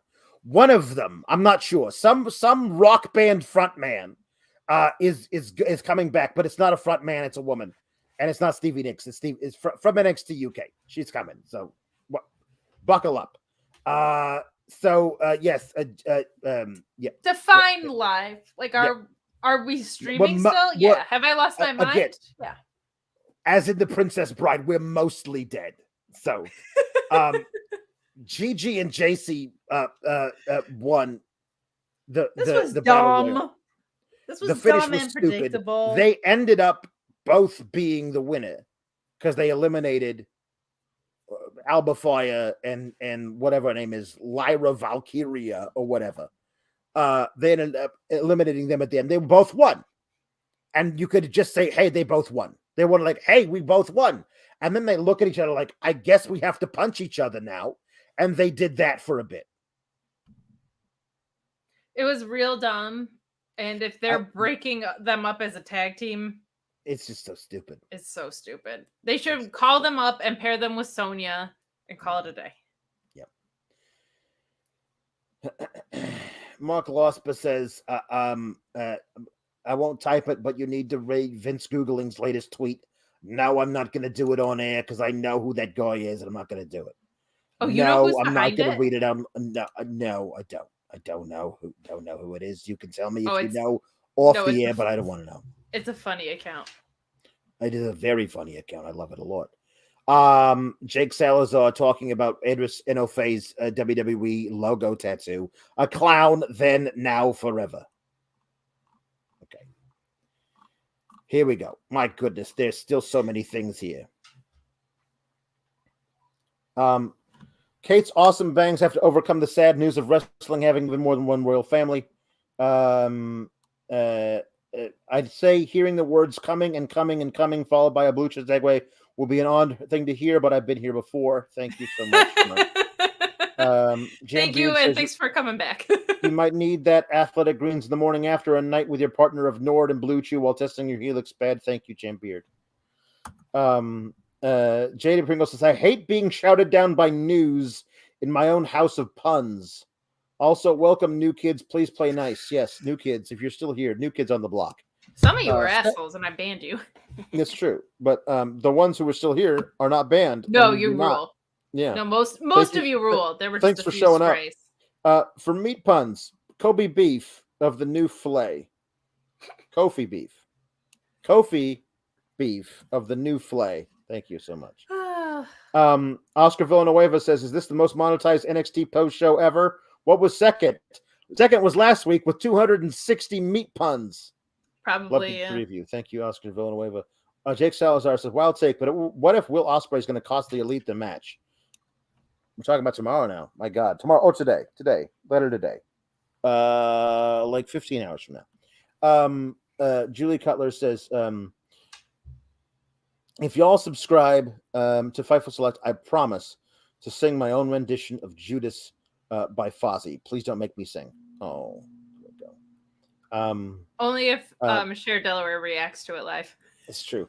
Oh, Luis, very helpful, says the second most chatted NXT was the first ever NXT 2.0, where everything went to shit. So that was nice. That was good that we got that. That's nice. So we peaked in our first show.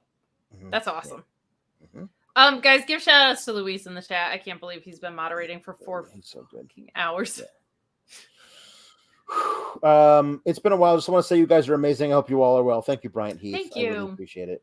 I know I got like punchy because I'm tired, but I love you guys and I love being here. Travi Trav says my Rumble pick for absolutely no reason is Naomi. Well, we'll hold off on that one for a bit. Pause. We'll see. Gravy Trav or Travi Trav says Sean Grass Sapp.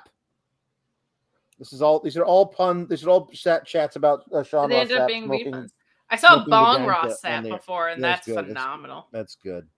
Anthony Landry says, "I think everyone needs to get high after. Everyone does need to get high after tonight. I am high on life." I don't boxing partake. fan jelly beans. Sean is smoking on all WWE fans' hopes and dreams. I mean, really.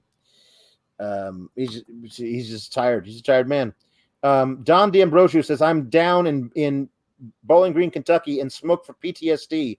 You guys have made my night." Well, thank you so much. Communal smoking circle is amazing. Henry the Casey says, "Spaced Ross Sapp is a delight."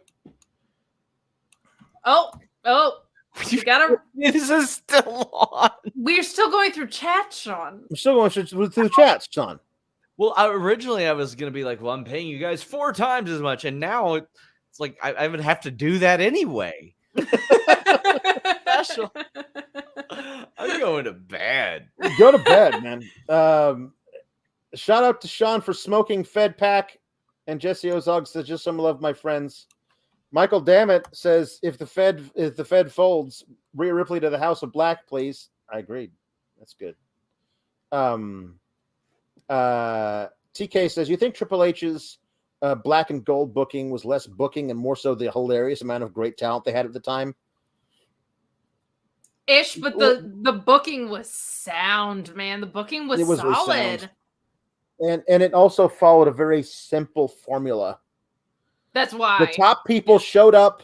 They built with matches. They eventually got to the point where they challenged the champion. They beat that champion. That champion went up. They became the champion. Everybody else chased. It was simple. It worked. Every time it worked. And takeovers had templates too, remember? Yeah, it was like they had a good flow going. It totally worked. Listen, guys, I love you. I don't think we're going to be able to get to the jukebox tonight. No, maybe we'll do a separate bonus stream. We'll have to do a bonus thing this week. Yeah, we'll do that. Because honestly, I want to hear myself do Tiffany Stratton impressions. Like, thank you for the chats or whatever. Yeah. I did not realize how good I am at it until tonight. You are really, really good at it. We'll do the jukebox as a separate stream. We'll figure it out. We'll do it after our movie. Sci-Fun says, "Brought you to the garage with me while I smoke a bowl. It's a bit chilly up in here in Canada. Have a great night." Well, thank you, Sci-Fun. I'm texting Sean to let him know he started a virtual smoke circle. Mm-hmm. Snow Jordan says, "Saudi bought WWE just for excellence of execution." That's good. Yeah, sure. We've been going for 4 hours. This is remember when we used to do these for 3 hours about nothing? Yeah. Yeah, it was bad. We should have been reined in then. No, because that didn't last long though, Sean. Because Sean was pulling audio, so Sean would be like, "You gotta cap it at 2 hours, man. I want to go to bed." And now look at him. Look at him. Look at him up until all hours of the night. No, John, no confirmation at all. No confirmation. Mm-mm. No confirmation from Fightful. Peripheral details on Select. More on Fightful Select tomorrow with Jimmy Van and Sean going through the business implications of stuff. So we'll find out more, but not a confirmed report. And don't go into Sean's DMs and ask him.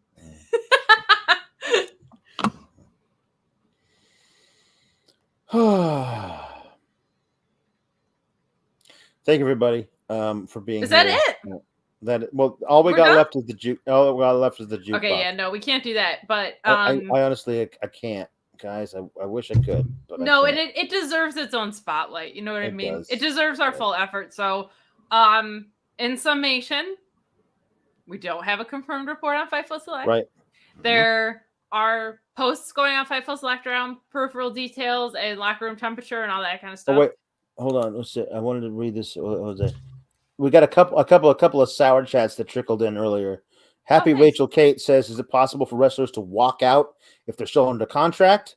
Do we mean ask for their release, but be still stuck? They can ask for their release, and if it's not granted, they can file a lawsuit." So yeah, and it'll be too wide. So I think they would actually have to let it go. That one's way too big of a. You're putting people's lives in danger, legitimately. Yep. And Happy Rachel Kate also sends in a pun. Should old acquaintance be forgot and never brought to mind?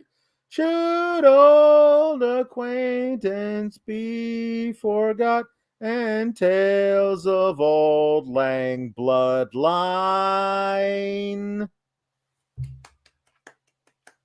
Beautiful.